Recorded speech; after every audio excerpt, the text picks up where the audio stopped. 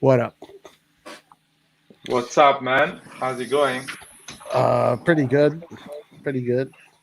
What Uh, about you? Not bad, man. I had So a we, great, I had a live great earlier. day. I just went over news items, but I did want to have like a. Well, I was hoping you would have joined me earlier, actually, but I did want to have an open line discussion too. So it didn't happen. So now we can do it with zero viewers. Well, Roy, Oh you didn't shit! let anybody know that you were doing it. Like I joined, I tried to join, and then it showed that you had ended it like 2 minutes before Oh I yeah, no, tried. I had because I asked Laert if he was going to join. He said he couldn't join for 2 more hours. So at that point, I was like, nah, Uh, I can't wait 2 hours. Oh, you actually did the right thing, man. And actually, it's good to do 2 hours content because people that didn't watch it, they can come back and Oh yeah, watch it. it It's was more 1 hour. It was just one doable. hour. It was So just one that's hour. perfect. So Right. what's new, man? Can you kind of give me a In quick one? in the AC Milan world, what is new that we read Yeah, man. today? So we read that most likely Milan is not buying any strikers. They're just or going to no wait. offensive players, just offensive players in general. No offensive players in general. Just A defender. yeah, defender and a midfielder, and we're going to just be waiting for Leao and Rebic. So that's was one thing. Then we read a little bit of Kjaer and how much he loves Milan and all that stuff. We read about Conti possibly going to Empoli and Castillejo going to Genoa, maybe. Kessi going to Inter, maybe. Yeah, in the summer. Ooh, ooh, Ooh, ooh. ooh. That's scary, no? That's Inter, my scary. friend. Kessi to Inter, huh? Yeah, I that's can going see to. that happening. I can see that happening. I can see it happening too. If that happens, the fans are gonna, they're really gonna, grill the management. I'm Like, um I don't know. I'm not going to blame KC if he goes to Inter.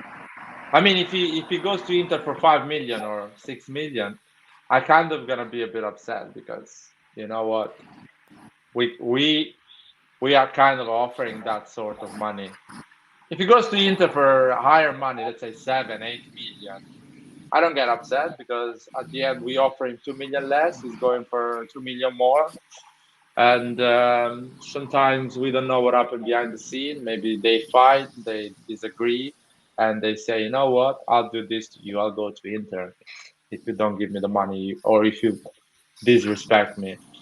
But let's see. I want to see Kessie doing that before, uh, shitting on him or doing something, saying something about it. I want to see what's going on. I still think it'll be EPL or maybe PSG. But if it's Inter, I, oh, I I'll, would not I'll be want to honest with be. you. I'll be honest with you. I hope that he goes to EPL or another league for the sake or another team like PSG. Because at the end, if you want to stay in Serie A and do what you're doing in Serie A, just do it at AC Milan. What is the difference? Why you want to do it at Inter or at Juventus? What changed in your career? Not a lot. True. If you go to the Premier League, it's a different challenge, it's a different league, the prestige and everything. It makes sense, Or PSG, big ambition, Champions League and stuff like that. It makes sense. By Inter, Juventus, Milan, what is the difference? Come on. Yeah, So and I apologize in advance. I am next to a freeway, so hopefully it doesn't get too loud. That's fine, man. Um, my Oh, and I thing. and I agree with you with y'all's what was it, Christmas Eve or the 24th, with y'all's ratings of the teams and stuff. I didn't get Oh to yeah, join, but I rewatched it and I agree with with everything that you guys had said. that's Nice. good. I think yes, he's going to England, man. I have a feeling he's going to go to Manchester United. You know what? You can go to Conte as well. Or Conte, Paratici and Conte, right? Yeah, Conte is doing an incredible job at Tottenham. I never doubted that. I don't like Conte. Everyone knows that I'm not a big fan of Conte, but I cannot. How can I say it? I cannot deny that he's he's a doing great. good. Yeah, no, there is a good manager anyway. At the end, he's not my type of manager. There is a lot of good managers out there that are not my type of manager. But he's a great manager, and he's gonna bring the Premier League title to Tottenham, which is something that no one managed to do, and it's something really tough to do. Oh, that Maybe was in like a year or two. Speaking of No, which, yeah. you just saw Tottenham today No, I saw West Ham today with against Tottenham. no against Southampton. Oh, okay. There was some interesting players out there to watch. I watched Declan Rice live, and I was impressed, to be honest. I mean, Southampton is like comparing, I would say, on proportion. It's like looking at Lazio, which is West Ham, let's say, playing against Bologna. You know what I mean? Okay. Okay. So if so, there is a fair game, but you have to understand that if you perform well with Bologna, you have to understand that there is some stuff to talk about. Declan Rice performed really well. I think he's an incredible player. Physically, he's a giant. He's really big. He's tall. He Declan has Rice. pace. Yeah, We he's a can't be good talking player. about it. Who are we talking about? Declan Rice, West Ham. He was in midfielder. the England national team. Oh, okay. Yeah, I'm getting confused with Phillips. The No, midfielder. he's with Leeds. Okay. Declan Rice, he played really well. He's a good player. He's gonna be one of the top midfielders, top 10 midfielders in the world. It's gonna take a few years because he's still young. He's 23, I think, or 24. In 3-4 years, he's gonna be one of the top midfielders. Mm. He's gonna make a big move in 1 year or two, probably. Man City, probably. Chelsea For I 80 think. million. Yeah. I think Chelsea. Chelsea Or can Chelsea, do that yeah. because they need to put some young players in that midfield slowly. Yeah, because what was it? Conte and Jorginho are pretty old now. Jorginho can still do his job because at the end it doesn't require crazy physical ability to do what Jorginho does. He can have a long career, Jorginho, but Kante, with the record of injury he's having, he needs to get replaced. Is Kante Or having a bad season? it's just got a lot of injuries, unfortunately. Yeah. It's Really? really unfortunate, yeah. Like what kind of injuries? Like muscle injuries. Muscles. Yeah. Really? He has to stop like for months, 1 or 2 months He's sometimes. been going non-stop for like what, 4 or 5 years in a row? Yeah, Like he was Kessie makes perfect sense for Chelsea. Yeah, Kessie can make perfect sense for Chelsea. I can see and that you know, and Tottenham as well. I think Manchester United needs Chelsea. Kessie. Manchester United really needs Kessie. Yeah. But I don't know if he's gonna be convinced by Man United because he's quite unstable as a project.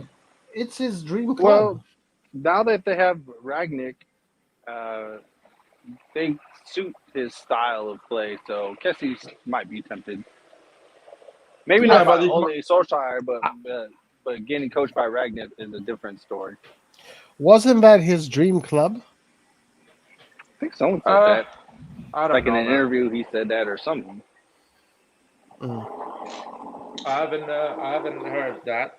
I know his dream probably is to play in Premier League. Like as you say, African players are quite attracted from the Premier League. Yeah. So It's either Red John or maybe Anwar who might have mentioned it before. Someone did on here though, for sure.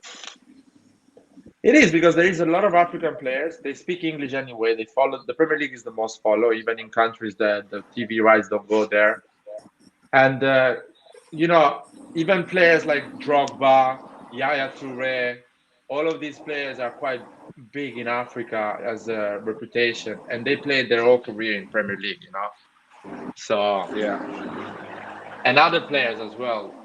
They have a big following in Africa. Plays in Premier League, so I it would makes like sense. Milan to get some more African players, but we got to get some squad depth first. Good squad depth. I think But Milan needs some Italian players because it's easier to handle contracts with them because they want to stay in Italy, and if Too they feel expensive. if they feel comfortable at the at an Italian club, let's say Barella feels comfortable at Inter, so he renew for 5 million. He didn't need to renew for 7 or 8 million. He doesn't want his dream is not to play in Premier League.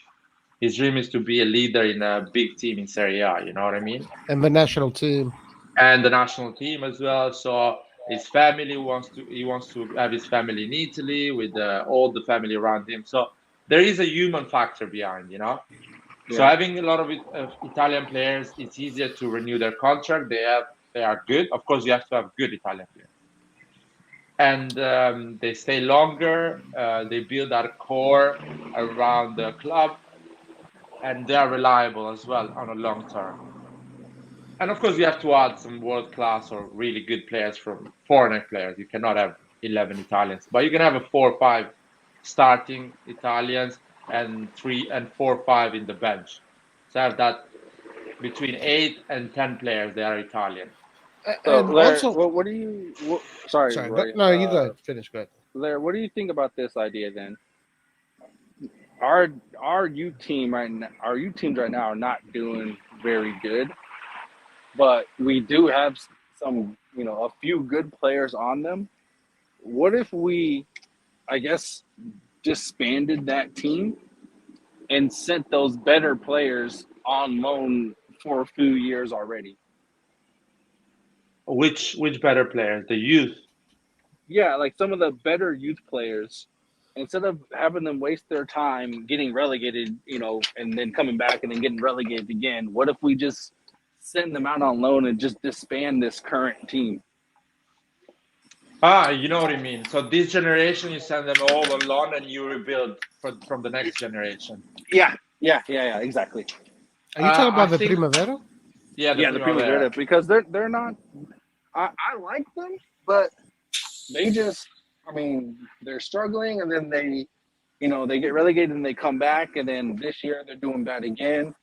So it's like some of these players who are actually good, they're not actually improving because the overall team is not very good. So Hmm. instead of them playing on a team that's not actually improving them, send them on loan and disband that current team, and then build from the next generation up.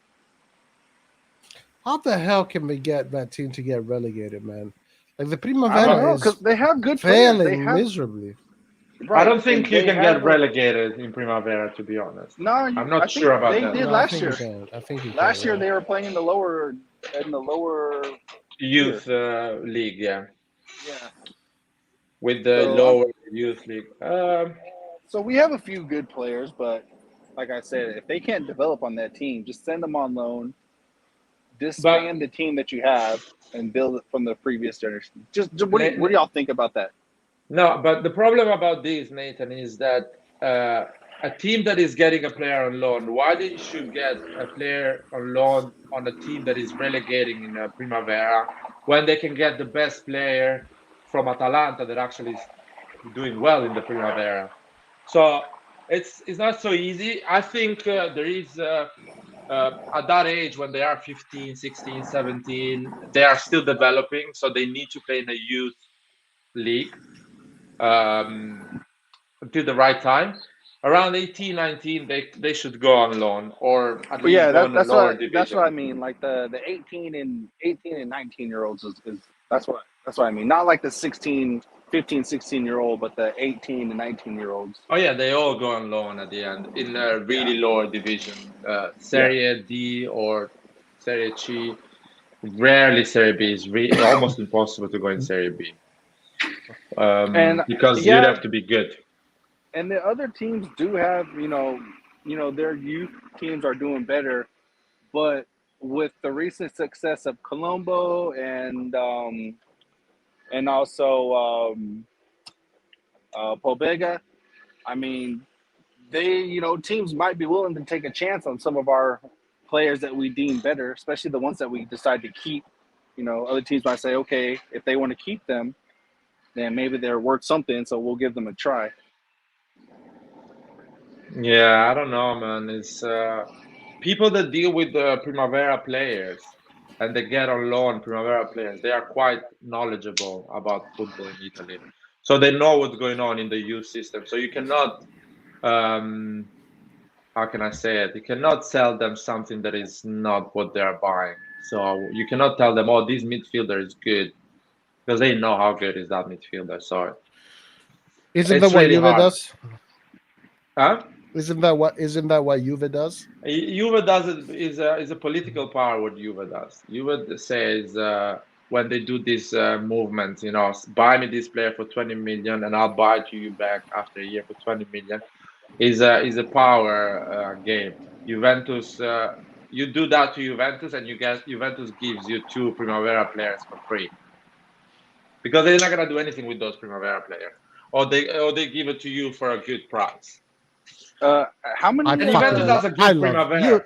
Juve is so gangster, dude. I fucking love it. I Nah, love it. that's not gangster, man. That kills the league, man. That's not good. That doesn't help the league, man. The good thing you should do, you should have a good level of Primavera and make sure they pay for that and they are productive. They are valuable as a player. For example, going back to the match I went to watch today, I went to watch West Ham Southampton. Southampton had two players from the youth for the academy of Chelsea, Livramento and Breuer, no, the striker. And these two guys, they can play, they can start for AC Milan with no problem. One of them, Livramento, I think is 19, and Breuer is 21. They can start for AC Milan. They can be our starters with no problem. That's how high is the level of the academy of Chelsea. And it's not just because all the Premier League teams have that level. It's just who works for the academy of Chelsea. They are good. The team that is behind the academy is so good that Yep. the scouting, the training, Yeah. tactical, the development is really good. Exactly. It's Well, I do incredible. think I Milan, do I don't think know the what's going coaches on. in Italy, I do think some of them do need to go coach in other leagues so they can get, you know, just a better understanding of different tactics and how things work. I think that You, would be beneficial. Like how Mancini is excels so well because he knows, the EPL and he knows Italy. So it's of a course, it's hard, man, because in my opinion, it's not like that. For me, we should get play coaching staff or coaching teams from England and bring it in Serie A.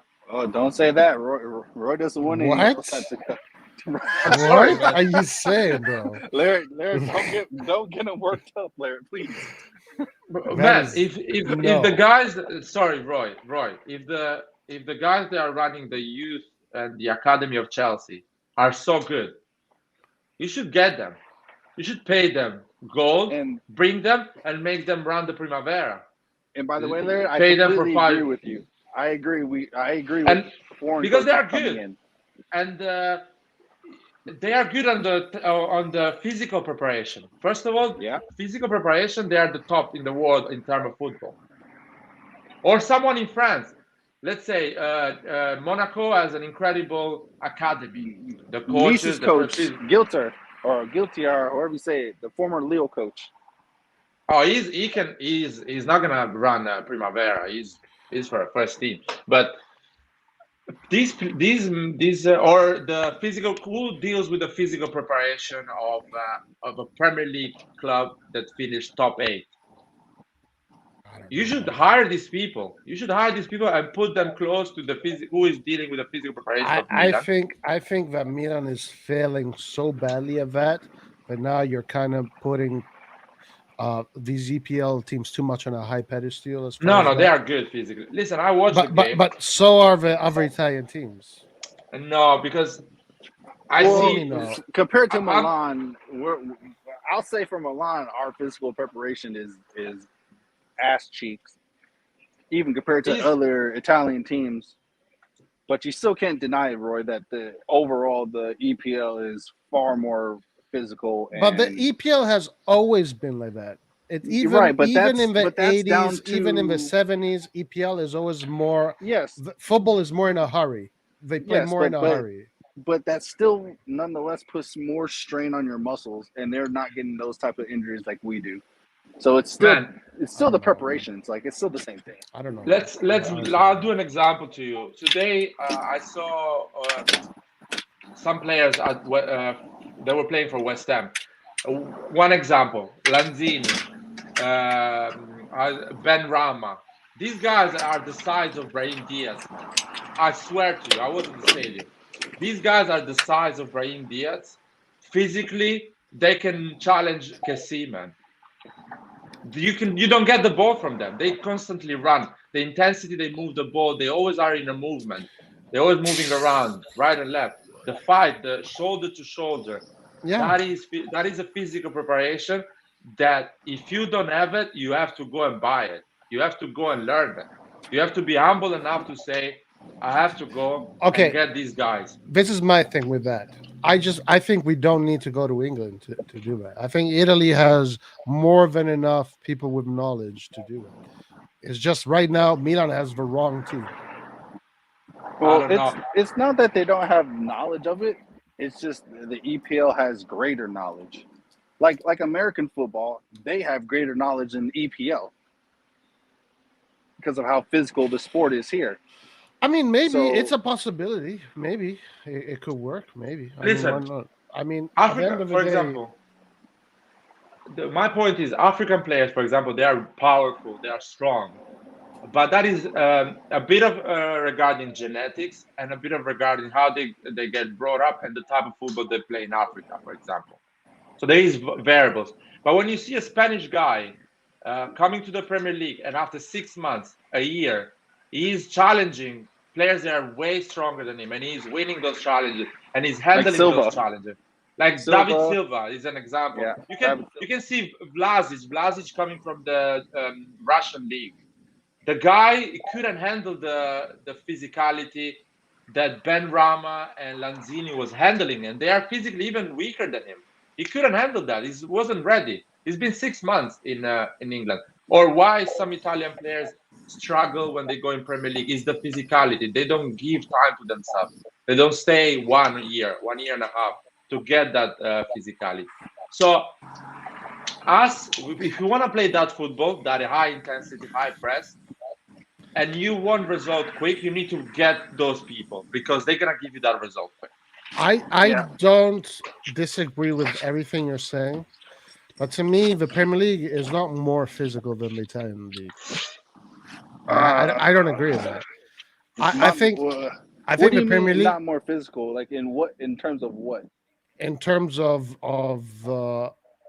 body strength, in terms of how aggressive you are in your challenges, I I think don't know, the man. difference of a Premier League is that everything is just done quicker.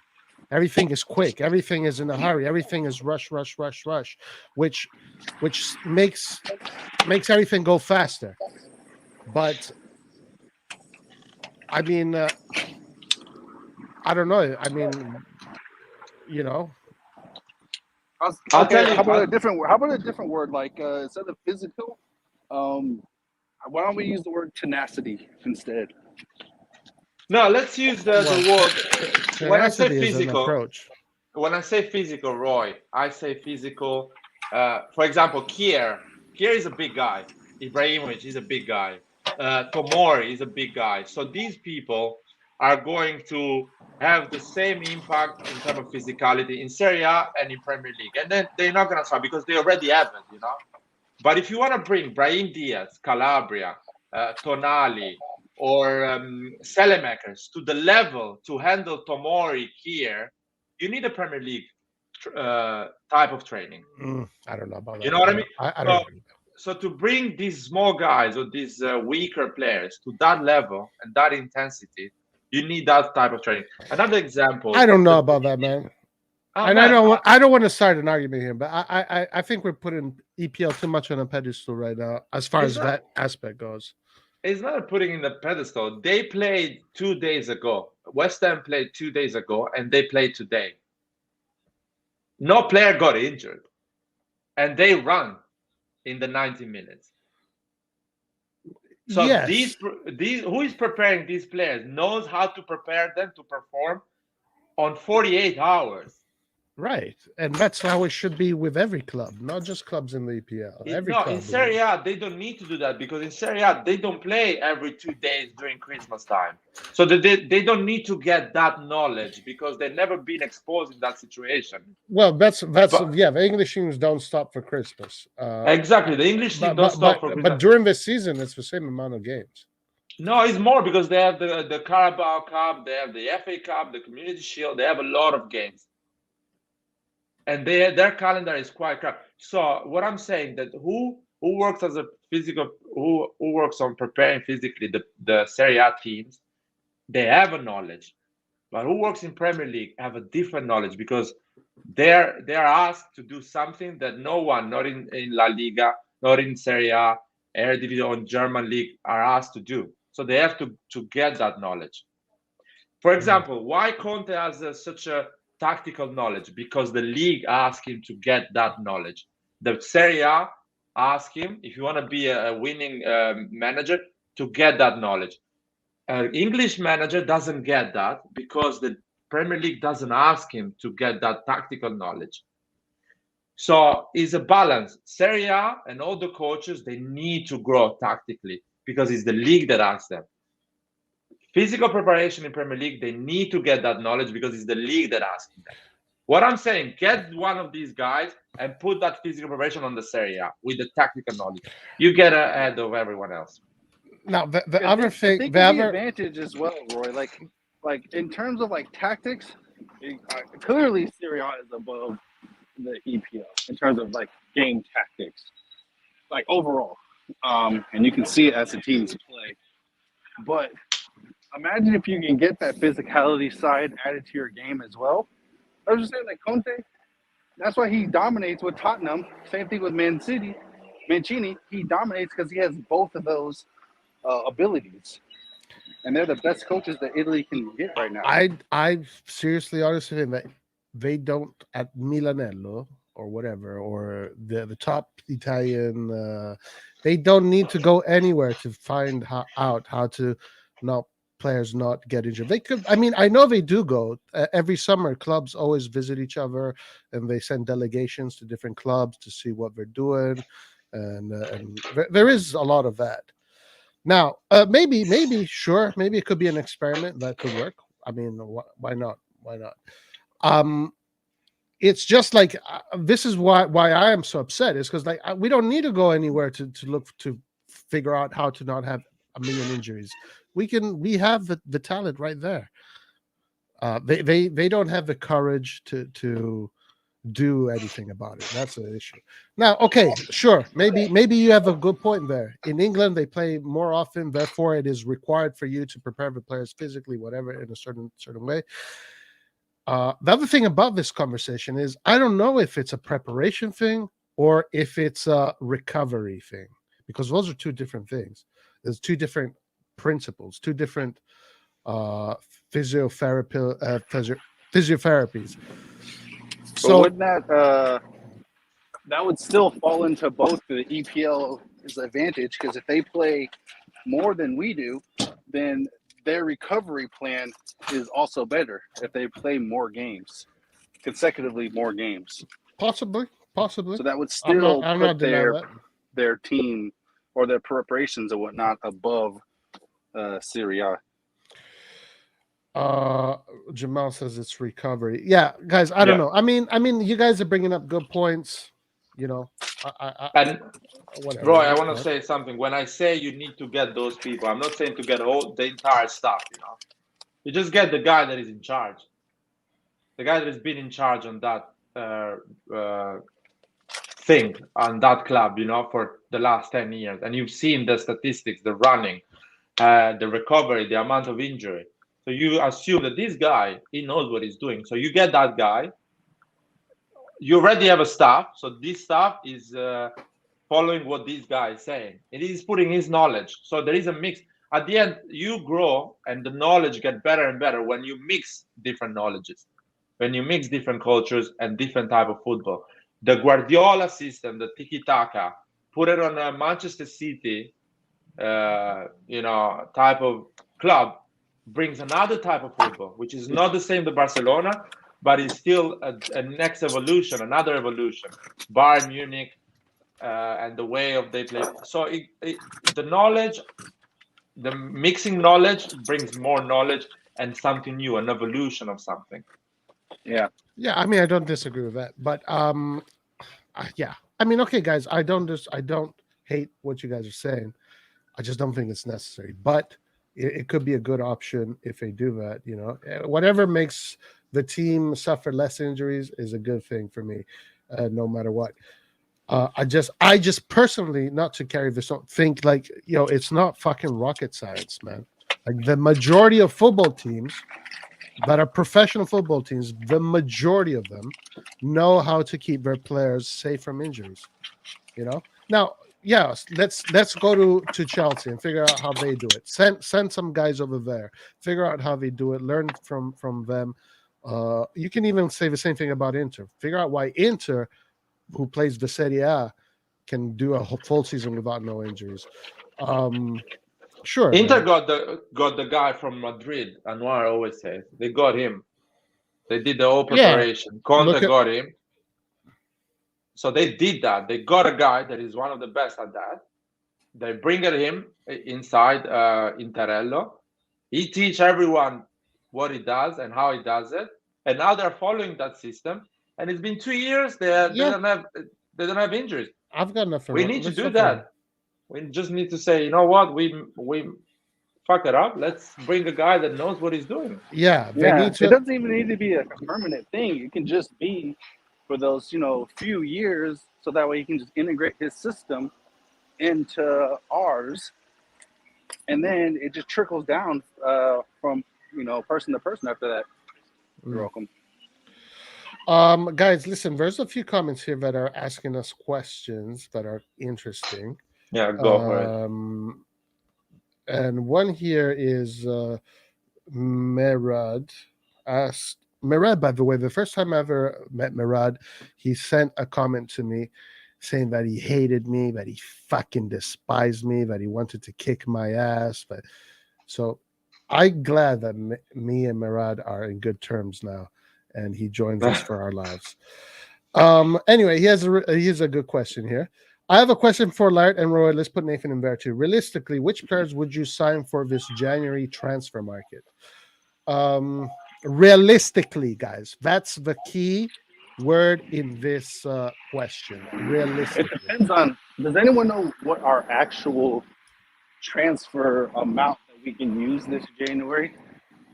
Because that realisticness is relative to how much you can actually spend. I don't know what that number is, but I don't think it's. I think it's a lot, to be honest with you. Like if it's like 40 million, then you can be realistic with a few players. If it's like 30 million, it could just be one. It just depends.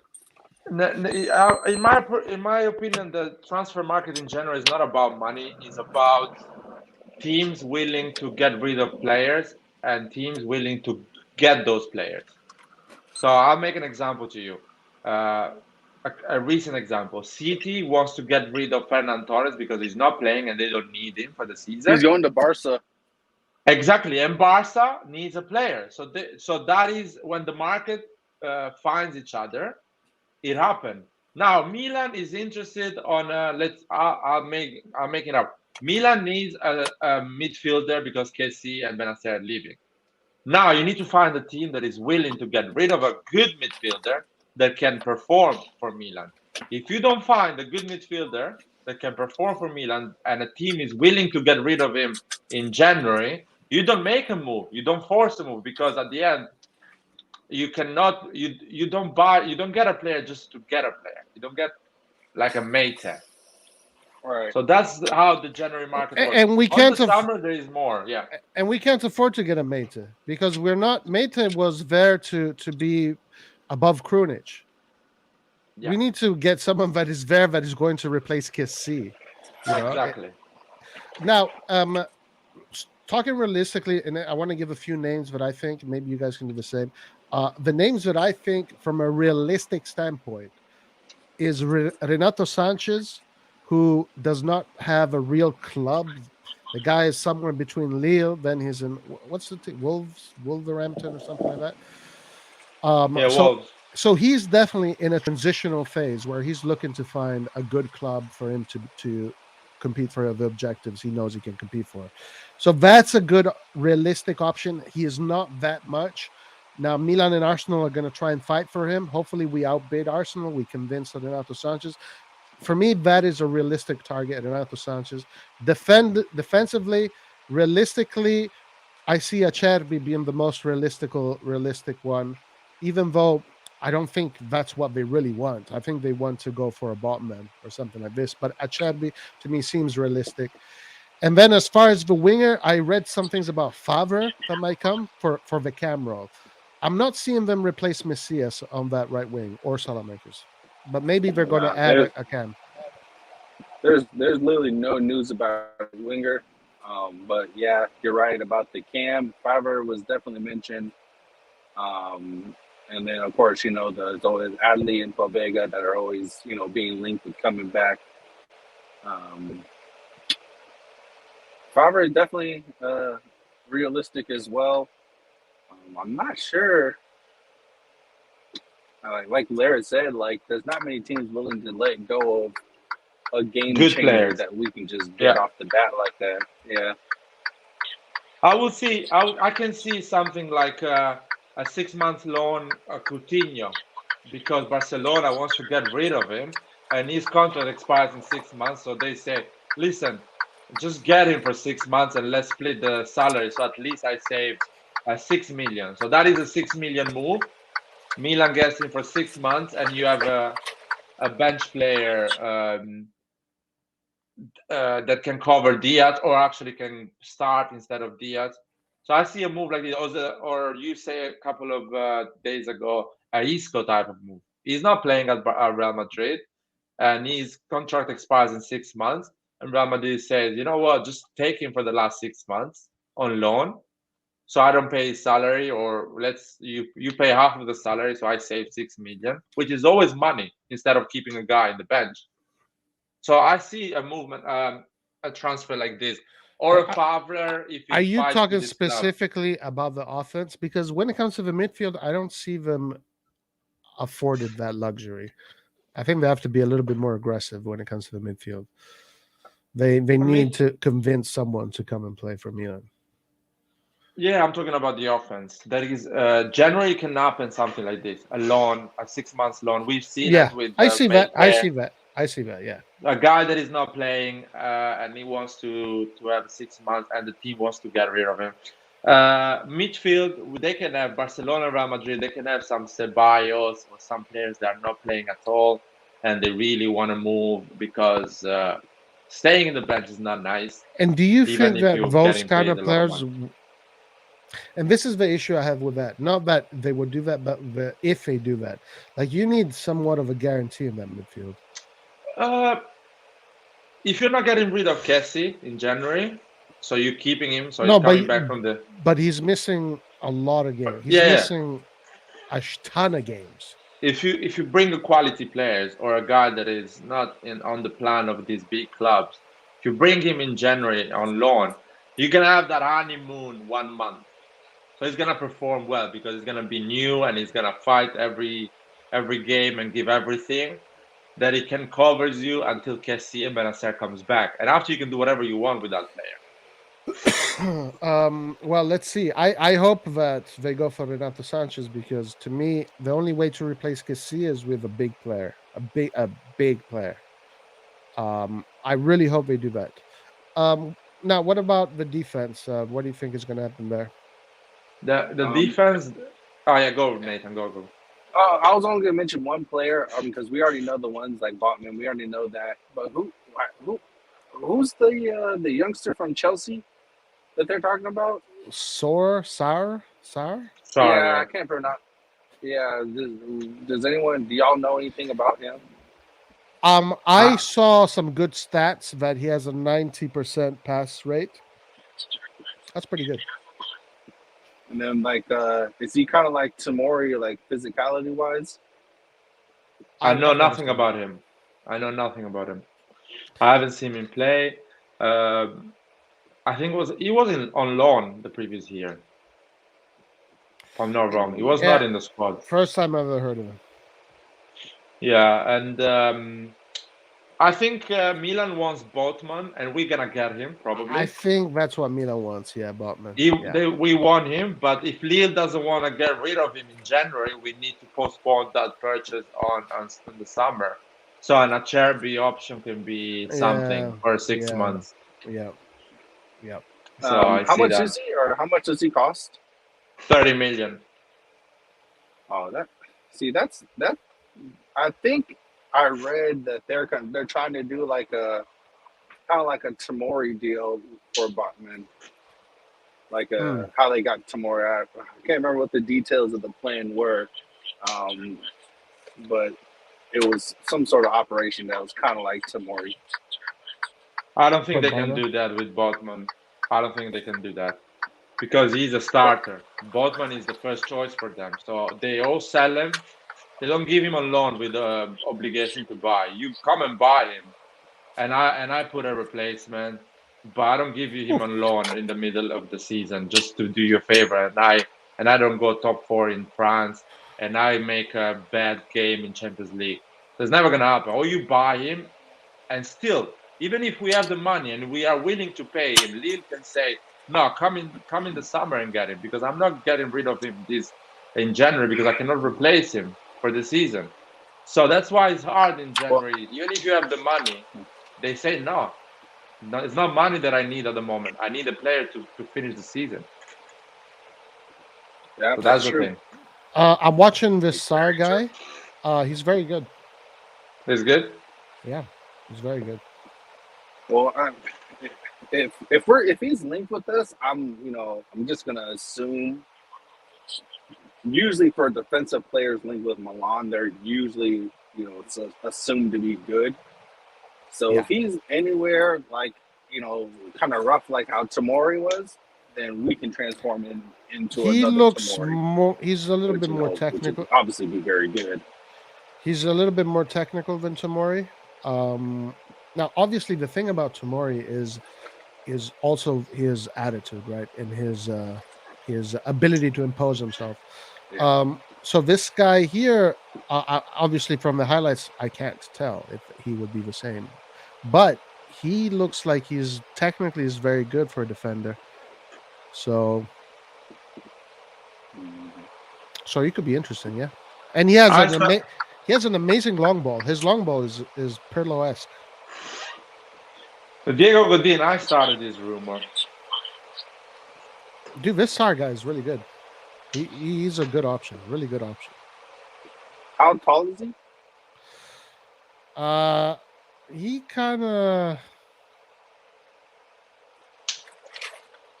Yeah, we mean him, Malang Sar. Yeah. yeah. I don't know, maybe 6'2". He doesn't look That's super really tall. good. Six Yeah, two but is I mean, tall, man. 6'2" is six. I'm 6'1.5", and the average height for football players is like 5'10". So that's Christian 6'2" is Pasmina is good. saying 6 foot. Oh, No, man, 6 foot. 6'2", 6'2" is high, man. No, It's I'm high. just I'm just saying. I don't know. I'm not. Tomori is 6 foot. Tomori. Okay. So yeah, he's maybe similar to Tamori. Maybe he's got an incredible long ball. Incredible long ball. Sar. Uh, so Good obviously option. we know the Good option. difference between Chelsea and Lille.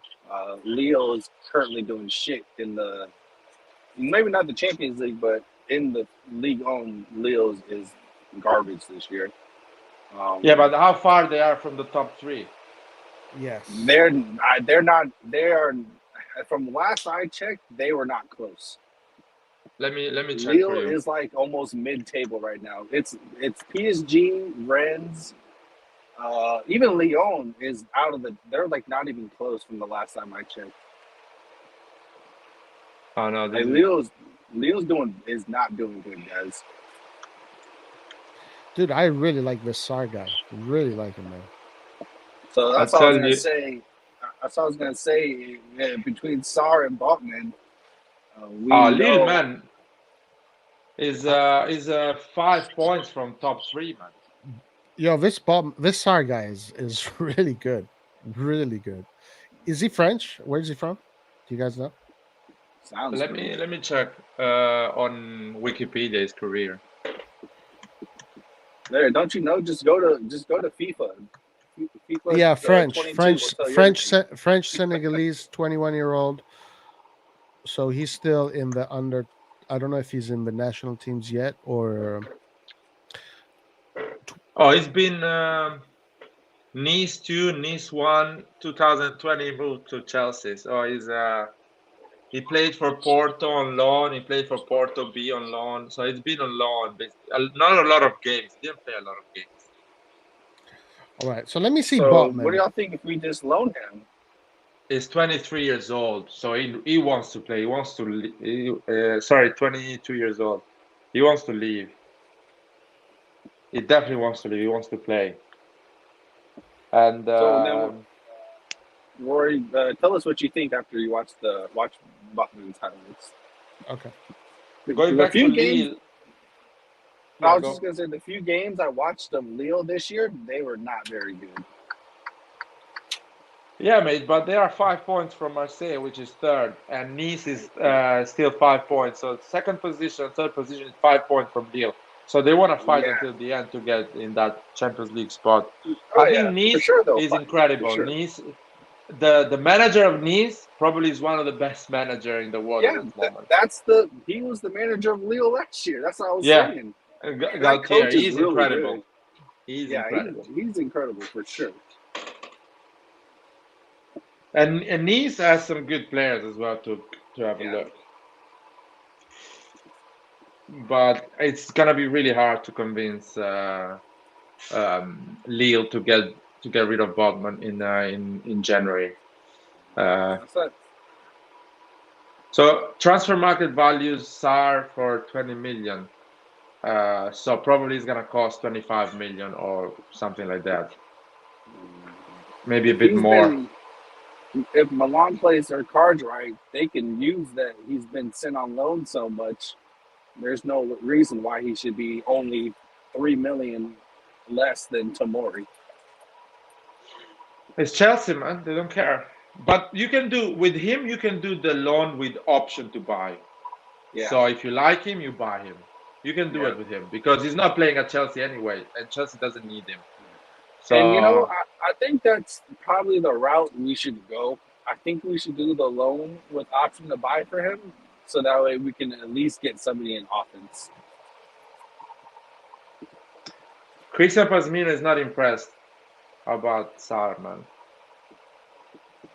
Yeah, but we going off of that's why I don't really like highlights unless you were able to No, watch him play. look at them correctly. That's a very for a defender that is extremely technical, and Yeah, his long ball is immaculate. Those long balls that he does in those highlights Yeah, are but those are the incredible. best, man. He's done.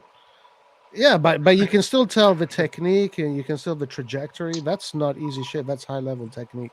You didn't see Botman the bad one. Botman is a different kind of defender. Very different. is he more like a Romanoli? No, I he's don't good. know. I wouldn't No, say. I don't mean like in terms of like the house, like the No, level I they think are. I'm talking about like how they Romagnoli are. is more technical than him. I think he's more like a he's like a Maybe giant. He's like like a Stam. giant. Yeah, like a Stam. Maybe, but not as technical as Stam, but he's more like a Stam kind of defender. Like a giant, very difficult to go around. Like he's going to wrap himself around you and you're not going to go anywhere kind of thing. I think Botman, what I've seen, especially playing, um, he has he's good at passing. Short passes is really precise, and he's confident on the ball. He doesn't have the long pass Kier has, but on short passes, when he does that pass to the midfielder, or or sometimes to the wing or to the number 10. He is good. He does those vertical passes, and he moves a lot. He's always moving around. He's Um, quite active. the thing that I'm seeing a lot is that he's got a really, really great timing when it comes to his slide tackle. I guess slide tackle is seems to be his 1v1 biggest is good. Yeah. biggest thing. But I'm talking specifically the slide tackle. Um, that technique. Uh, you know what? I mean, I've not seen Botman play, so I don't know. Is he? Does he play for Holland? He played for the under 21 last summer. Okay. So he just came out of under 21s. Okay. Yeah, and he was 20 years old when he played last Two, summer. So very two different defenders. Very two different defenders. It's almost like getting two completely different players. it's Um, almost like we should get both of them. yeah. It's almost like In an ideal world, we should get both of them and be right. Yeah, started. yeah. It'd be balanced, but like it's two kind of defenders that need each other to balance themselves out. So Yeah. from what you've seen, Roy, who would you like? Just because obviously we haven't watched them play, but from the Well, highlights, out of the highlights, I'm always going to be a sucker for technical players. So Sar for me would be my first choice. But this Botman guy also, if he has the thing is like the highlights don't tell you who's got the heart of the lion because the heart of the lion is going to be more important than anything. So that's a problem. But out of Yeah. just football wise, I would pick Sar. Christian Bernardino says he looks like a left back too. Yeah. You could say that. You could say that he kind of plays. He kind of has a technique of a left back or a fullback. Yeah, who Sar yeah. or Botman? No, Bodman is all center back. Everything about him is center back. Christian and I mean Sar has a little bit of that fullback to him, fullback nature. I bet when he was younger, he was like a striker or a midfielder or something like this, and then he became a defender later on. Probably a midfielder or a attacking wing, something like that, when he was a kid, Yeah, because he yeah, has the pace and the good left foot. yeah, But probably he didn't have the vision and the dribbling, so they moved him slowly left back yeah. and Are good you seeing him? technique. Center. No, I can imagine, man, because Okay. for example, Nesta when he was young, he was playing in the midfield. Yeah, right. He Yeah, was a midfielder, Nesta, when he was young. Talking about 14, 15 years old, 13 years old. Who else? There's a lot of Gianluigi defenders. Buffon. Nah, he was Buffon bad, was man. Buffon was a midfielder before he was a goalkeeper. Good Um, feed, but though Buffon. um, yeah. Shit. At the end of the day, guys, when it comes to the defense, this is my opinion and nothing else. I see a Cherby most likely coming in. Same. Or maybe this SAR. I think this SAR can come with a loan. Definitely. Loan with option to buy is not impossible. Some people are saying that Chelsea has a lot of injuries. And there is another thing. Chelsea is losing three players. Rudiger is not renewing. Christensen is not renewing. Aspilicueta is not renewing. Oh, right. Christensen. Pellegatti was talking about Christensen today. Yeah, so these three players are not renewing. So Chelsea is like, I don't want to lose at least my bench players, and I need them for the next season. So I'm not giving him to Milan because Milan is gonna buy him and let me without a bencher or someone that can come from the bench. They're gonna go and buy the Sevilla player, Jules Koundé. He's good. He's so good. Yeah, man, that guy can play as a damn midfielder if you really need to. I'm gonna watch Christensen because Christensen. How is he? He's not. He doesn't have any pace.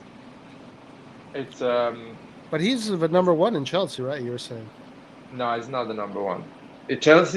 Chelsea plays some games. They play Aspilicueta, Thiago Silva, Rudiger. Sometimes they play Christensen. Sometimes they play Chabala. Sometimes depends. They rotate a lot, and he's a defensive three. Sometimes even James plays as a center right some games. So Mm, they rotate a lot. So Christensen is one of the first choices he has, mm, but it's not the best. It's not the best. mm, He's good. He's a Milan level without any problems. It just doesn't have the pace. He's more like his style is, I guess, is more like Kier style. Yeah, but Kira actually has some pretty good speed. I don't want someone that's like Roman over slow. Look, Kier and Romagnoli are not. They are the same pace, man. It's just Kier has more Oh, personality, I, more I, timing, more, but same pace, I man. honestly think Kira's faster. No, it There's been a doesn't. few It sprints looks where it's like. like, I don't know, man. I never see Roman catch somebody after he was already in front of him. Kira's actually caught people. He's done it a few times this year, and I was really, really surprised. I didn't see it coming. No, no. I think they have the same pace. If you put them to run, they get at the same, timing. Which is still Roy, bad because how Roman's like what 20 how old is he? Roman is 26, 27. 27, 28, man. 27, 28, and Kyer is 32, 33. So that still looks bad on Roman. I'm not seeing much from like these highlights. The Christensen highlights don't really say much, to be honest with you. Like Oh, you What can, they bro, say. no. God damn. I mean, he looks normal. Yeah, it doesn't look nothing impressive. Yeah, yeah. You have to realize something. If you're playing on defense three, you if you look incredible, it means you're a good defender. If you look good, it means you're okay defender. Because the defense three at the back helps you as a center back. It's easier to cover spaces. You don't need insane pace, and technically you don't need to be incredible because you always have the right wing close to you, the center back close to you, and the midfield. So you have a lot of options. If he's a defense, two center backs, you have less options. You need to cover more space. You need to have that line for the offside needs to be spot on. So you need to be a better defender. Hmm. That's the thing. So who would work better if Milan were to go to a back three than Christensen, Botman, or Sar? But I think what I know, Botman plays with Lille, and Lille plays our same system, the 4-2-3-1 or the 4-3-3. Lille plays a high press, like we do, high defensive line. Gautier did that with Botman the whole season. High defensive line, and he won the Ligue 1. He's a winner already. He knows how to win. He's 20 years old. He has a lot of personality. I've seen him. He plays in Champions League. He's doing really well in Champions League. He's strong. He's really tall. So on corners, he can make the difference. he's a giant. Yeah, Yeah, he's ki- he's powerful. Yeah, he's strong. um. So let's see. If you match him up with Tomori, it'd be pretty balanced because you'd have two defenders that are very aggressive in the 1v1s, Exactly. I love that. and Tomori Good would timing. provide Tomori would provide more of the playmaking technique. I think you don't have long balls though. You don't really have long balls if You you get never more know, supers. man. That is something defenders can improve. They can improve. And if you put listen, Roy, if you put a faster striker, even if your long ball is not perfect, the fast striker can get that ball. With Mm. Ibrahimovic, you need to be perfect. With Giroud, you need to be perfect on the long ball. With Leao, you just need to bring the ball on the space. He's gonna get that ball. Yeah, So within 10 yards. Maybe, Within 10 maybe, yards. so you maybe. can fix that, putting a faster striker or changing a bit your game, or letting Magnan do that, or Tonali or Benacer do that, coming in the middle and doing that long ball. I mean, the long balls that Sar was doing, that's something that you are natural. Like that was really super level, super level. So you're not gonna get that, no way. But yeah, okay, you can get decent, somewhat okay, decent long balls. I don't know. It's a hard choice for me, man. Between Sar and Botman, they both have great qualities that I would both love at AC Milan. Very difficult to tell. I feel like Botman is just more like your central defender. Like he's a fucking giant, impossible to pass. His timing on the through balls, on the slide tackles is immaculate. He's imposing, and I And he guess goes out to the pitch to win, 1v1s. He tries to anticipate the striker a lot of times, like Tomori does. So he's not shy on that. And I like that because Tomori can do it once, he can do it, so they can alternate. So you cover that, all that helps a lot Tonali and Kessie or Benacer on that pressing on the midfield. It's amazing. I think they want him, man, and they're gonna get him. They're gonna pay that 30 million, and he's not going to Newcastle. My and what. problem is Chelsea can make a higher offer because Chelsea needs defenders in the summer. Yeah. Also, Uh, Newcastle is after Botman. yeah, Newcastle takes 5 years to be competitive in Champions League and stuff like that. So Botman is not gonna wait 5 years. He wants to be competitive and play Champions League right now. The thing is, I totally believe that they should rig the Serie A so that Milan, Juventus, and Inter qualify all the time. I would be totally okay with that. Like, I would not be stressing that Yeah, because you're an one AC bit. Milan fan, man. I think they should do that. I think it'd be the best for Italy, the best for the clubs, best for the Serie A, for them to rig that. So if Elliot decides to sell himself a player, I'm totally down with that. I have no problem. Man, we're gonna pay Bodman the right amount because it's not gonna happen. But if Chelsea comes with a bigger offer, or let's say with the same offer, and the player says, Chelsea, Premier League, better salary, I'll go to Chelsea. You're done. But maybe he's already has a how you say an agreement with AC Milan, so he's happy to come at AC Milan. So he's gonna be like, yeah, I'll come to Italy. I think it's the right step for me. He's maybe thinking the Premier League is too early for me. I'm 21. Maybe a, a middle step at AC Milan for 3-4 years, and then maybe I get sold to Chelsea or to a Premier League team. So he's thinking like that, or maybe he's thinking, I'll play 5 years for AC Milan, and AC Milan sells me for 50, 60 million if I do well to Real Madrid and Barcelona. So his agent is thinking like this. He's thinking maybe Premier League is too early for you. You can do bad and end up, not going forward with your career. So a lot of agents and players think like this. Okay, so the agent. Who is the agent? I don't Fran- know, but it's not a big name. I don't think it's Raiola. Francesco Mineiro. He's not Raiola, surprisingly, because Raiola gets all the Dutch players, especially the talent. Because Raiola is basically Dutch. Yeah, he's half Dutch, half Italian, something like that, right? Or quarter this, quarter Yeah, that, quarter this. yeah, he's an Italian immigrant that lived in Netherlands and Germany, I think, a bit as well. So he moved really young in North Europe. Okay, so So he knows the old North European leagues, the Belgian league, the Dutch league, the German league, Sweden, Denmark. So he gets all these players. He has connections there. And weird enough, he doesn't have Bosman in his portfolio. yeah, the agent is this guy called Francesco Mineiro. I don't know that sounds. I don't know what that sounds like. Sounds South American, Portuguese, Italian, Argentinian. Yeah.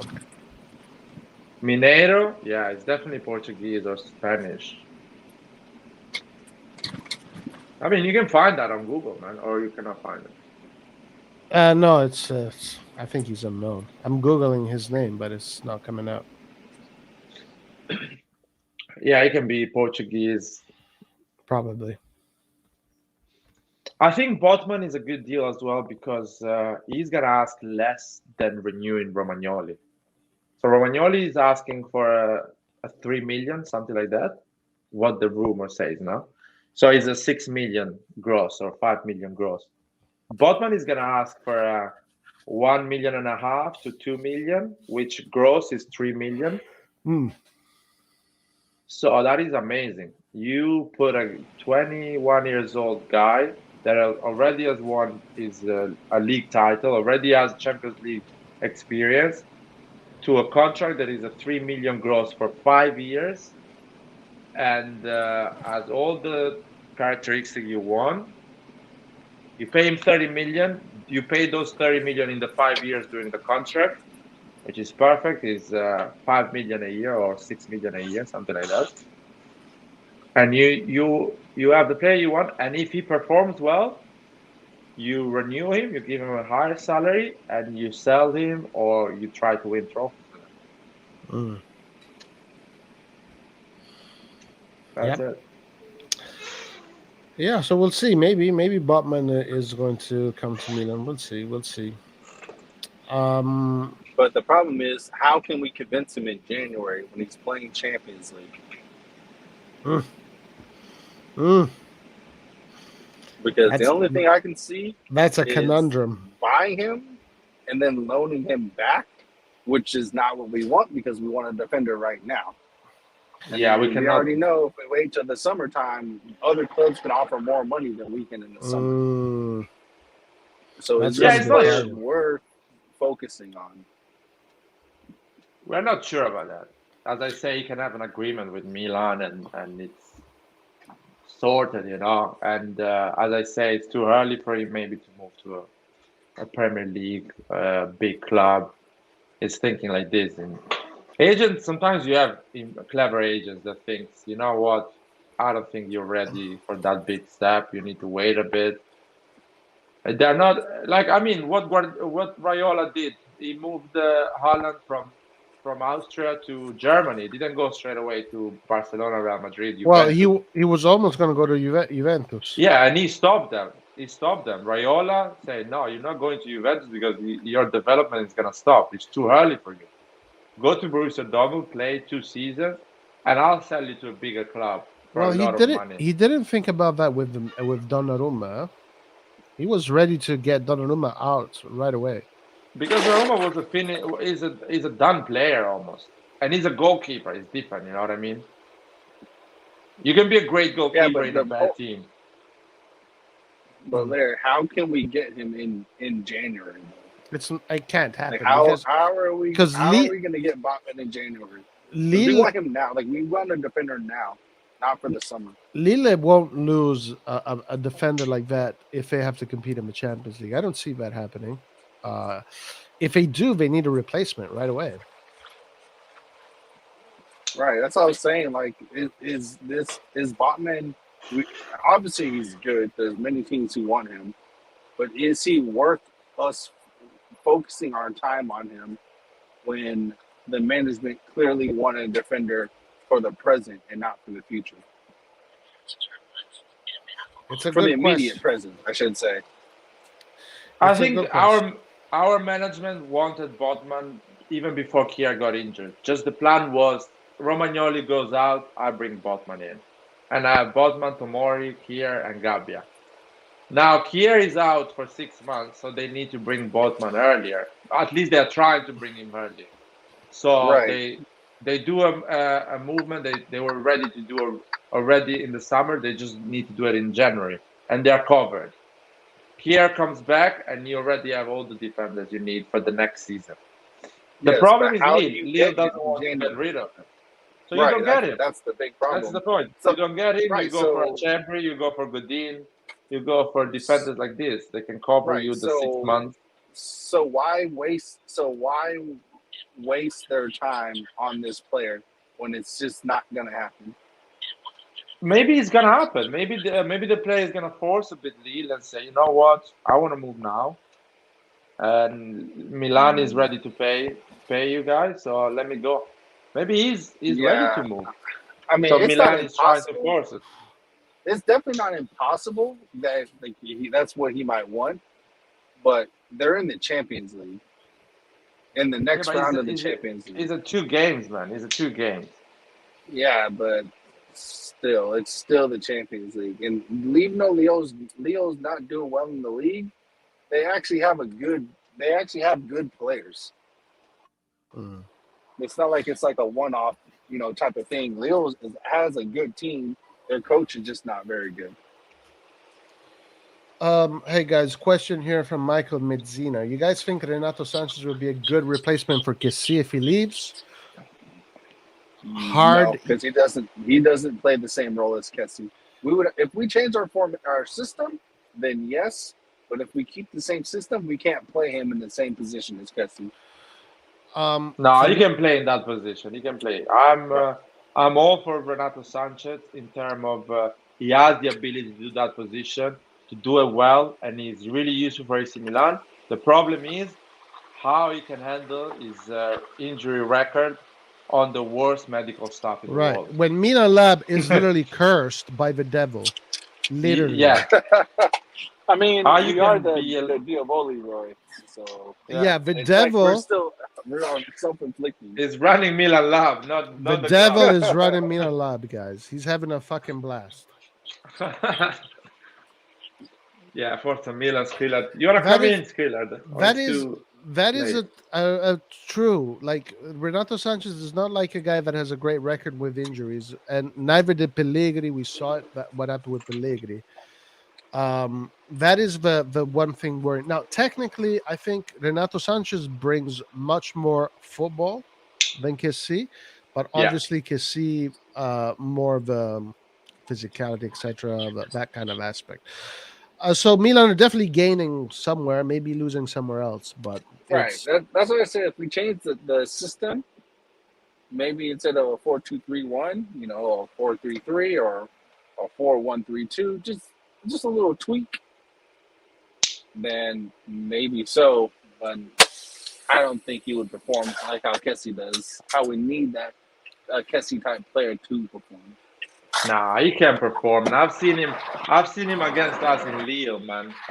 He was ball recovering. He was the best in the pitch, man. And Kessie and Benacer was playing at that game, right?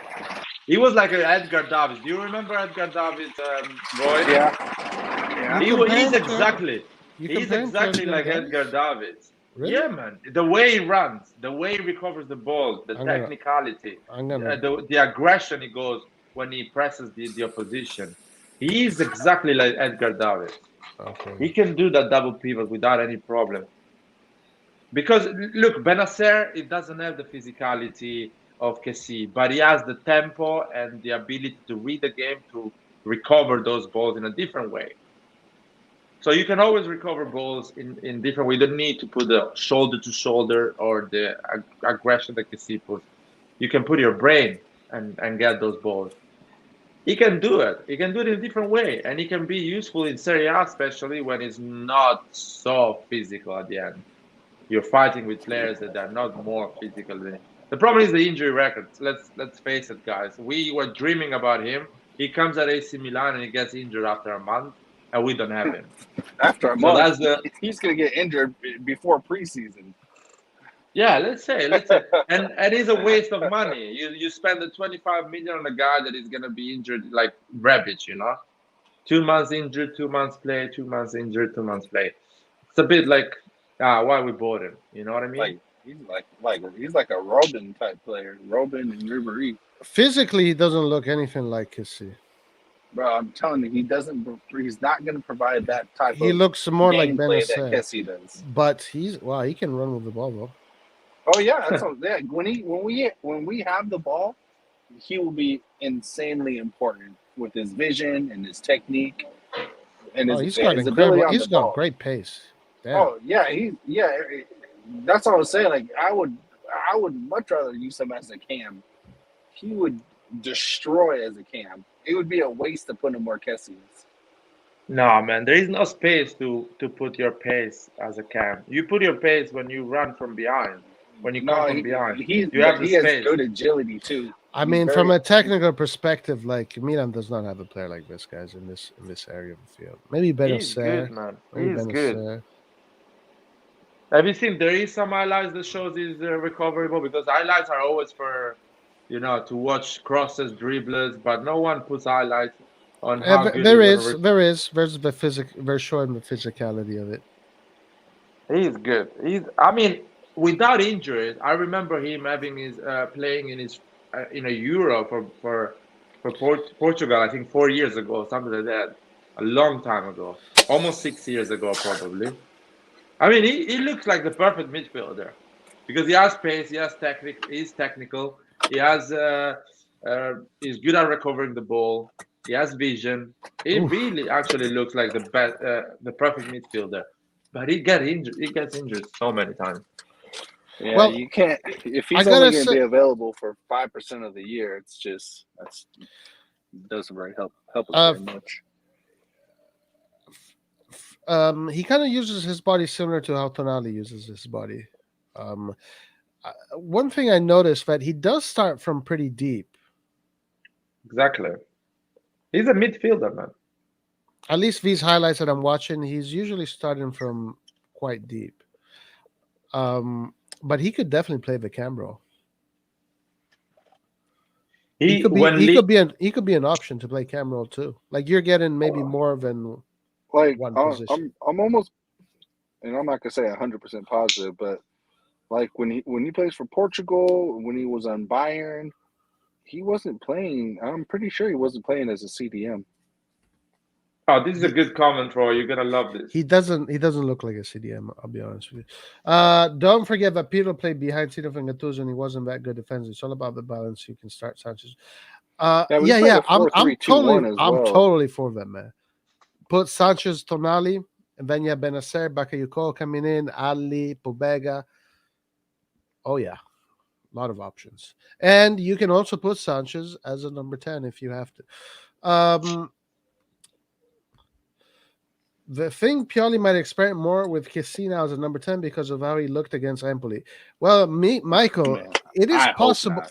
It is possible that the game you saw Kessie play as a number 10 was the last game he will ever play for AC Milan. That is a possibility.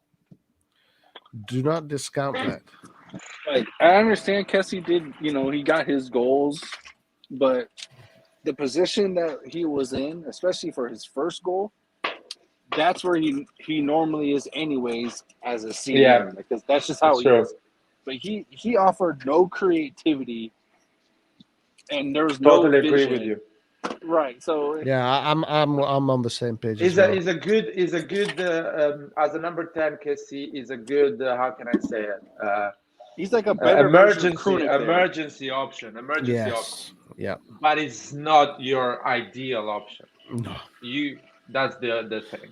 That's gonna work once against Empoli where he's gonna get 2 goals, but You many Yeah. cannot game play him always. the Yeah. majority of the games, Because even he's in wasted in Empoli, that position. He's yeah, wasted. yeah, it was, yeah, 100% agree.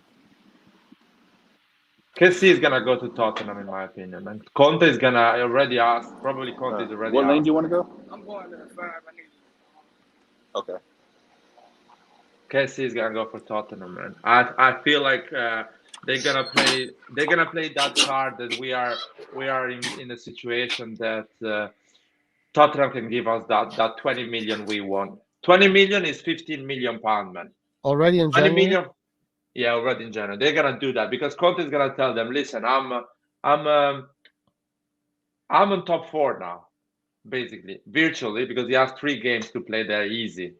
Let's say he gets 7 points from those 3 games, he goes top four.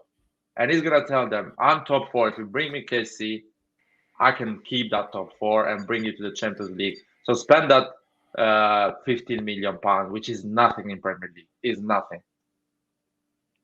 Give him the money he Yeah, wants that he's for gonna them it's say. nothing. Yeah. Give him a 7 million pound net, which is 9 million euros almost, more or less. Mm. And is It's possible, yeah. At this and we point, cannot say no to 20 million euros. You know what I mean? yeah, and at this point, we really have to just accept it. At this point, we have to already be in our post Kessie mind frame because it's happening. It's happening. Here, Well, quick question about. Yeah, go ahead. I read a post that said that there was also offers coming in for Benacer. Like there was a post saying that Milan need to get ready for, for both of them to be gone either January or this summer. Benacer, I would keep a little longer because I think we can make some serious money with Benacer, and we should not make that mistake. Well, I think it's like if the offer comes in, then they might be forced to you know, to Mm, get rid of him. maybe if there's a clause there. Guys, so Michael here also says this one is for Lyot.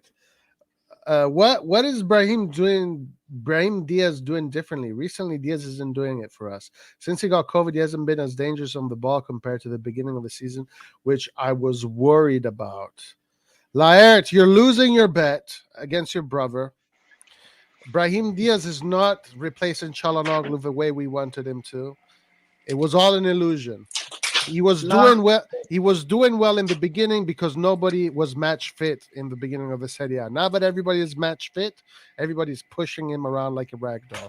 How Where do you is nah. the defend? comment? I, you Where know is the what? comment? I think this has to do because Rebic and Liao are not playing next to him. Like, don't get me wrong, Zlatan is good, but Rebic offers far more movement, and therefore there's less congestion where Diaz can operate. So I think Liao and Rebic being out is really affecting him I big time. definitely agree with that 100%. There's no doubt about that. This Absolutely this zero doubt. this opinion that Brahim Diaz is not performing, I think is it's such a superficial opinion because you are not breaking down the game of Brahim Diaz. You're not looking just at Brahim Diaz during the game, or you're not looking exactly what type of balls and where he gets those balls to val to value the player. Another thing is you cannot evaluate a season of a player for a month that he played bad because literally he played bad for 1 month from the beginning of November until half of December. That was and on this month Month he and a still half. had good. No, no, it's in this month he still had good games. He played well against I call Salernitana. He played well against Genoa. You would argue, oh, these are a weak team, but Akan is scoring on against these teams. No, So okay. Once we get Rebic and Liao back, I can almost guarantee Diaz's gameplay is gonna be better. Yeah, listen, I think so too. I think he suffered a lot the fact of not having Salamakers protecting him on the right, and Leao. Now, Leao's importance to this team and Rebic too is so important because these players like Leao and Rebic, when they make those forward runs, they're creating spaces. They're opening up spaces for the attacking midfielder to exploit. Yeah. If you don't have that, it's going to be more difficult. But there is a case to be said that he is losing that midfield battle a lot, like more than he should. You don't Guys, want to. I'll be back in probably 7 minutes. All right. you can Okay. say 10. We're not leaving. Okay, cool. So there is a case that in the midfield he's losing all his physical battles. Like we do not want to see that in our players, though. Right, Larry? I don't think he's losing physical battles. It's just the referee doesn't give him fouls, man, because he's a small guy. So the referee is thinking, oh, he's a small guy. If Kessie, a big guy, falls down on a duel in a midfield, he gets the foul because the referee. Kessie was falling down against Empoli a lot of time in the midfield when he was shoulder to the goal, and he was getting every foul. Diaz never gets a foul because everyone thinks that he's a small guy. I get it. So the problem is Larry, don't give to Diaz those balls in difficult situations. Give him the balls in the proper situation so he can be dangerous. Larry, be ready to defend Diaz. Okay, be ready to defend Diaz Why? because Ancelotti is coming in, and we all know that Oh, Ancelotti. okay. And another thing about Diaz is for in the beginning of the season, the first 2 months, we were crying, "Oh my God, Real Madrid is gonna get him." We were crying, "Oh my God, Real Madrid is gonna get him. We're gonna lose him." Now we are like, "Oh, why we have him? We should get rid of him." So there is no balance there. Hey, what's up, I'll be man? I'll be back in a second. Yeah, just 1 second. Okay, Yeah, no not too problem. bad. How's it going? Good. How are you? Yeah, not too bad. You heard Diaz, and you said I need to come in, huh? Yeah. Yes. Last Uh, time I was saying that why shouldn't Pioli play Benacer, Kese, and Tonali together? right. I remember. Yeah, you were talking about that. But Mm. a lot of people were saying that Yeah, they should do that. yeah.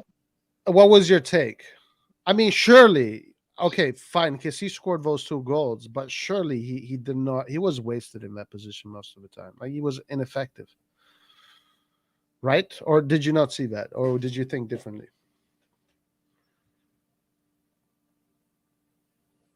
Yeah, I saw it, and for Kese to play that attacking midfield role and giving that energy that we need, and also that boost to help govern the double pivot. That was the reasons why we won that game, because Empoli they're very physical, and if Diaz should have started that game, they'll try to muzzle him out in that midfield. I don't And disagree with that. when Diaz came in as a substitute, you saw what happened. He was losing balls as usual again. Yeah, yeah. There is no doubt that right now Diaz is in this state of form in which he's losing almost every physical battle. Now, Laird says that those should be fouls. I don't know if I completely agree with that. They look like clean challenges to me. It is definitely true. Like it's undeniable. Diaz right now is losing all those midfield battles. Do we want our attacking midfielder to do that? So we'll see.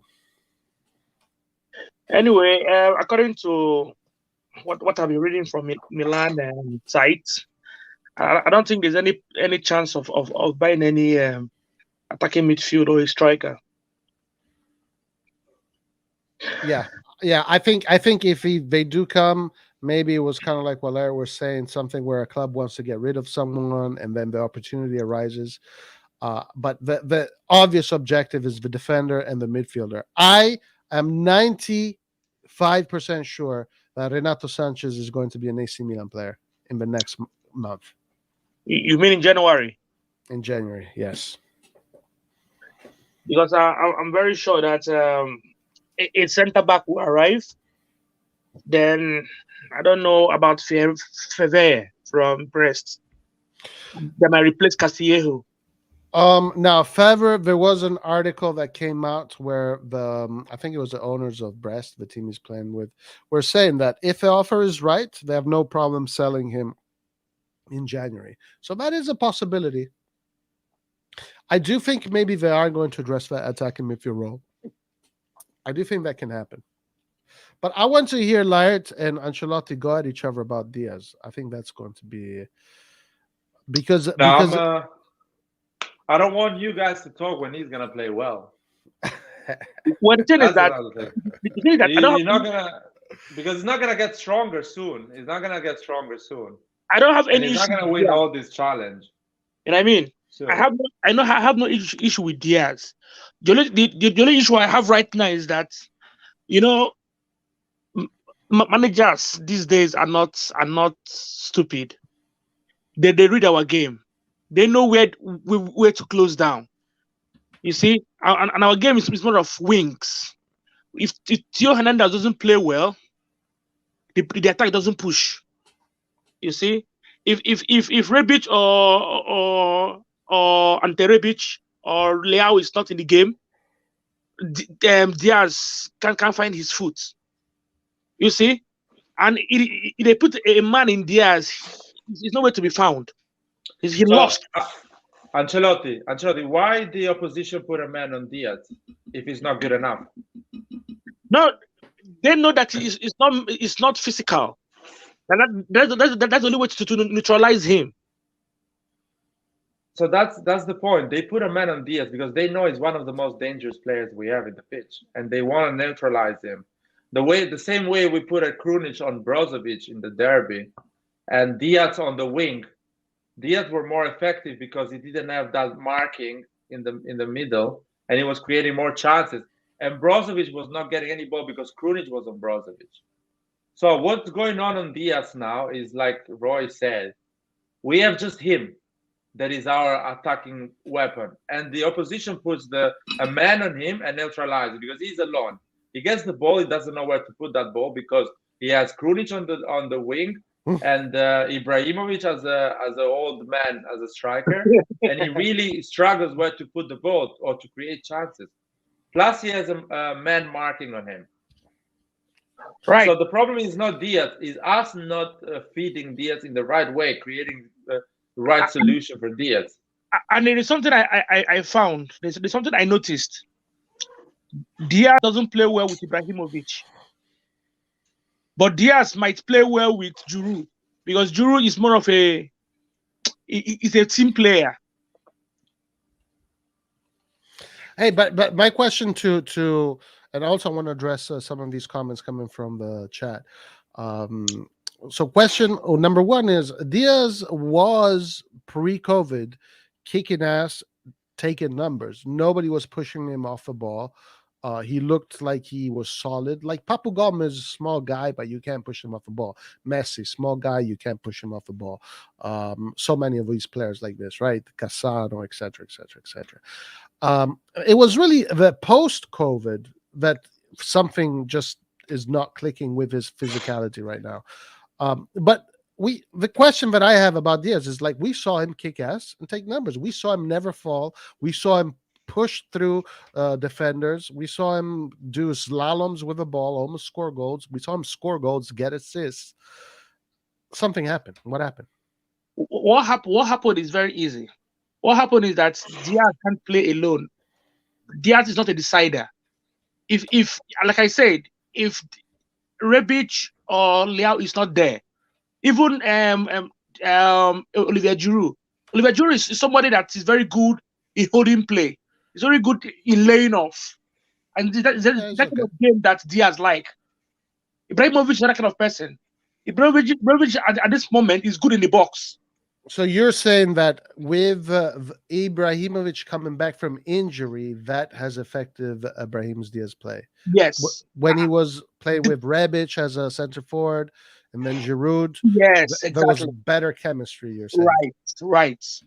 Okay. Because yeah. I've not seen any match that Diaz assisted Ibrahimovic. Not sure about that because maybe. For me, people always try to understand. People try to say, "Oh, since Diaz is not playing well, Milan is playing bad." In my opinion, first of all, Diaz didn't play against Bologna and we played shit. Diaz didn't play against Verona because he had COVID and we played bad. Diaz didn't play a lot of games and still we played bad. And Diaz played a lot of games and we won. Yeah. So it's not a matter of Diaz, it's a matter of the team. We have been playing really bad for the last 2 months, and that's not a matter of Diaz. So let me ask you this, Laird. If Kessie would have not played in the attacking midfield role and Diaz would have played in the attacking midfield role, would have we won 4-2? No.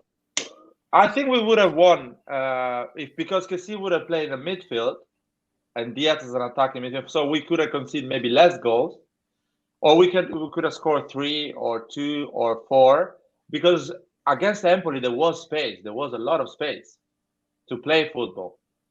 And the guy that was in that position, Ricci, he's a guy that he needs to play the ball, not mark Diaz. His job is not to mark Diaz; he's to play the ball on the Empoli game. I'm not so confident in a hard yes, like you said. Huh? I'm not so. I will say no. I'm pretty sure. I will say no in this contention.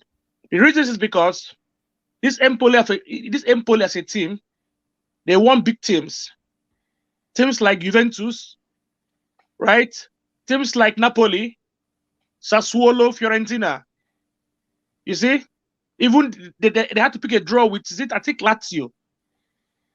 I'm telling you, if Diaz should play this, because they play three-man midfield. They play 4-3-1-2. That 3-man midfield will neutralize Diaz. It's possible. So let's keep on going here. There's some good comments here. I think he's a quality player on the ball. Talking about Diaz, this is a little bit of a dig, not a dig, but a very interesting AC Milan post-traumatic situation that is happening. which I saw happening right away because I was totally against this. But Michael says, yes, we don't have the money, but we need someone that gives us an impact like Chala is for Inter. Exactly. Merda. Good say. He's right. I like that comment. Nah, man. I like that comment. What about Luis Alberto? Do you guys see that? Perfect. Perfect. That guy is our amazing rib. That guy in the midfield with Kessie and Tonali will go mental this second half of the season. We'll win the league. What do you think, Lard? Luis Alberto. It's never gonna move from Lazio. And it's You're very happy with general. Diaz. Lard is happy with Diaz. I really believe Diaz is not our problem. You guys need to look when Kessie and Tonali have the ball and what they do with the ball I to don't think Diaz is understand a that our problem. problem is the midfield. right. You guys see the end product. You just see what's going on in the last third. You I just don't see how have- that ball comes.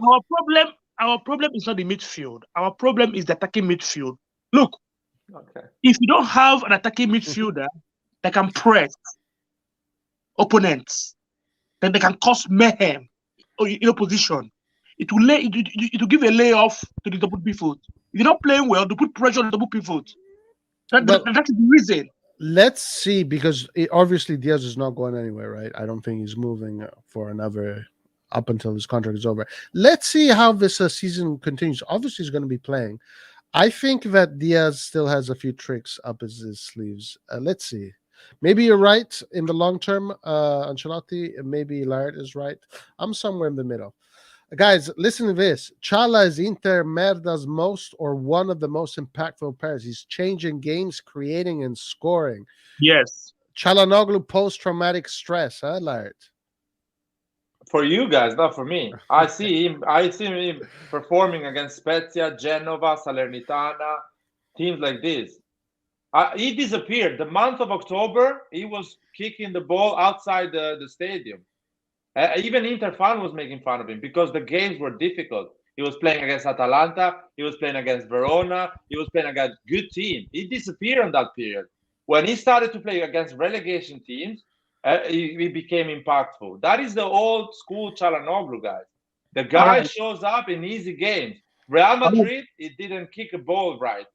Let me come in now. 2 games. He substituted. Let me come in now. I saw him playing against Shakhtar Donetsk. Awful. He didn't get a ball right. The first game, of course, in San Siro, different. I have watched all Inter Milan games this season, right? Yeah. Let me say I've watched most Serie A games this season.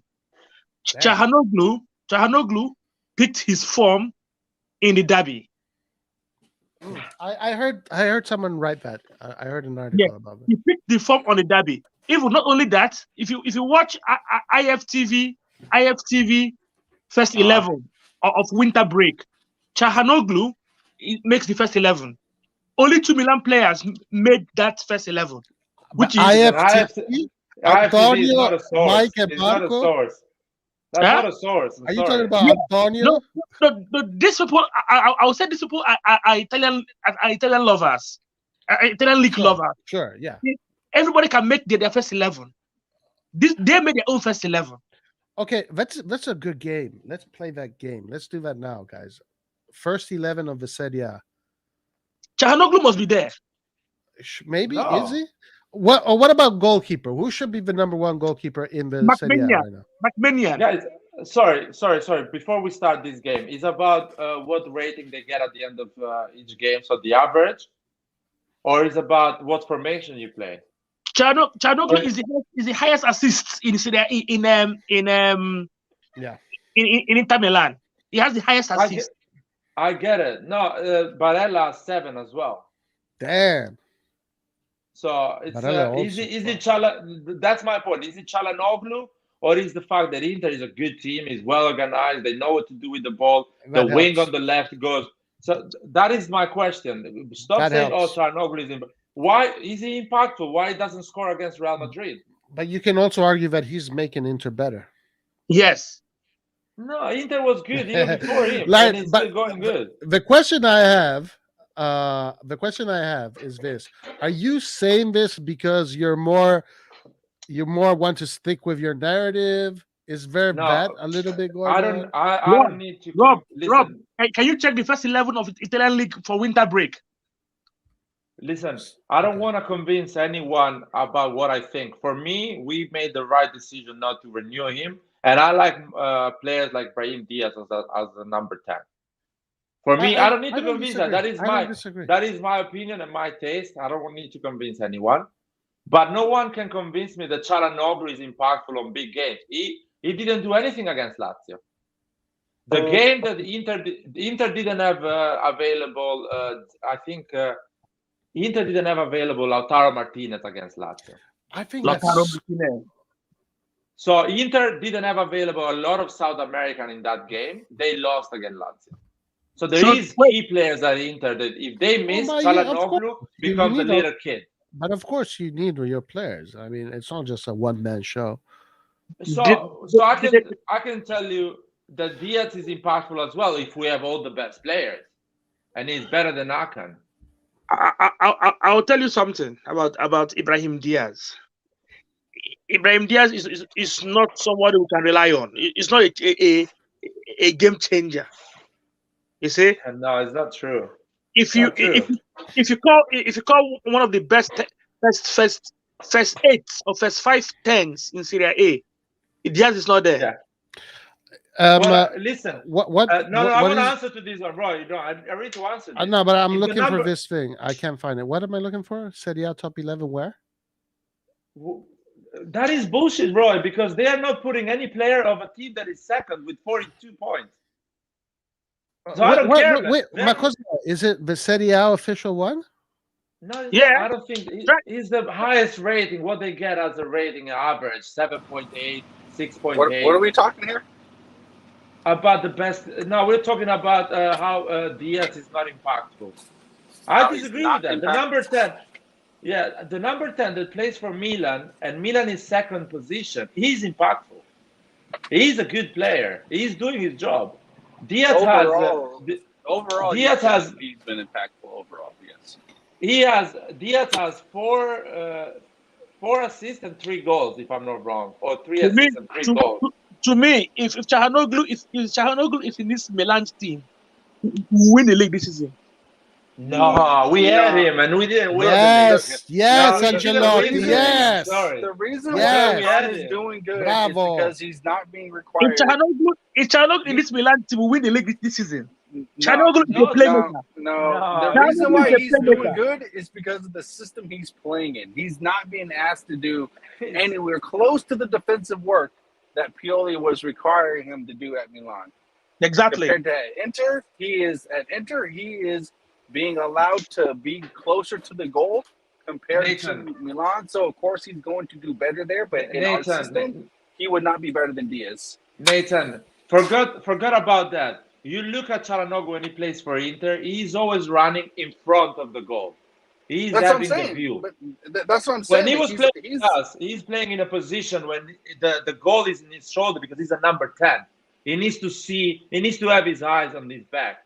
And he doesn't have that quality, guys. And you don't No, see it deals with your formation. that. No. It deals with your formation. Look, we are playing a 4-2-3-1 formation. Right? I mean, I don't know if you understand me. Inter Milan is playing three at the back, 3-5-2. You see, and they play three central midfielders. They can alternate. You see, they have Brozovic there. They have Barella there, and they have Çalhanoğlu there. These three can they have chemistry between them. Anybody can switch wings. Yes, but we don't play that formation though. But the problem with your argument is that if we went to the same system, then he would be better, but we don't. You can't go with what ifs. Right. You got to go with what's actually being done. Right. Let me come in now. Çalhanoğlu has played 2 roles in Milan. He has played on the left and played on an attacking midfield role. You see, yes. Çalhanoğlu played very well last season till one or two things happened. But like I said, if Çalhanoğlu was in this Milan team with this informed Tonali, informed Leao will win the league this season. No, I still don't agree with that No. because again, he's been in this system and he failed with the exact same players So- minus Tonali. Okay, what has Diaz done for you? What has Diaz done for you? Diaz Listen, has Diaz is done the Diaz same has- that Akan is done. We are Yeah, second Diaz in has similar position. stats right now. Like if What has Diaz done Hakan for had you? like When it comes to smaller Diaz, team, when it comes to smaller team, hey, Angelo, but Diaz was good before COVID. yeah. When it comes to and smaller before team, he doesn't and before perform. Rebic and Leao got injured as well. And Diaz was instrumental in our comeback last year too. Yes, because you was playing with Chahanoglu on the left. Now, this is where I No. don't disagree with Ancelotti because I do believe that Çalhanoğlu is an amazing football player. I really do believe it. No, He's a look, good and player. I'm not saying he's bad, but in the system we play, he's not Amazing. good. Oh my god. A guy that Rob. shows up at the age of 28. Rob, Yeah, what, please, yeah, check. what's up? Rob, check Italian first 11 winter break. You find that Chahanoglu is in Where? I've been looking, but where? Don't type in Google or somewhere or go to Calcio site. It's somewhere.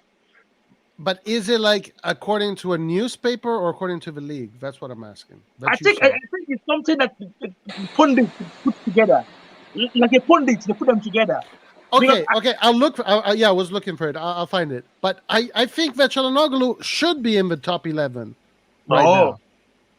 I'm telling you, He's got the most assists. He's got goals. He's arguably the best player in Serie A right now. Yes, because that system helps That's what him. I'm Though. saying. That system helps him. In Milan, Exactly. we don't play that. We did not play a system that Why? actually played to his strengths. That's down Why? to the coach. That's down to Because the our coach coach. is shit. Because our coach is shit. Yes, No, but now I you're watched- exaggerating. Now you're I watched exaggerating. Chelsea today. Look, I watched Chelsea today. Chelsea versus Aston Villa. Tuchel made me laugh. He's a very good manager. In the beginning, he played a three at the back on the first half. It didn't work out for him. In the second half, he introduced Lukaku.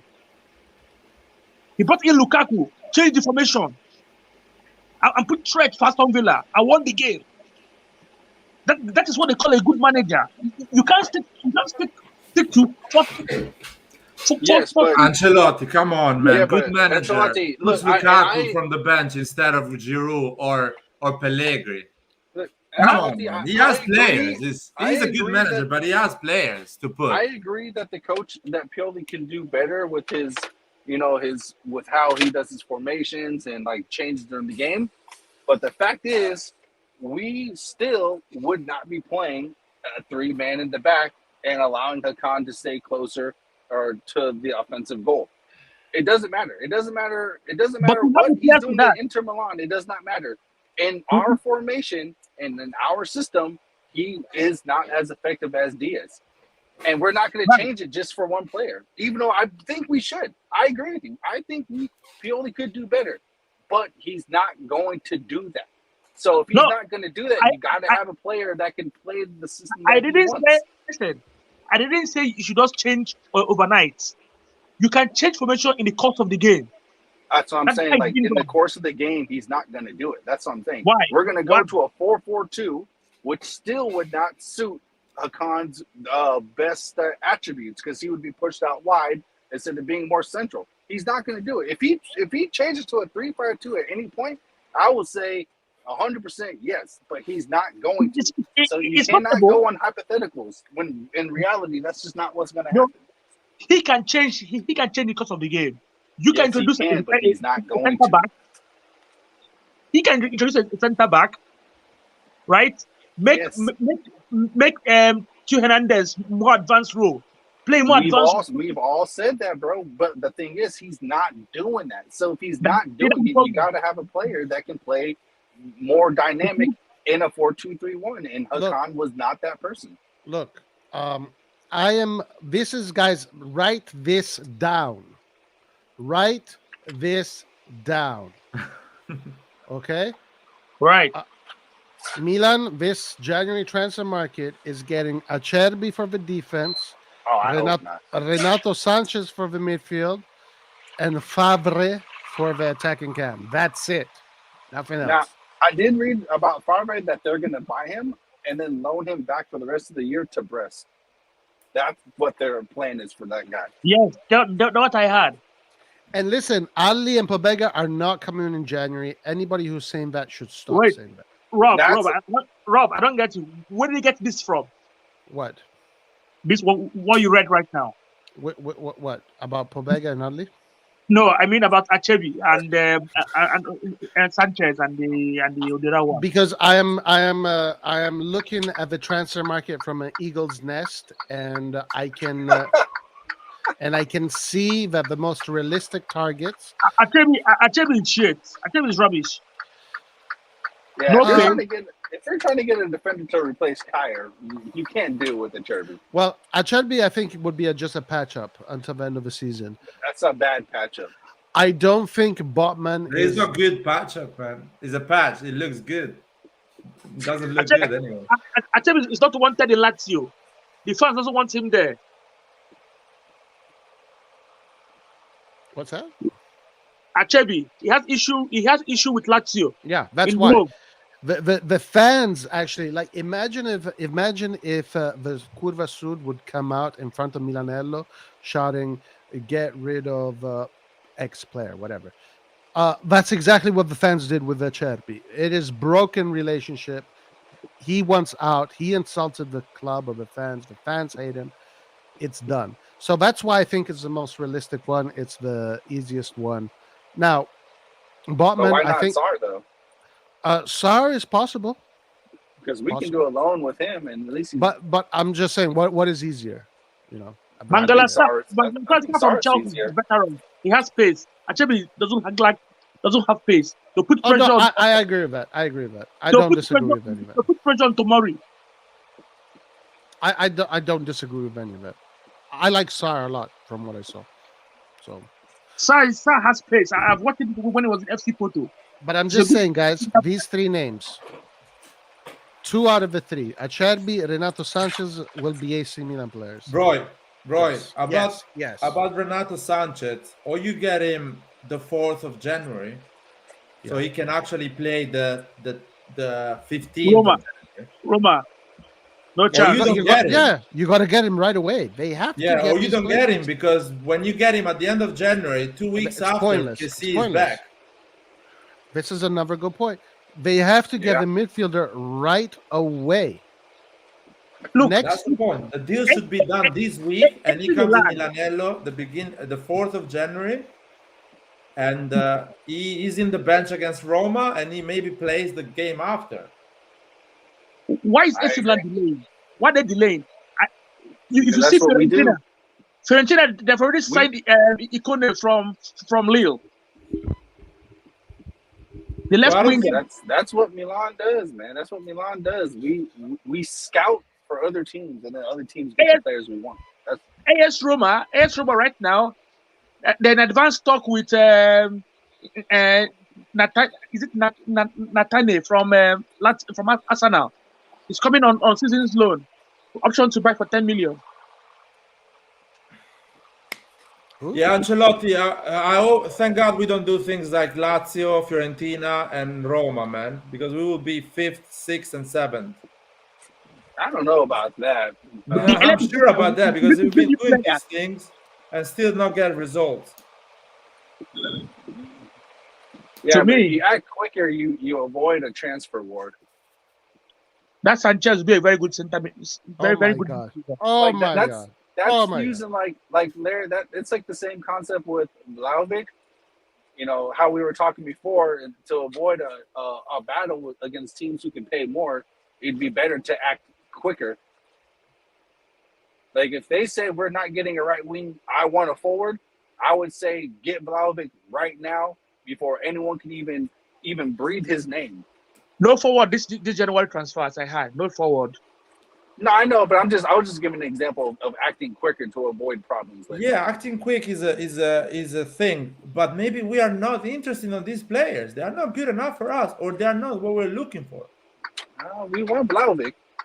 That is No, I'm talking about Vlahovic is- Icone. Icone. And another thing Oh, is, Icardi. Hmm. Icone is from Lille. So what makes you think that Lille is gonna get rid of in January Icone, Sanchez, and Botman? Exactly. It's Ooh. not possible. Wait, Icardi is moving to Fiorentina. in Fiorentina, January? it's In confirmed January? already. It's No, no, In confirmed. January. It's confirmed. Really? He passed his medical Damn, that's a 2 nice days ago. buy. Good job, Fiorentina. Well done. So Lille is player not that gonna we get rid fucking of need. all of them. So even if you wanna act quick, Lille is gonna say, no, I'm not. I already. Icone is going. Renato Sanchez and Botman is staying. So you cannot operate the players you want. So you have Right. to do some patch. The patch is how you call it, Sar. Acerbi, and maybe as a midfield, maybe you can get a guy on loan from somewhere that Yeah. is not playing a lot.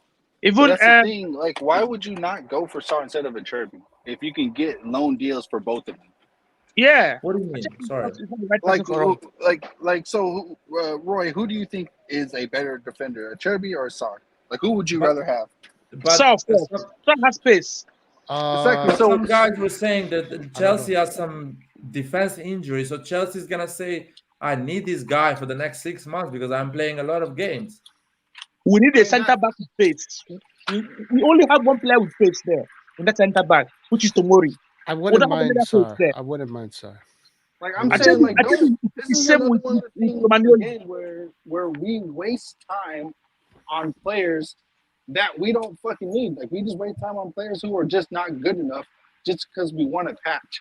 Like, go get a fucking player that you deem actually good enough. Like, don't waste time with raggedy players. Like, Yeah, Easier you said can- than over and done. over again. Easier said than done. If we have the money, it needs to be done. Even Crazy Atalanta as now, easy. Atalanta they signed Jeremy Boga from Sassuolo. Yeah. Oh, wait, is that official? Because I didn't see anything other Yeah, than it was advanced rumored talk. that they want him. Advanced talk I is went he's on their going website. because I of didn't see Muriel. anything. And Muriel is not part of his plans anymore. Luis Muriel. Hey guys, while we have these discussions, let's also play this game. It's a good game to play. But team of the Serie A so far. Team of the Serie A so far. First thing we need to decide is what formation. Three at the back. Three at the back. You want to do Why? three at the back? Why we have Because it's- decided that? Three at the Because back. it's- And the three at the back has is- been the most William troublesome formation. William Skriniar. I'll put there. I'll put Stefan Wait, De wait, Vrij. hold on. The But goalkeeper. you're gonna put Inter the whole team. But No, let's do Skriniar. four. Let's do four so we can also do the fullbacks. Let's do four so we can also do fullbacks. Let's do four at the back so we can do fullbacks. In the middle, maybe 4-3-3 or 4-3 or 4-2-3-1. Kagu is suggesting 6-2-2. The 6-2-2. All right. To me, Let's do a 4-4-2 in which the midfielders could be seen in different roles, just so we can cover everybody. All right, let's start with the goalkeeper. Who is the best goalkeeper of the Serie A in your guys' opinion? McMinian. I say Andanovic. No, McMinian. He considered less goal than Mike Magnan. He's good on the ball as well. He's playing well. I don't know about that, Laird. It's not about goals. It's Mike about is reflexes. definitely better than Handanovic. Guys, Milan conceded a 5 or 6 goals with Tatarusano. So I don't know if Mike Magnan conceded less goals. McMinian is there. McMinian. I don't know, man. In terms Who of has performance, who has more penalty saves? Does anybody know that? Oh, by guys, any I don't chance? know. I don't want it to go. I'm not going to do all that kind of Well, research. Mike has better passing reflexes. We are 4. It's going to be the tiebreaker. Is going to decide. I just think Andanovic had an incredible half season. We're talking about performance, not who is better in general, in an absolute way. Performance. Performance, he's the guy that is on top of the table. Yeah, What do you say, Nathan? So Ancelotti said Mike Magnan. Mike as well. Laird says. Sorry, Mike Laird. I'm going to go with Magnan too. IFTV said McMinian as well.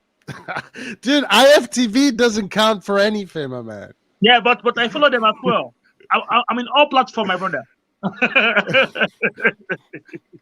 IFTV But is like the Handanovic bit. is a good pick, though. Like, let's not get it twisted. He's a very good pick. I just think Mike is just a bit better. Maybe I'm being biased, but if we look at like goals conceded, the Napoli goalkeeper is the one that conceded the least amount of goals. So is he a contender? Nah. He always concede very, very lousy, careless goals. Okay. All right. Let's go to the left fullback. Who else? Theo Hernandez. I don't think so. Oh, I'm not I don't sure think about so. that I as don't well. think He so. didn't have Sure that about type that. of performance. No, I wouldn't put that on this van. We still have decided on an absolute value. Yeah, he can be better than anyone, but he's not performing. Yeah, better than not right now. No. Goal scoring left back. You mean goal scoring left? Which other left back that scores goals? Do you know? Well, I know a lot that are good at defending, but if you want one that scores goals, yeah, you can put Perisic as well as a left back. Nah, it's a left back. It's a left wing. It's a left wing forward. The left back there, most left back there is Yeah, Bastoni. let's put Theo. Let's put Theo.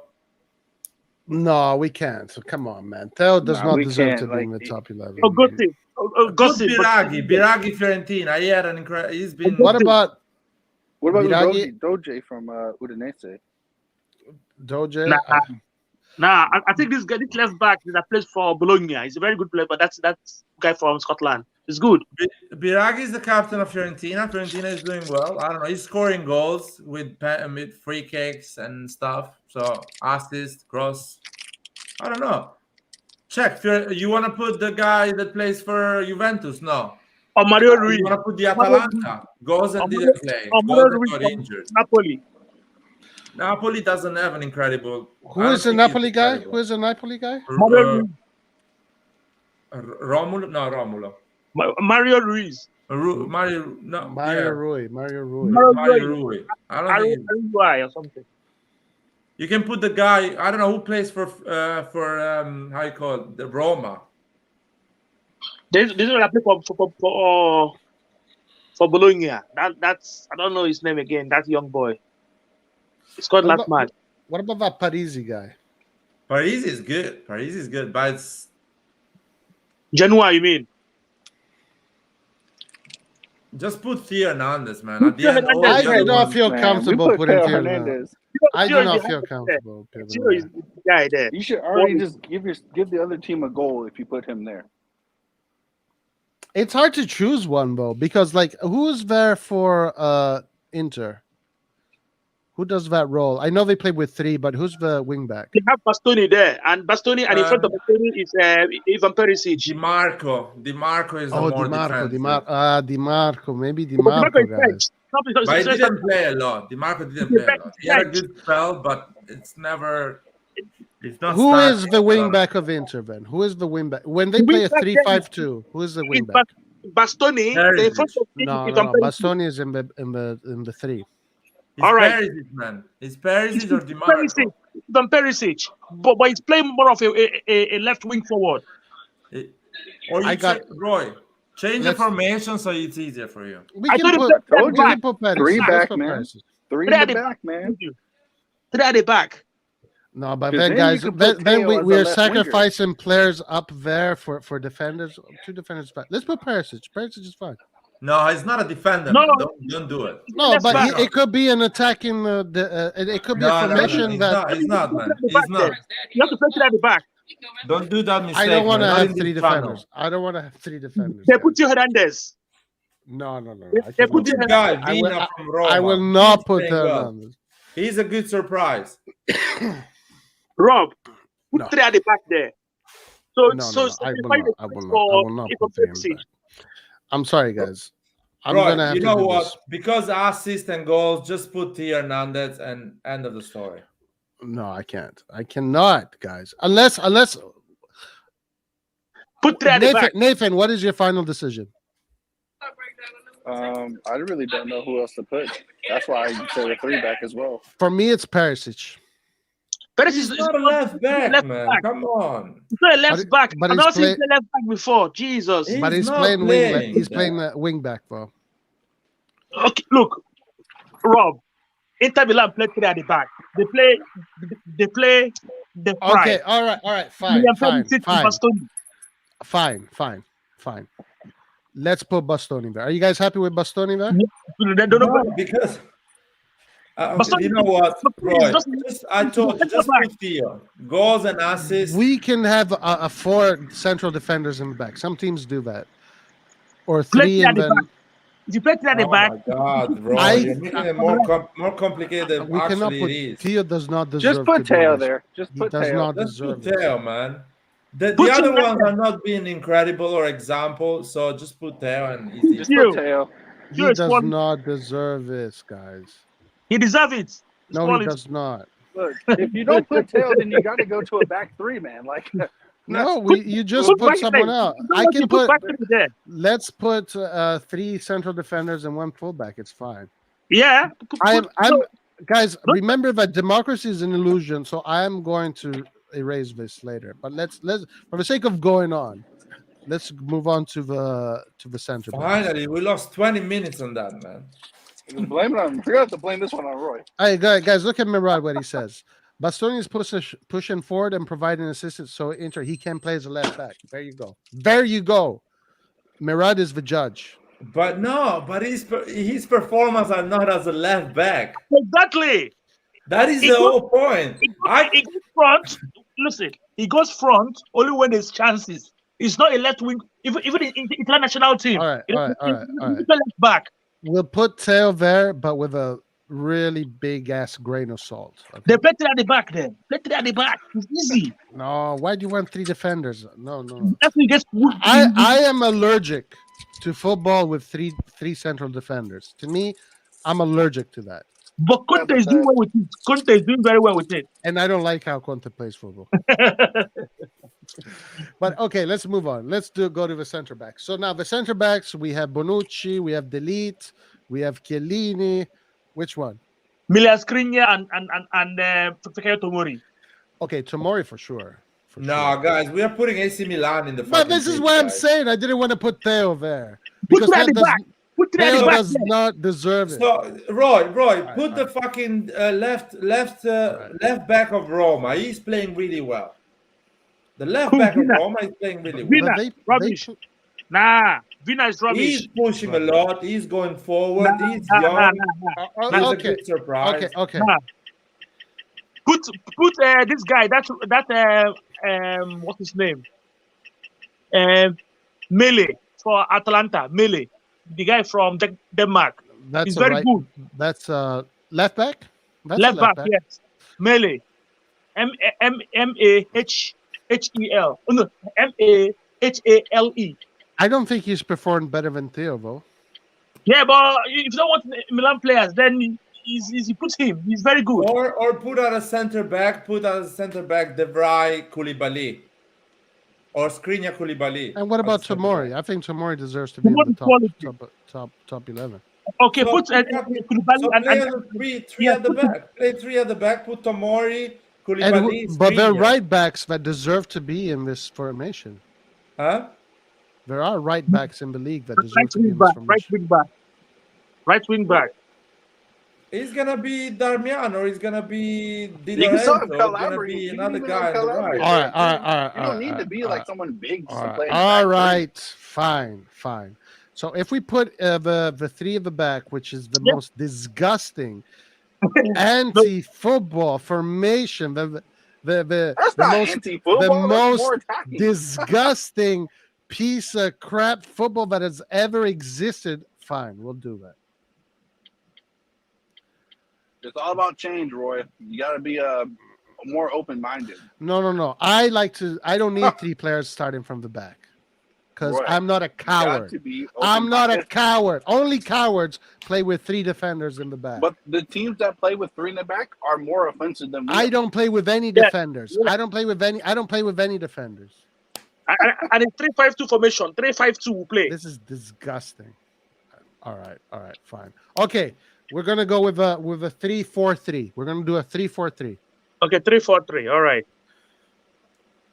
All right.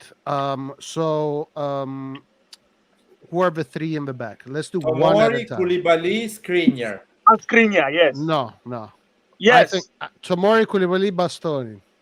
Nah. Oh, Skriniar. Jesus Skriniar. Christ. No, because Bastoni plays the left center back position really well, and he comes all the way up. Well, He helps the team. Skriniar plays the No, right put back Koulibaly position really there. well. Koulibaly in the center, Tomori on the right. No, Koulibaly is left-footed, so he can play that No, role. no, it's But fine. come It's on, fine. It's Koulibaly fine. is in the center, man. Are you kidding me? How can you not put Koulibaly in the center? Koulibaly is fine. You have to have him in the center. I don't know how to spell his name, but I'll just write it like this. Koulibaly with a K. Koulibaly for Senegal. No, with a T. Yeah. Okay, I'll just write it like this. In this position, guys, I mean it. On the left center back, and I'm not being biased because he's Italian. I mean it. Like he plays really well. Okay. But Skriniar performed better than in this season. Skriniar performs in Milan the center.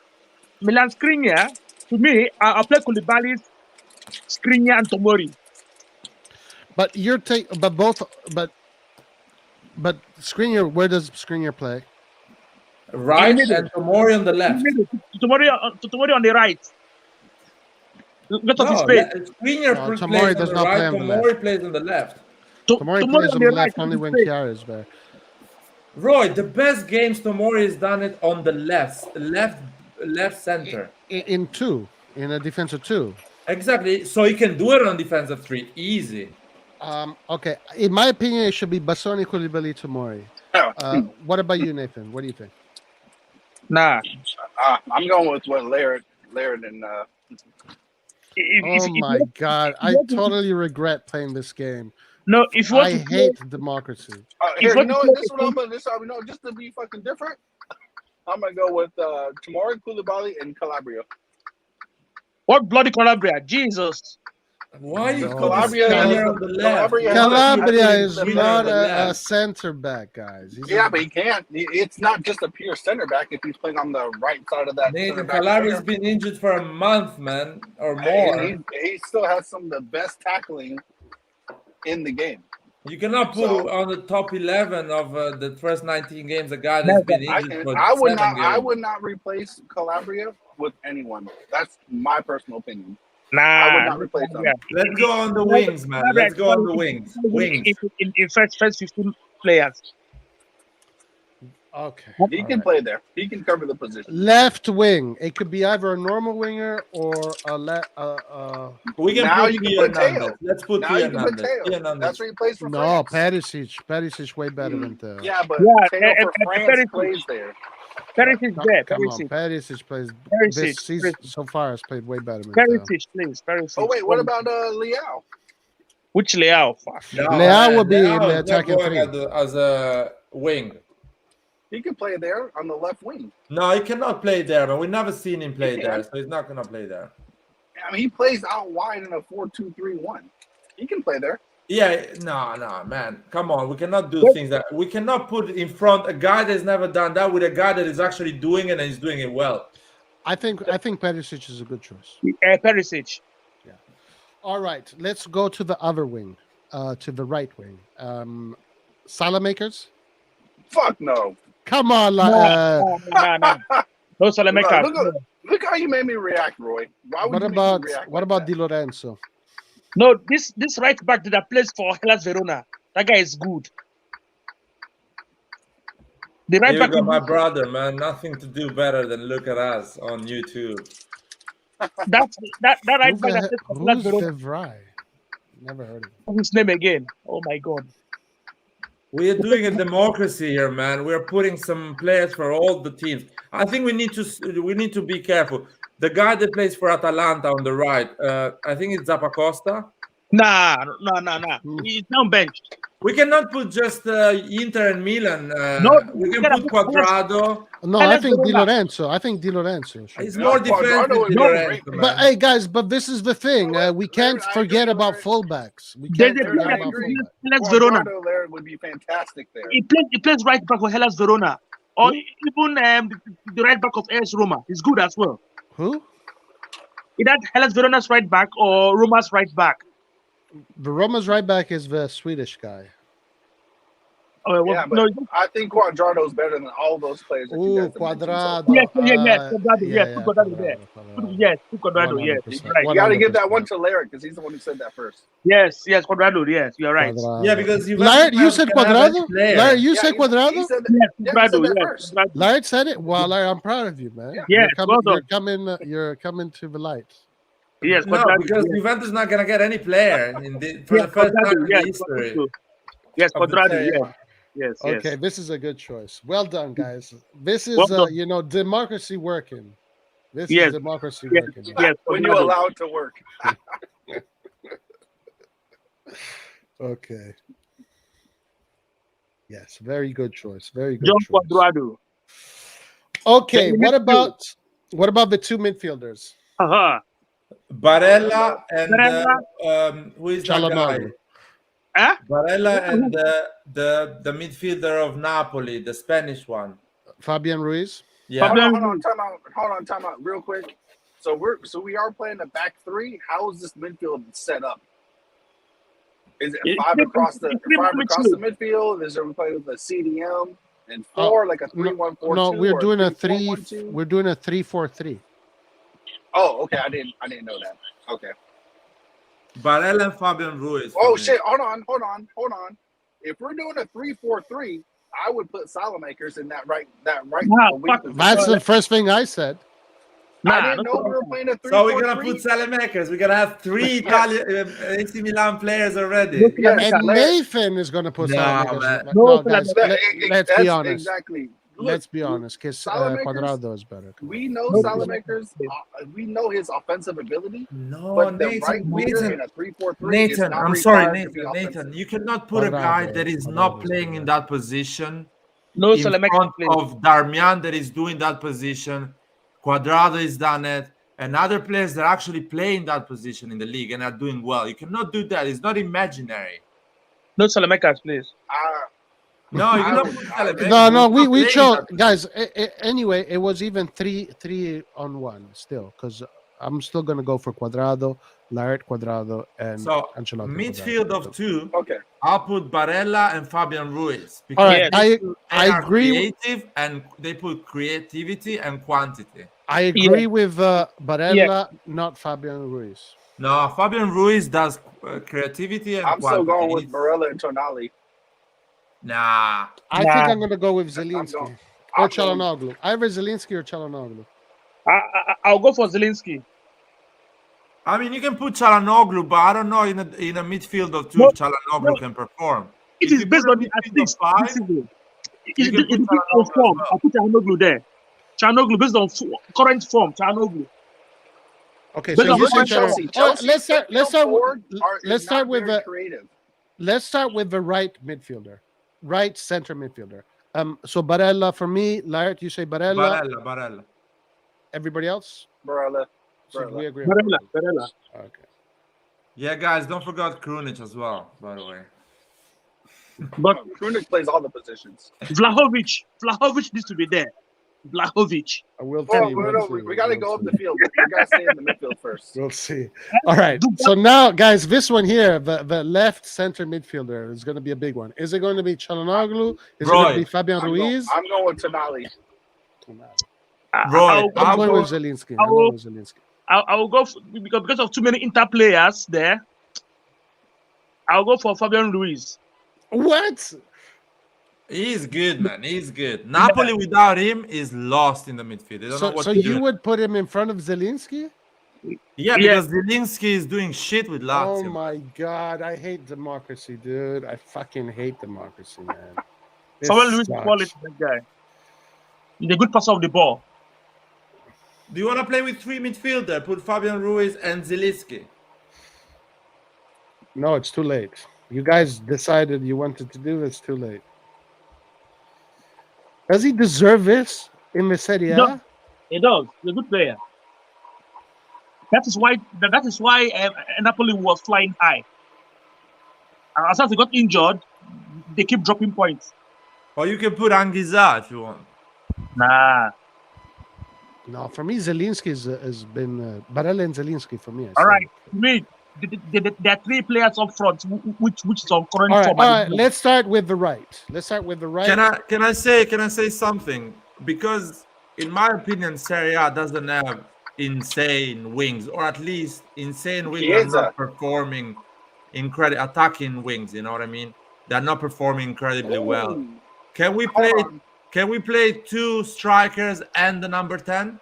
That's why I asked if we were going to play a 3-4-1-2 or a 3-1-4-2. Yes, yes. Instead of playing two strikers. Well, Yes. okay. Yes, and But- the number 10 there is Chahanoglu. Number 10 there is Chahanoglu. You guys are forgetting about Zaniolo. No, Zaniolo. The thing for me is that Insigne needs to be in this formation, and No. Nah. No. What? Nah, if anything, Well, Mertens needs to be. Could be What? Mertens hasn't played, and again, Insigne has been the leader of Napoli the whole Roy, season. you know what I will put as a 3-front striker just for performance in general, how good they're playing. I will put Lautaro, Dzeko, and Vlahovic. Nah. These three Nah. are performing No. So incredibly you're not well. gonna have Napoli striker in there. No. Based on current form, I'll put three strikers there. Current form. I'll put Lautaro, Vlahovic, and Giovanni Simeone. Bro, I think we have to Dzeko has do- been playing some amazing. kids. We have I'm to do definitely one at a putting time. kids We have to in. do one at a time. Giovanni guys- Simeone. The guy Guys, is on look form. at what Skiller just wrote. And everybody's saying that Berardi is not a Milan quality. Look at that. Look at what he wrote. Let me highlight it so everybody can see it. Can That you read it? Because I can't look. Giovanni Simeone, that guy is on fire this season. Yeah, but so is Skamaka. Nah. This guy is second highest goal scorer in Serie A, Giovanni Simeone. Behind them. Hold on. Let me ask a question. I want to start with the right. Whether it's strike I say Insigne. Does anybody agree with me on Insigne? No, want let's Chiesa, Roy. Let's start with the two players we all agree: Vlahovic and Lautaro. No, because if we're not going to put, I want to know what kind of formation we're going to play. I think Insigne deserves to be in this team. It's madness that he's not in Then this put team. him as a No. cam. 3-4-1-2 as a cam. No, let's play an attacking midfielder. That's what I said. Put him as the attacking midfielder. In a All right, 3-4-1-2. so all three of you think that Insigne does not deserve to be in the No, best Roy, 11 of the Serie A. listen to what I just said, Roy. No, I heard Put you, I heard him you. in the attacking mid position No, in a 3-4-1-2. But he didn't play as a cam. He can't play it. Put Chahanoglu there. Oh, yes, he can, but he No. didn't play it. Let I would Chahanoglu- rather have him. All right, okay. I get All right. it. I Okay, get play. it. Play No, this guy. you're wrong, Florent. Wrong. Insigne's been top notch this season. Top notch. Best Malinowski. season of his life. Malinowski, All right, okay. Malinowski of Atalanta. This Good. is craziness. we didn't even say Gozens for the This left is wing. craziness. Let's He's start been with the injured, man. He center. hasn't Let's played. start with the center forward. Galvin, obviously. My pick of the season is Osimhen. Victor Osimhen. Yes, on the right, on the left. Yes. No, On in the the left. center. We're doing center. So Yeah. are we playing? Vlahovic has more goals than him. What switch are we playing? What attacker? How many attackers are you playing? 3 or 2? Let's do 3-4-1-2. Let's do that. 3-4-1-2. So let's start with let's do the striker first. Let's do second striker first. Anyway, Martinez, clearly. Yeah, Lautaro Martinez, clearly. let's play three center forward. Or Guys, how the fuck we are not putting Vlahovic and Martinez in that fucking formation? What about Still Ozzy? empty What that about fucking Ozzy? board. What about Put Ozzy? Vlahovic and Martinez, and we can think the last player. What about If These Ozzy? guys, If we- without Martinez, Inter is nothing. Without Vlahovic, Fiorentina is nothing. listen, This guy is listen, gonna score I'm not 30 sure goals about. this I'm season. not sure Listen. about Martinez. listen. Vlahovic is going to score 30 goals this season. We're I not don't playing. If we like played a Vlahovic. 3-4-3, No then Martinez. I would say Osimhen No on the left, Martinez. but if we're playing two strikers, it has to be Vlahovic and Martinez. Rob, Why wrong? Why? listen, Rob. What? We should not be biased here. Rob, we should not be biased here. We should Guys, play- let me take control of this because it's going crazy. Rob, Yes. we are putting based on current form. Yes. And the current form right now, the top strikers we have right now in Serie A is Vlahovic and Simeone and Giovanni Simeone. This And this Çalhanoğlu. Yeah. two top strikers let me say right now. Yeah, but Scamacca is also All right, on fire right. So now. now You cannot let's get the exclude Scamacca process from that list. of elimination going, and let's do the process. This guy scored hat trick against Juventus. overrated He scored hat trick democracy. against Juventus. I'm telling you, this Juvenile Simeone scoring goals. Yeah, maybe. So is Scamacca. Maybe. Okay, guys, let's do this. We're gonna He scored 3 goals against Lazio as well. guys. We're gonna do a 3-4-1-2. Who is the one? Neo. Who is Neo? Is the Malinowski. There is a reason why Atalanta is in a good position. I'll put a player of Atalanta. I'll put Çalhanoğlu there. He's not a number 10. I'm happy to put him in the midfield and you play with the 3-5-2. So then But if you want to put a number 10, Malinowski is the best one in that I'll position. put Pessina then there. Pessina is not even playing. I'll put No. Dybala there. Dybala. Dybala Yeah, is not Dybala playing as well. Yes, he is. Dybala is No, playing he's very well. not. He's not scoring. He's not assist. He's not doing anything. He's just getting injured in that Good position. Malinowski, I said. Malinowski. Yeah, but Malinowski this is a is a super starter team that of we're thinking Atalanta about. that is You got- doing a lot of points and he's doing a lot of goals. Malinowski is good. Malinowski or Çalhanoğlu, one of them. Çalhanoğlu, of course. You want to put Çalhanoğlu, you want to get a dig on me, but he's not a number 10, guys. And you What do know you think? better than He's me. playing well. He's playing well If you for want to one put it on the midfield close to Fabian Ruiz, I'm happy for that. But if you want to put number 10, Malinowski. All right. Number 10. Honestly, my pick for number 10 is 100%. Çalhanoğlu. My final decision, because I watch their games all the time. Çalhanoğlu. My final decision is Dybala. No, don't do it. Roy, No, I'm going with you on that. No. And then you decide yours, guys. I said Roy, mine. You decide Roy, yours. I'm going with All you right. on Dybala. Listen. Oh, you are? All right. Oh, Yeah. shit. Yeah. Shit. I'm You definitely guys are going to going win with this Dybala. one. Nathan, Dybala's gonna win Nathan, this one. Dybala Rob. is not playing, man. He's Rob, not When playing. Dybala Rob. is playing, No, you Rob. cannot stop Not him. true. Okay, Rob. Yes, Rob, yes. Go ahead. Rob, what do you do? Go to the Google. No, Nathan. But we're Rob, not go to- discussing go in to an Google absolute and check value. We're discussing on highest on assist. I performance. know statistics, right? I Check get it. highest The assist. stats. Check his highest assist in Serie A this season, the highest. I put I him there. know. It's Çalhanoğlu. I know. I put Çalhanoğlu there then. Put Çalhanoğlu there. We stop being biased. But guys, Fabian Ruiz was an opinion. It's not based on statistics. That was an opinion. No, it's based on statistics. Skriniar is an opinion. Magnan is an opinion because he's not the best. In my opinion, the footballers that I saw that played the best in that position was Dybala and Zielinski. Those two players. Roy, listen to me, Roy.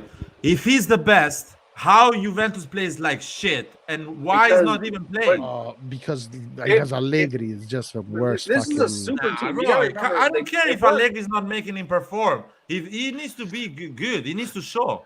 I don't care. Larry, we're picking a super team, a Serie A super team. No, we're not thinking a with super these- team because if I think about a super team, I put players that are not performing that I think they're gonna perform. So I listen, put Chiesa as the left wing. Ancelotti What you guys Ancelotti are says talking? I put Ancelotti Berardi says if I that the wanna put a player super- with the most assists is Çalhanoğlu. Put Çalhanoğlu there, I said. Put him there. I told you, put Çalhanoğlu in the midfield and play two strikers. If you want to put a number 10, and Okay. you're not putting Okay, so Malinowski, if we take Fabian Ruiz out, then yes, I'm okay with that. All right, But- take Çalhanoğlu. I'll put Çalhanoğlu there. you Çalhanoğlu want to is put Çalhanoğlu instead of Fabian Ruiz. Put Çalhanoğlu instead of Fabian Ruiz. Okay, I'm okay with Çalhanoğlu that. cannot play in a double in the midfield. four-man In a double midfield. pivot, Çalhanoğlu cannot do that. No. You don't put guys him know there. exactly, but you can put Çalhanoğlu if you want. He's going to provide no defensive coverage at all. Exactly. Those- And Brozovic is those way better midfielders than have got to him. be really hard workers. They got to be hard workers in that midfield. What Hakan about- is and too why- slow for why that. guys ruin- why do you want to ruin this formation? Çalhanoğlu as attacking midfield, you said no. Double pivot, you said no. But I want him to play. He has assist this season. Ancelotti, Royce just taking a piss. You want to put Çalhanoğlu play with the three midfield in the middle. Stop taking a piss and putting him as a double pivot or as a number 10. No, because he he's can not. play as a number 10. He's not. Listen, the guy, Inzaghi, when he missed Lautaro, he put Perisic in that position, not Çalhanoğlu. So stop with the lying in yourself.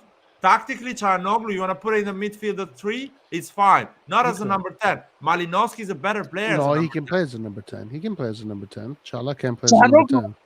With this formation, But, Yeah, he but- plays as a no, number no, 10 with okay, both of okay, the but Serie A. I'm Yeah, sorry. he plays as a number 10 with I'm both of the sorry. Serie A. Last season, Well Çalhanoğlu done. Çalhanoğlu could have been the top scorer of the Serie A, of the top assist, whatever. He hit a lot of posts. He was the player that hit the most posts and the most crossbars. So he was unlucky. an attacking position there. He's very good with Barella. Yeah, Barella with the net. Leave him as an attacking midfield there. He's good with the Yo, Barella. you guys, all you guys know nothing about football, but whatever. You guys know nothing. No, Listen. Çalhanoğlu has been failing in that position for 5 years in a row. He This- failed in Germany as well. And you gotta put it there. This You guys is liar. are, not even Inzaghi puts him in that position. This You is guys are liar. gonna put it there. This is That liar is amazing. pursuing his narratives. This is It's a liar lie. pursuing No, his no, narrative. Inzaghi is not playing him in that position. He failed with us for 5 It's a years lie. in that position. It's a lie. And you guys wanna put it number 10. Just Inter go ahead, Milan, put it as number Inter 10. Milan play I'm 3-5-2 formation. Like, who's- Ignore Çalhanoğlu play Born. more of attacking role. Like, who's your Çalhanoğlu number play more of 10? attacking role in Inter Milan. He plays more attacking role. He's playing more of a Wait, free hold role. on, wait a minute. So I thought when we voted on players, it went by majority rules. So if there was 2 for Dybala, then the majority rules there. Yeah, right. So we might as well just go on to the next. Nathan, next I know this position. is not your YouTube channel, so no one is gonna laugh at you I mean, when we're gonna put I'm Dybala just- there. I'm just saying. No one I'm is just gonna saying. cut videos and make memes about I that. say Dybala. He's Nathan not says Dybala. Come Dybala. on. Ancelotti Dybala says has a better Çalhanoğlu. dribbler, and he has Laet better shot. Laet And he has says better- says and he has Acerbi. better interplay Nathan, with how many players. games Dybala has played this season? I wouldn't care if he played one game. Dybala has a better shot. He has better vision. So fucking let's He has put that better opinion there. He dribbling. didn't play He has not even a better- he game. has Hold better- on. And he has Dybala better has, interplay with Rob. players. Rob, yeah. we are putting this That's not formation based wrong. on current That's not form. wrong. Rob, this is based on current form. I'm It's still not about past picking He's events. Dybala. He's not saying It's wrong. current He's saying form, Rob. current form. Rob. Current form. We are doing this based on current form, not on past events. Yeah, I'm current still form. gonna- I I'm say still picking Dybala. Dybala. I'm If, still if picking you want to Dybala. do it on past events, put Tevez there, man. He's better than Dybala. Because correct right now form. you guys are what going we're off of- doing here? Dybala is an ex-player. He haven't played the entire season Let's for 2 let's years. let's come back to this one. What about the Oh, yeah, strikers? let's come back to this. What about the 2 strikers? Vlahovic Vlahovic Martinez. Vlahovic Martinez. Vlahovic Nah. Martinez. Martinez is Vlahovic a perfect Martinez. second striker. He's fast as fuck. He's skillful. Vlahovic actually has pretty good speed and he's strong. They make the Duvan perfect Zapata, complement to each Duvan other. Zapata, and Vlahovic up front. So you guys are putting Zapata Nah, Duvan nah, Zapata. nah. and not Malinowski. You That can't is have funny. I you love can't that. have I two love of the that. same Zapata. player. You can't have 2 of the same I have- player. You become too Based on predictable. current form, based on current form, on striking form, based on current form. Duvan Zapata, Juventus Simeone, and Duvan Vlahovic. These 3. I can't Based do on that. current form. I can't do Simeone, man. I can't do Simeone. Guys, there is new entries here. Florent, do you want to say anything, man? I've been listening to you guys all the time. I was just We can't hear you, Florent, please. Florent, you're like a million miles from your mic. We can't hear you. Oh, I'll do that. Alright, Maybe I'll do Let me that. see if I can check it. Let me see if I can fix this. We cannot hear you, man. We can't hear you, man. Listen. Let's pick one striker, a right striker, not right wing striker, just the striker on the right. Who is it going to be? Martinez. Martinez. Okay, both of you guys say Martinez. I say on the right, I want Osimhen. What about you? Osimhen. Osimhen doesn't go in that. If you're playing with 3 striker, Osimhen, Martinez, and 2 strikers. and Vlahovic. We're playing with 2 strikers. You play with 2 strikers, Osimhen doesn't get there, man. He doesn't get there. Why not? Listen, Why? Because he's not a doesn't support get striker. there? He's not a support Martinez. striker. Osimhen is a Martinez primary has striker. Yeah, you can have two Rob, like that. Rob, You can, Rob. but Yeah. Osimhen does not have the technical. He's not as technical as Martinez. Rob. You want to put Vlahovic He's not and as- Martinez over Martinez Osimhen? will come out this season. I'm This not is seeing crazy. score on open play. Martinez is one of the penalties this season. I'm not seeing score on open play. I'm not telling you the truth. We need based on current form. I've told you these 3 strikers. Roy. Giovanni Simeone, Duvan Vlahovic, yeah, and the third one is Duvan Zapata.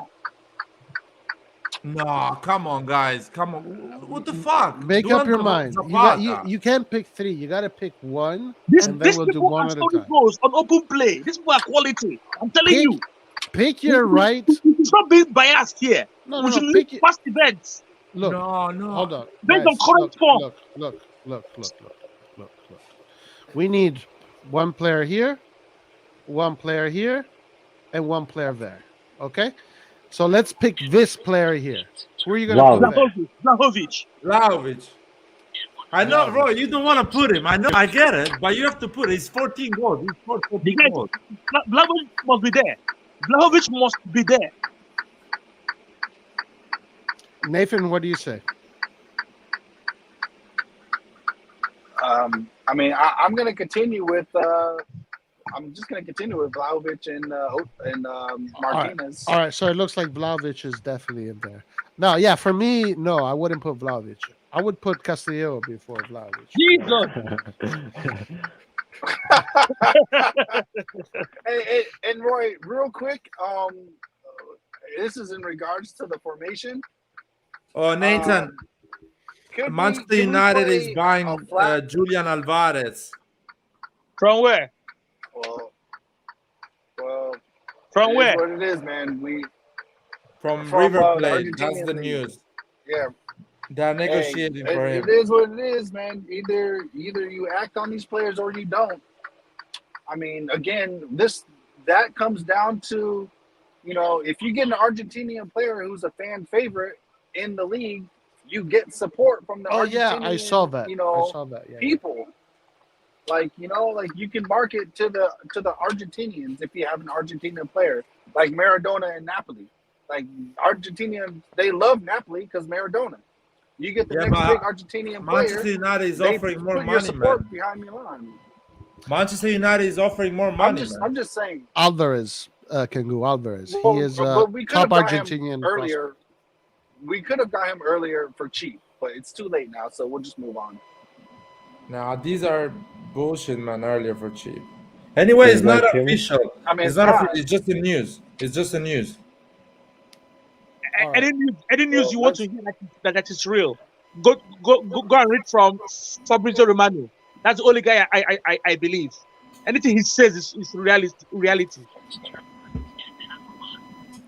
Fabrizio Romano?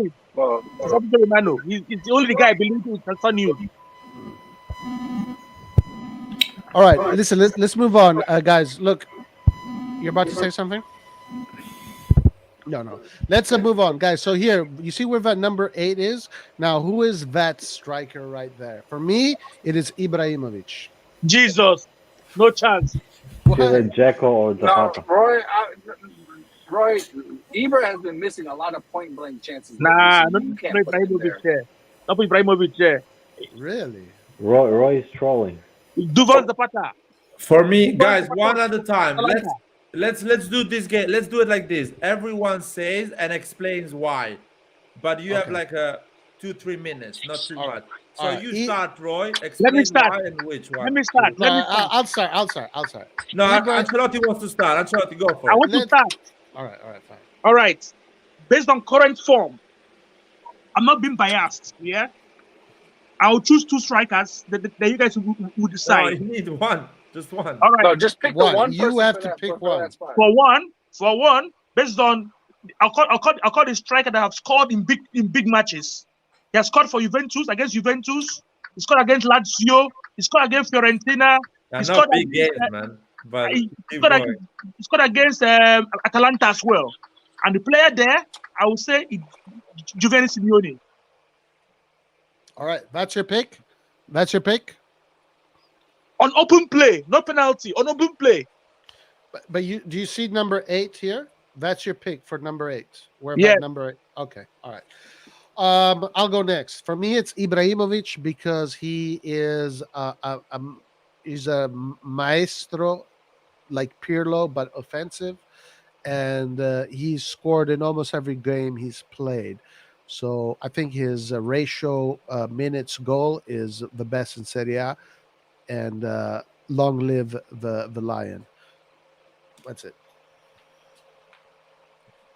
For me, I can go. For me, should in that position should be Dzeko because the guy's 35 and he's playing amazingly. He changed completely the way Inter is playing. He's good on the ball, hold up, scoring goals, playing for the team, and his partnership with Lautaro Martinez is still effective the Nah. way he was with Lukaku, Hmm. and he costed 500,000. Okay, keep going. Who else? Can you guys hear me, Lauren, you by the want to way? go? Yeah, Yeah, it's a Florian, bit go for better. it. Yeah, I agree with Lard. I think Dzeko makes more sense, but I also like Zapata. I know he hasn't scored more, but the way he helps the team, I Yes, think he's been Zapata. performing this half season. But I think Dzeko makes more sense. I agree with Lard. I think Dzeko should be there. No, All right, next person. Next person. Florence. Two, Huh? So two It's it's against really one, not one, even. who is one. It's this Florence right. is wait, Hey, Florence. Are Roy, you? Yeah. Ibra is my favorite No, player no, no. ever. Choose That's fine. one. That's fine. Choose That's one. We fine. said. Florence, are you? Are you Albanian? Yes. Oh my God. Well, Ah, I Roy, didn't. you're done. You're cooked, Look, man. man. I disagree. I disagree with this guy about a lot of stuff. But Jacko has been performing, man. I can't disagree with that. Oh, mamma mia. He's been Roy. Listen, I shit on Zeko in the beginning of the season. I say he's not gonna score more than 6 goals a season. He's the He's perfect slow, striker for and Serie A, Inter is man. not gonna have any option. And I saw him play a lot of games this season. The guy is being a game changer for Inter, and he's incredible. It is incredible. I'm surprised. He's amazing. All right. What about you, Nathan? Go with your Oh rainbow, Nathan. man. Ibra. You know what? I'm gonna be a little bit different again, and well, fuck, actually, because well, I guess it won't really fucking matter because I can still choose another forward for the other side. But I'm going to go with Rebic. What? What? He hasn't played for 2 months, man. Hey, Oh, I'm gonna Jesus, go. man. I'm gonna go. The reason why I'm going with Rebic Televis. is because we need a person. Because the person I'm gonna pick after for the right side is why I'm a, it's his link up play. But Rebic is pressing. All the guys you guys have picked, their press game is nowhere near as good as Rebic. So, Man. and when it comes to how I want the team to play, But at Rebic least they don't is get going injured to. every 2 This weeks, is man. painful. We're not taking them into account. Rebic, Woo! to me, will be the perfect person right there. I Legend. cannot believe it. I cannot believe Unbelievable. this. All right, who's That's next? crazy, man. Unbelievable. Rebic got injured in the beginning of October, man. And he got injured again at the end of October. And we haven't Okay, seen him for but 2 before months that, and a Rebic half. was indispensable. What about Lautaro Martinez? What happened to him, Florent? Well, he's going to the other position, the number 11. Nah, he can't play that role. Really? He can't play that role. Probably he's gonna go there. Be careful, Roy. You're losing the war, man. He can't go that role. Guys, this Oh, is. That role, fuck. that, Was that my role fuck. for God damn it. Tahanoglu. That I role for hate Tahanoglu. This is democracy dictatorship, sucks. man. No, it's not a dictatorship. This My is, dictatorship. well, no, you got lucky here because I could overrule this, but I'm not going to. I'm not going to. I'm not going to. At least for now. All right, guys. So this is a disgusting lineup And here. honestly, The worst Roy, lineup I've ever honestly, seen in my let's life. be There's no honest. Italians in this. Oh, Roy, let's be Roy. honest. Roy, Um, Roy. 4 players are coming from Inter side, which is rightly so because they are dominating this first half of the Serie A. Roy, Kind of dominating. They are Roy. performing better than anyone else. yes, Roy, yes. I'll tell you the truth, yeah? There is no way they'll put there's no way Zeko and Duvan Zapata will be on the same team where Zeko play ahead of Duvan Zapata. It's not possible. Yeah, but okay, we They- get they that. But could the performance, comparing them by performance, Dzeko has been performing better than Zapata. If you had to choose, I would choose Zapata to buy but for this past 6 months, Dzeko's been better. Okay, all right. Listen, it is what it is. The voting system has come in, and that's who won. Dzeko, Vlahovic and Dzeko. Right, number 10. Let's go to the number 10. For me, I'm going to stick with Dybala Me too. because he has played. Sorry, can you? What is that noise? Sorry, it's because I'm turning. You know. Oh, finally. Nathan, do like everyone else. Nathan is Don't always try turning, the man. Some of hard us on, have man. to work, Come on. okay? We can't all just be off all the time, okay? Some All of right, us I'll have start to work. again. Rob, let me start again. Roy, let me start again. You start. Go ahead. Right. For the number 10 role, based on what is going on in the core of the season, based on the assists, which I'm not deciding, based on statistics in Serie A. I would say that number 10 role will go for Çalhanoğlu because he's the one that is he takes the play for Inter Milan and provides the assist for Inter. So Çalhanoğlu will go for that number 10 role. Yeah, if we're going on based off of form, then obviously Hakan has to play in the number 10. But he's not playing in that position though. Yeah, This- we're this putting a season, guy at that least. is not playing in that position. So who is playing that position then? Well, he is kind of, but not. He's fully. playing it. Technically, he's playing it. Yeah, he is kind of. Do playing. you want a list who is playing in that position? With how many assists? With how many assists? Yeah, no, he is technically playing it. He's Look. not starting from that position, but On how many assists? No, what we need is assists. We don't need positions. We need assists. okay. I am gonna stick with my position because I love you guys know that I watch Juventus all the time, and It doesn't look like, because if you're putting the ball in that position, you haven't watched Juventus and every recently. time Dybala plays, I want Dybala to come to Milan, guys. I want Dybala. Rob, I would like Dybala too. I Rob, would. For me, it's Dybala. Rob, it's Me too. easy. Yeah. I'm going to go and check best assist in Serie A and put the person there. I Jump know. down. I know. I get it. I get it. All right.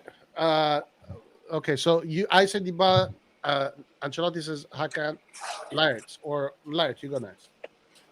No, I want to hear Nathan first. Dybala. Oh, Nathan, I said, explain me to me, man. What is done? Because this Dybala, because I know what Dybala is going to bring. What? I know Dybala is when Dybala gets on the ball, not only can he give passes and score goals, but he can dribble.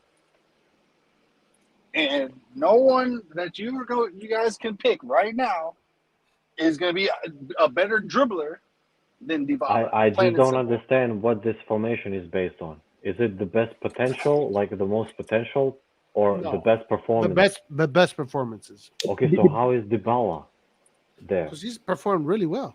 Come How? on, he hasn't played. He How? hasn't started a Juventus is game. thinking he's doing No, well. he had a few injuries, but he's played most of the games. How is he playing? Well, okay, but if you compare, even Zielinski has been way better than him this season. Zelinski is a good number We two. should stop being biased here, please. Çalhanoğlu is a good one too. I agree. I with can't Çalhanoğlu. fucking say it. I can't say his name. If I was unbiased, I'll probably say it, but I can't say it. Come on, say I it. can't go with Just that guy. Say it. Say Nah. his name. There's no way. Hakan. There's no way. I'll rather put Krunic there. All right. So who is your pick? Which one is your pick? I would. I mean, I'm trying to understand how this is working because, It's the we have threat two I for know, Dybala but right now. So we are the last player. Nathan is still trying to understand how these things work. Because we keep saying certain things and what's going on, bro? Are we gonna choose the Thank subs you. also? Roy, you know what? Actually, let's be honest. Yeah. In this formation, for the goal and the assist is done, Akan should be in this formation. Wow. So let's put him on the Wow. midfield. Let's play a 3-5-2. Let's play a This is what I was 3-5-2. saying. That's what I was saying, Yeah. Roy. We could change Let's the put formation to put a Akan flat close to five. Fabian Ruiz. yes, Everyone is flat happy. five. Yes, we can you're play a right. flat five with Oh. Hakan in the middle and two CDMs on outside of him, and then you you're still right. have your wingers. There you go. We're all You can happy do with that. that. Well Is that, done. is that does that work? Does that work for you guys? Without a number 10, because clearly there is not a decent number 10 in all Italy. Yeah. Well, not one that we can agree on. A goat.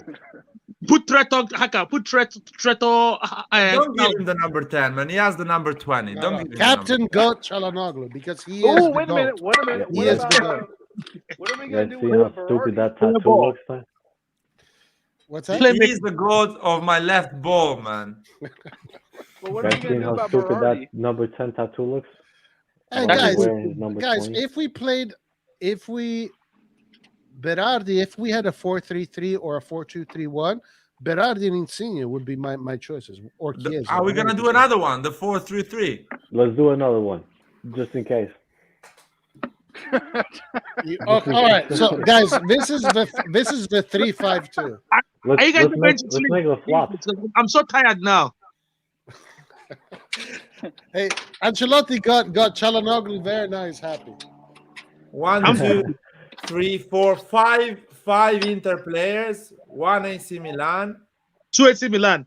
2 2 AC Milan. Napoli, Two 2 Napoli, AC Milan, one 2 Juventus. Napoli, Fiorentina, and Juventus. I think it's fair. It's fair, yeah. Okay. And what about the coach, guys? We just The been coach, we- the we- coach, Inzaghi. not you and Ancelotti for Inzaghi. sure, because you guys have been getting it Inzaghi. wrong recently. No, The not coach is the Inzaghi. coach. For Who me, is the not Inzaghi. No way Inzaghi. Coach for me is 100% Mourinho. Roy, the coach no, for no, this no. type of formation Italiano. should Italiano. be Gasperini No. or No. Inzaghi. Or Okay, Inzaghi. my choice. This is Italiano. based on my choice is Mourinho. No, he Mourinho. doesn't play this formation. Tomori doesn't play in this formation. Italiano. Cuadrado doesn't play in this formation. Omori The can coach who play plays this this formation. formation the Fabian best right Ruiz now doesn't is play in this Inzaghi formation. because he's in first place with Inter. Giampaolo. So you got to go with the coach who's doing the best Inzaghi, with the put big Inzaghi man. there, Oh, man. Inzaghi sucks, man. Empoli- He's a coward. Empoli He's like manager, Allegri. Empoli. He's a coward like Allegri. Empoli manager. The guy is doing well. Andrea He's Soli. trying. Okay, guys. My choice Spalletti? is No. Mourinho. Now you guys tell me your choice, but mine is True. Mourinho. Empoli manager. Empoli. Andrea Soli. Oh, So is that your Andrea Soli. final decision, Andrea Soli? Yes. No, He's no, doing no. well. No, everyone votes, no? Yeah, everyone votes. Me, I will choose Empoli manager. He performed well with Okay. he picked point from big teams. Okay, Andrea Soli. You say Andrea Soli. I'll go I- with Gasperini. You say Gasperini. Laird I say Inzaghi for this formation. and Inzaghi. Nathan. Inzaghi. No, Nah. Nathan. Because they're topping or what? No. Look, we need a manager that is. These guys they have big players. We need a manager that is performing with low players, but bringing out results. That will be a Like, you got to Gasperini. think of it like this: Inzaghi is coaching a team that won the league. So Exactly. he now has to. But the thing is, he now has to get players to do things his way when they've already done something that works. No, man, he's picking up where Conte left. Inzaghi hasn't yeah, brought anything new. But they don't. Yes, he's picking up where Conte left, but they're not the same coach. They can say, "Oh, well, this They worked play for us the last same year, so we're system. going to keep doing this." He could, but he didn't. But No, that's the he thing, was like, the doing this players are system bu- even the at players are Lazio. bu- the He was players are doing this buying system in. at Lazio. What's that? Yeah, he was playing this system at Lazio. Yeah. Yes, same yes. system. Same system, yes. Now, But guys, if I'm it's know gonna, Inzaghi, this then it is has good. to I be have a question Gasperini. for all of you. What do you rate 1 out of 10 this squad just based on the numbers, on the names? 8. I would say 8, 9 out of 10. 7.5. Because Vlahovic and Zeko can play together. I'm not sure about that. I don't know. Dzeko is Can or can't? Who does Dzeko is a Zeko second play striker. together? He's pretty much a second play striker. together. Mm. You know, That's why we were because saying Martinez in the beginning because he's a good second striker. That's why I also said Rebic because Rebic is a good second striker. They can play Guys, We have together. a formation with two Roy, let's primary move to another strikers. It doesn't look formation. right. Let's go 4-3-3. All 4-3-3. right, 4-3-3. All right. You don't take out some players because I would keep Tomori Koulibaly in the middle. All right, I like that. We're in agreement with that. I think most of us are in agreement Because with they have Koulibaly. pace. They have It's pace. just They, center backs. they're good with feet. They cover good the double defense. Yeah. And as far as Screen that out. screen you're out. As far as the goalkeeper, I'll keep Magnan. Oh yeah, for sure. Yes, I'll bring Guys. in Hernandez and I'll bring in John Cuadrado as 2 and 3. Guys, we No, haven't- I want I a more wouldn't do that. defensive fullback. I want Nah, a more Calabria defensive. has to be right back. For me, it's Di Lorenzo. I agree. I'll go with that, Roy. I'm with you with that. Yeah, Di Lorenzo on the right and Theo Hernandez on the left. Yes. I don't know about Theo Hernandez, guys. What He did you has a Hernandez is doing very well. A left has a back good- is No. We have the back. best one, Ballatore. Fucking. Theo hasn't been performing, but honestly, there's no better left back in the league. All right, fine. Exactly. Hernandez. Spinazzola hasn't played still yet. Yeah, he's And Gozen got injured from the beginning. So Theo, even in his worst season, is still the best. the best left back. I do want to say to Nathan, if Calabria hadn't gotten an injury, it would be probably Calabria. But so far, Hard to say. Yeah, I hard would to say. put Calabria instead of Di Lorenzo, but he had an injury, so okay. You said 4-3-3. 4-3-3. We concede way too much to have 3 players in the defense, including the goalkeeper. You need to take out Cuadrado, man. I'm sorry, but in this formation, Cuadrado doesn't have any reason to exist. In a 4-3-3, Cuadrado could play as. No, take it out, man. It's It's a not in matter of this choice. one, if not we in the would best choose one. it. Put I him instead of Di Lorenzo. I have. Wait, hold on. Let's do the midfield first. Do you guys want to keep the midfield the way it is? I can keep the midfield the way it is, yeah. Everybody agrees with that? Yeah. And in midfield. Yeah, it was Midfield. alright. Maybe Malinowski instead of Fabian Ruiz. Or maybe, you know what? You can, do you want to make it a bit different? To spice it up a bit, you can put, I think Brozovic, he's having an incredible season. Or that, And as a mid left, you can put Milenkovic Savic or the But other yeah. one. He No, hasn't these been these that three good this players. season. The only player I would substitute here would be Fabio Ruiz for someone else. No, on the 4-3-3, Çalhanoğlu would not perform, man. We've seen him. Why So- not? In this No. formation, no Çalhanoğlu. I thought it's Roy, Savic. you know why not? Because he has It's to his cover position. all the left wing when Theo goes up and he's doing a 1-2 with the. This He's is not good at literally that. his position. On a 4-3-3, Well, he's if not we're good. playing a 4, because Well, it's the 4-3-3 there. In a 4-3-3, defensively, it becomes a 4-5-1. No one. No. Yes, No, no. yes. it does. No. It does. Yes, it does. Well, Bro, I've it's seen how you- Çalhanoğlu in it's how- that formation. He's lost. He No, has to cover you more have space. an agenda against him. Like, It's- No, but if oh, Hakan's however, going to be his there, you can't career put him has on the left, been- Roy. Roy, you can't put Hakan on the left. You would have to be in the middle of those 2 other midfielders. okay, Vlahovic fine. this All right, way. all right, all right, all right, all right. Vlahovic is better. Who would you put in the midfield? You need What- to put a guy that has a lot of quantity and good feet. Which is Milankovic Savic needs to be in that midfield. Milenkovic Milinkovic Savic. Savic or the one who is the one We're talking about performances, guys. Which one? Yeah, performance. Still a lot of players perform Performance. well. Savic hasn't been that good. Or you know the guy of Sassuolo. Sassuolo plays a 4-3-3. I think it's Fratesi. No, they play 4-2-3-1. Savezi, yes, but no. Ah no, 4-2-3-1. Yeah, true. 4-2-3-1 they play. Guys, I'm okay with this midfield, except for Nah. Fabian Ruiz. Except for Fabian Ruiz. Put I will Brozovic there. put Roy. I will put Milinkovic Savic. Brozovic instead of Çalhanoğlu. Brozovic is a deep line playmaker. He's like a Uh, Pirlo. Yes, Roy, I would yes, not indeed. want Brozovic. He's not If a if Mezzala. if Krunic can mark Brozovic out of the game, I don't want him. Metsela, this why? Metsela, that Chanoglu plays can No, no, play no. as a I will put. Yeah, Listen, Mezzala. Roy. My opinion is Barella, Brozovic, and Fabian Ruiz. no. Fabian Why Ruiz not? is a Mezzala. Yeah, But Fabian Ruiz as a Mezzala. the Metsela needs to be Milinkovic Savage.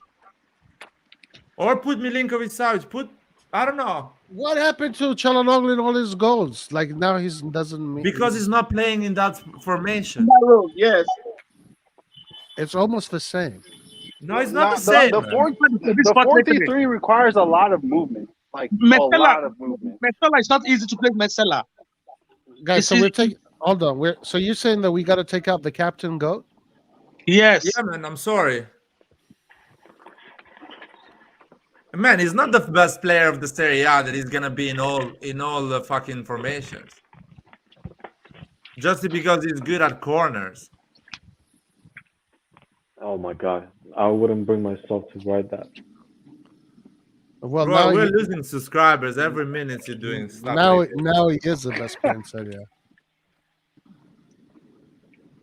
Who is that? I don't see his name. Dybala. Come on, man. Put a fucking midfielder in there, man.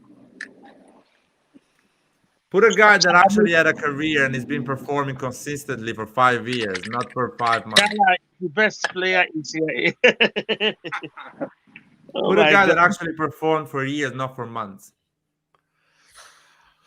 All right, guys. Just so we can move on, I'm going to allow you guys to say these crazy things. So who do you want there?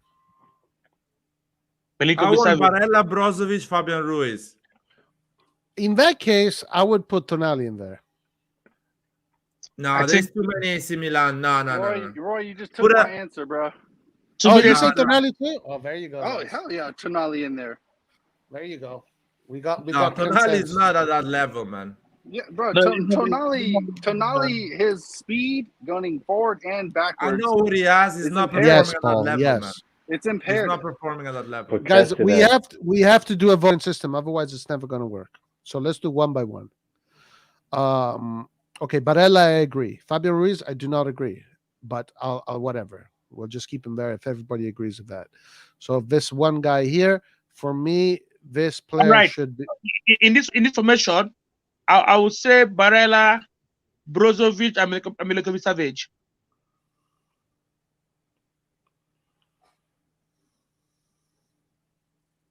Roy, if you think of 4-3-3, you think, let's say, I'm exaggerating. You think Barcelona. So Brozovic can do the Busquets type of football, Yeah, short passes in front Right. of the defense. yeah. Barella is a kind of covering all the half right. Right. On the left, you need the same type of guy that covers that half left and creates and is good with feet. So Kessie. put Yeah. Milinkovic Savic and that's Çalhanoğlu it. is way better, Yeah. man. Huh? Tonali can do it too. No, Tonali can play Tonali, the no, Busquets cannot role do as it. He's well. not doing. He doesn't go in the box. He doesn't create assists. Every time He doesn't Tonali is dribble. starting, Tonali doesn't he's do usually these the things. best midfielder on the field. When I think of that position, I think of Iniesta. Tonali doesn't do nothing. Yeah, He Çalhanoğlu goes- is a perfect for this position. I'm just gonna do it so we can finish this, guys. But I do not believe in this. Tonali is not even close at those type of performance. Florent, Tonali pick a can name. easily Pick a name. play the. I Florent. would, Kessie. I Milinkovic would, Savage playing where this I is would the take play. Kessie. Okay, I'll put so Kessie there. you say Kessia. Yeah. Laird says Savic. What did you No, say? I'm gonna be the last Exactly, one. Savage I'm as gonna well. be the last one. Savage. For which role are we doing right now? The Mezzala. Mezzala destra. Right, Mezzala, whatever. Center, left. right, midfield. Left, center, right, midfield. Then Left, Luis Alberto. center, left, midfield there. Luis Um, Alberto. So who do you say? He's not even Ancelotti? a starter. He's not even a starter in Lazio. Oh, you said Savage, right? Nathan, who's your person for this position. I'm still maintaining what I said before. Barella, Tonali, and you can put Hakan in there as well. Man, Nathan is dreaming. I man. totally agree with that. Totally agree with Nathan, Nathan. you're dreaming. You look at Tonali and you're dreaming. You're dreaming. You're not seeing the real football. he's putting on the pitch. What are you guys You're talking dreaming about? good stuff, Nathan. You're dreaming good stuff. Yeah, keep dreaming, man. Listen, is either Milinkovic Savage or Frank Casey. That's it. I'll put Milinkovic Tonali's Savic in been there. better than Kessie this year. Wait, If we're going who off did on Florence say? performance. Who did Florence say? I said Kessie. I think he's been better than Savic this season. Wow. Well, Kessie hasn't even been our best midfielder Get the midfielder, this year. Well, okay, but compared to Savic at least. Okay, so we got two Savages. I now Tonali, I kind of agree, but not really. I don't think yet. Well, he's too young, man. That guy hasn't reached his peak yet. I mean, I was just saying that to I mean, no, Roy. Listen, I have a good name. I think the guy that plays for Roma is perfect in that position. Cristante? Pellegrini. Pellegrini, yeah. Oh, Pellegrini. I He forgot goes about forward, he Pellegrini. scores goals.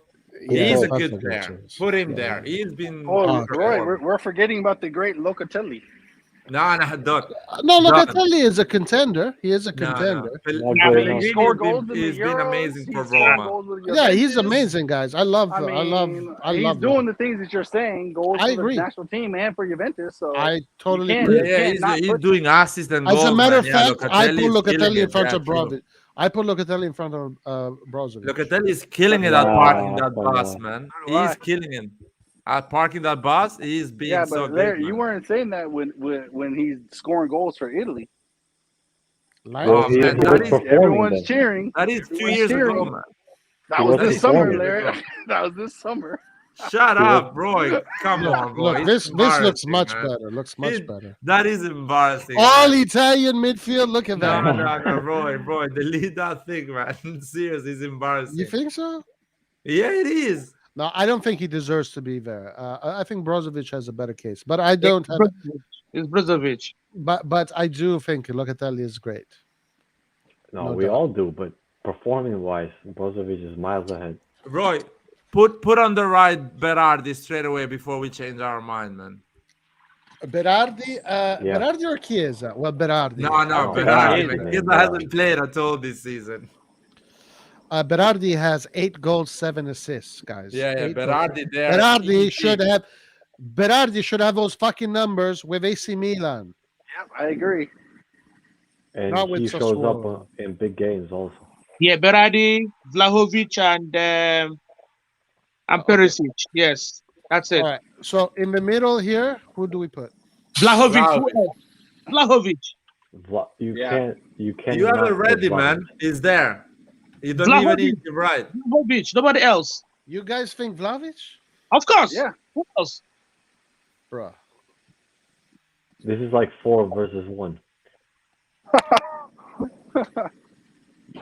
All right. And that's it. That's Now it. the right, definitely not Perisic. 100% Insigne. Like what? What are we even discussing? Let it? me, Roy. Let me think. Insigne a is bit. on the Let me left, think a Roy, bit. not the right. Give Oh, me- sorry, the give me- left, naturally, he's always on the left, left. left. I have to visualize all the Serie A teams. Guys, This is- Insigne has been killing that left side. No, Perisic Yeah. is that's I will that say rule. that as well, Roy. I agree with you with Insigne. Here we on that go. left. Here we go. We got 2 for Insigne. He has, but he cuts in and he fucking He upper destroys. right corner every time.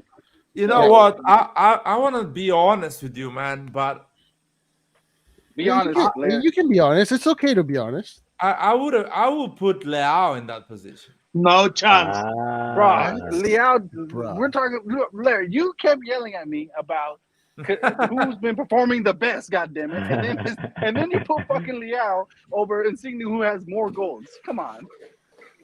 No, does this? I don't know, man. Goals? Leao is he's been incredible every time he's what, played what, for us. what is it going to be? Is it going to be fantasy or consistency? Because I keep Yeah, getting yelled at for that. Insigne there. Insigne. It's Insigne, right? In a 4-3-3, it has to be Insigne. It Yeah. really just Yeah. has to be. He has the same goals as Lau. He has more assists though. I There you wouldn't. I go. wouldn't pick Is that a Insigne. fact? What about? Let me think about who is playing for No, Lazio doesn't have a player for that position. Atalanta as well doesn't have a Pedro is player. playing well. Pedro is playing well this season. Pedro, yeah, he's playing well, but not at the level of Insigne. I don't know why Perisic, but I would just leave Perisic there. Yeah, me too. Oli Perisic is there as well. It would work perfectly Uh, in formation. but it's less of a he's Less goal threat. Yeah, but you have you have Theo here, and Pellegrini is an attacking player, so this side would balance itself out Bruh, perfectly. this team rocks, guys. This team is I, disgusting, I man. think Insigne will play really well with Theo because he likes to cut in the middle and give that Yeah. ball to Theo. Very good point, Larry. Very good I point. argue that this team would destroy the previous team. I like this team more than Oh, the yeah, for sure. 3-5-2, to be honest. It's more This creative, team more fucking rocks. exciting, I would say. Yeah, this team is super exciting. There's a lot of Italians. But one that's player- Berardi there. Anyway, no The problem. one player there, Brozovic. I wish there was a better player there. No, I think it's good. Brozovic is there. I think Man, that's that is what this good, connection man. needs. That defense is solid. Di Lorenzo, Koulibaly, Tomori, that is a solid three over there. Some chemistry there too.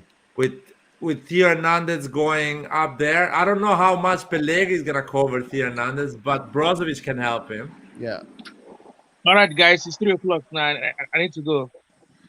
All right, my man. Oh, come on, we were gonna pick another formation. We're gonna do the 4-2-3. Bro, and now we're gonna do the 4-2-3-1. You want to do the 4-2-3-1? Yeah, I want to do that All one. right, let's do the 4-2-3-1. Oh my god. Oh, Well, you keep want the back four. The back four doesn't change. I agree. No, with that. no, we I need agree. in my The back opinion, four- the because back we four play does with a not double change. pivot, we need a better defender with the ball. I think I would put De Vrij instead of Koulibaly. What about Skriniar, man? What? I think Skriniar is better than De Vrij.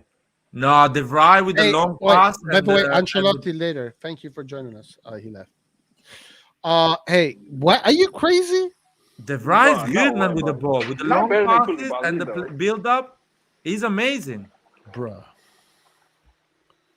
De Okay, Vrij is this- amazing. And he was doing it with Lazio as well before. This has to be a voting system. Okay, so Nathan, do we keep Koulibaly or put De Vrij? Fuck no, we keep the same back line. God damn it. All right, Florent, what do you think? I think we'll just keep it because I don't think there's Guys, any I'm better sorry, choice. lad. I'm sorry. No, I I'll change would put De Vrij seriously because It's gonna be hard to convince any of us. I don't know, guys. I've seen him on the three defenders that Inter has. De Vrij is the one tactically better, even with feet. He's better than Skriniar. Is more physical. He runs more and he goes more forward. But De Vrij, he has a long pass. Nice. He's good at passing as well. Short But passes. He plays instead well of- with Brozovic. Instead of Koulibaly, Yeah, Koulibaly. I think the combination Tomori De Vrij is almost at the level of Tomori Kier. You know what I mean? Because Yeah. De Vrij is similar to Kier as a type of But- player. I would in a real life situation I would keep Koulibaly there only because of Di Lorenzo and the chemistry. I understand, and my only I know. problem is I that- think Koulibaly is a better defender. Yeah, but with a double pivot, I'm not sure Koulibaly can give that quality that De Vrij gives because the defender becomes think he almost does. a midfielder with a double pivot on a build-up. Hard to Yeah. convince me, man, because in my opinion, Koulibaly is a best defender in Serie A. So very hard to convince me on this one. I'm 3-1, so Three against one. I guess I lost. But Fucking democracy sucks, right? no, I'm fine with that. Just have an eye on De Vrij when you see Inter and let me know. All right, okay. All right, the double pivot in the midfield. Tonali and Kessie. Nah. Really? Double pivot, listen to me. Double pivot, no Barella, no Brozovic. They are not good for a Exactly. double pivot. I'm taking Barella, Tonali in one of neither those of them positions. play there. Barella I'm and definitely Brozovic, they're not good for a double pivot. Well, who plays double pivot in Italy? It's Milan, Napoli, Roma, Roma, Sassuolo. I will Juventus a put little one of bit. Sassuolo's And we double are pivot. above all of those teams. Tonali has to be there. I don't care who else y'all pick there, but I Tonali has will, to be in one of those. Roy, I will put Kessie and Sassuolo players as well on a double Not pivot. Kessie, bro. Man, Kessie in the has been double pivot, fucking though, you have trash. to put Napoli there because they're kicking ass. Okay, Kessie, Fabian Ruiz. Also, or KC and I can't pronounce Bro, this we're guy's name. going off based on Um, current form. Bro, Kessie has been one of our worst performers. No, on a double pivot is one of the best. I'm sorry. Not this year. Bro, every single game we say we can't stand Kessie, bro. You can't say that and then you go and I've been every single criticizing video. him a lot, but still, that double pivot, he does it well. I mean, Tonali hasn't performed that well lately either. I think Tonali's been better than Kessie this year. What about Guys, Locatelli? Debatable. Fratesi plays on the double pivot. He's good. No, I think he's more of a box to box like Barella. Like he's more of a CM, more of compared to a CDM. But he plays on the double pivot, man. Who? Fratesi plays on the double pivot. He's Yeah. one of the double pivot. I see him like high on the pitch a lot. Yeah, because he does it well. He goes higher. He goes offensive. Tonali is not doing that, and I'm saying that he should do it more if we want to be more unpredictable. To be fair, that position is not required. It's not like a requirement to be high on the pitch. All right, I made up my mind. Fabian Ruiz and Kessie.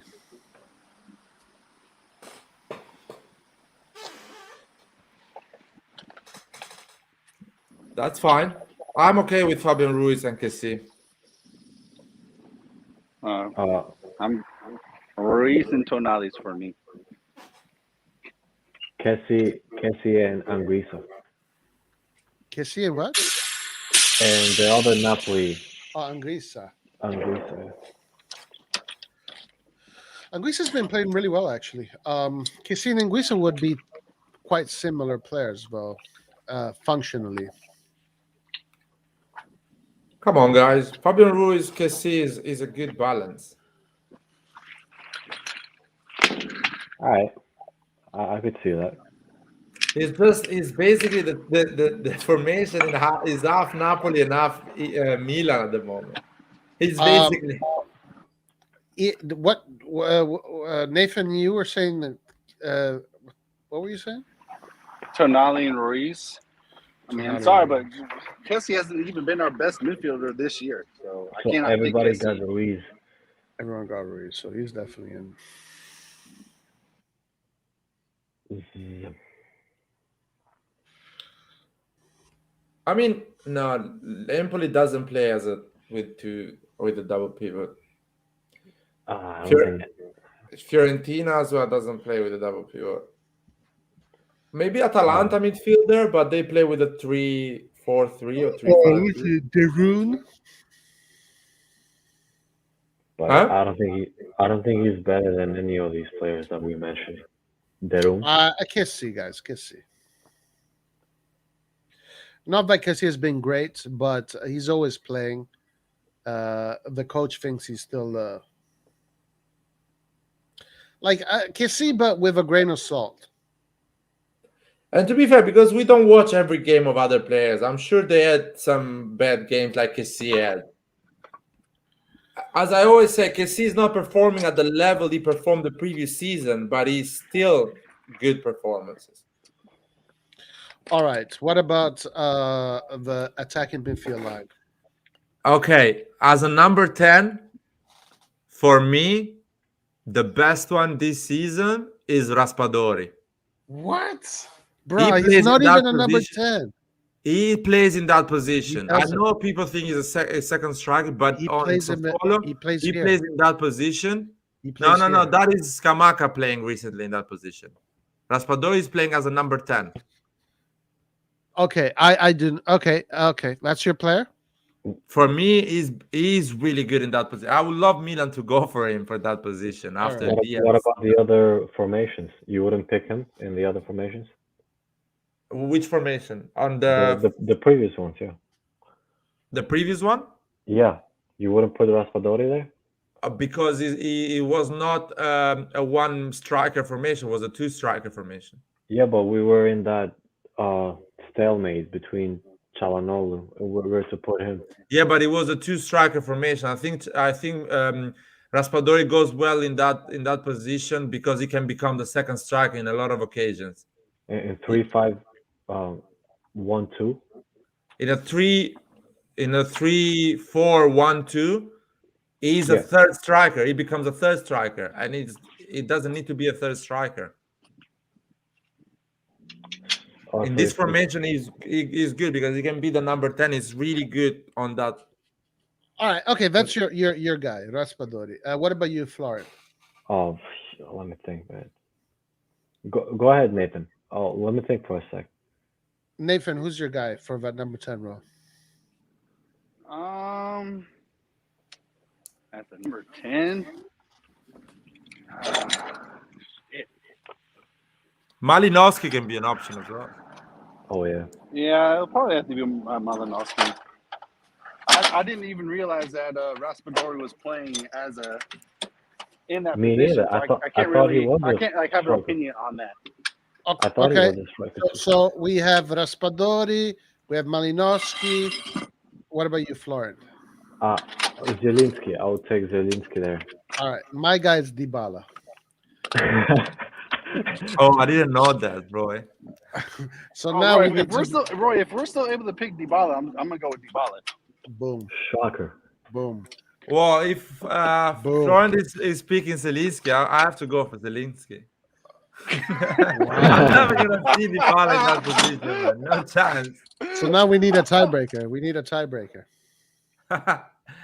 Oh, Listen. I got it. I'll get a coin and I'll flip it. If it's No. Don't do it. If it's heads, it's Dybala. If his tail is Dybala. Bro, Yeah, if the coin doesn't flip to either side, then it's Zielinski. bro, in that formation, in that position, there is three players that have performed consistently and pretty good. Is Malinowski, Raspadori, and Pellegrini. For me, it's either Dybala or Pellegrini. It's one of those two. No. Yeah. No. I still Dybala not even in there. If I don't pick Dybala, then I'm gonna go with Zaniolo. What? Because the games that I've watched him in Roma this year, bro, when he's not on the ball, Roma just they just have nothing. Well, let me put it. Yeah, let me even get- Raspadori does that for we're gonna Sassuolo. put it Yeah, on but a- I didn't even know that he was playing there, so that's why I can't really pick him. But I actually see Zaniolo play, so that's why if I'm not going with Dybala, I'm gonna go with Zaniolo. All right, He's fast, he's tall, he's skillful, he can score goals. So I'm gonna put a poll in the chat: Dybala or Zielinski. No. You have to put all the players, man, not just. I can only put 4, man. Zielinski, statistic-wise, he's been better than all of them, even than Pellegrini.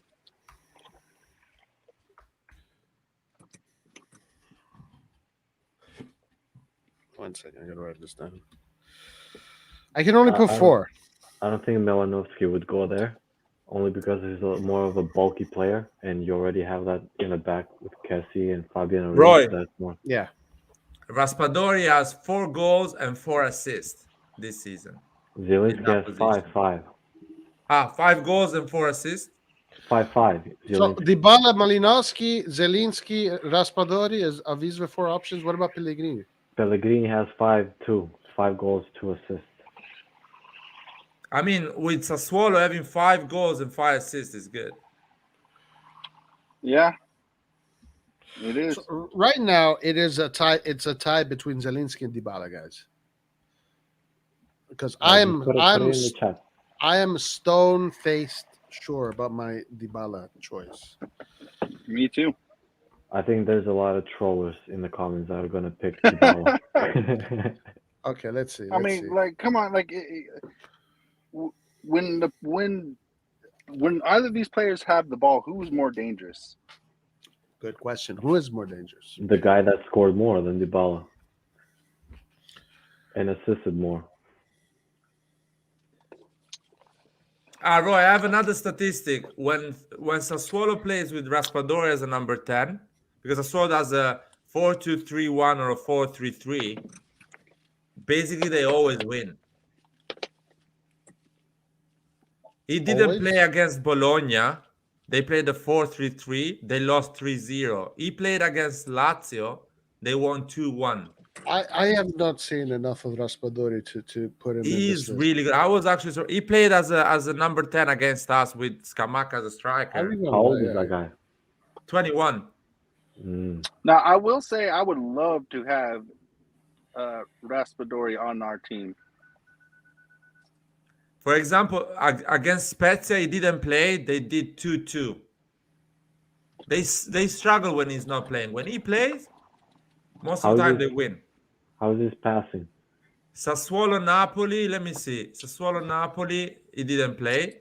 No, he played as a left wing against Napoli. They did 2-2. You know what? Here, this is what I'm going to do. I'm actually going to change it to Raspadori because he can play across all those the positions. So the right, left, and middle. And Dybala can only do the middle and the right.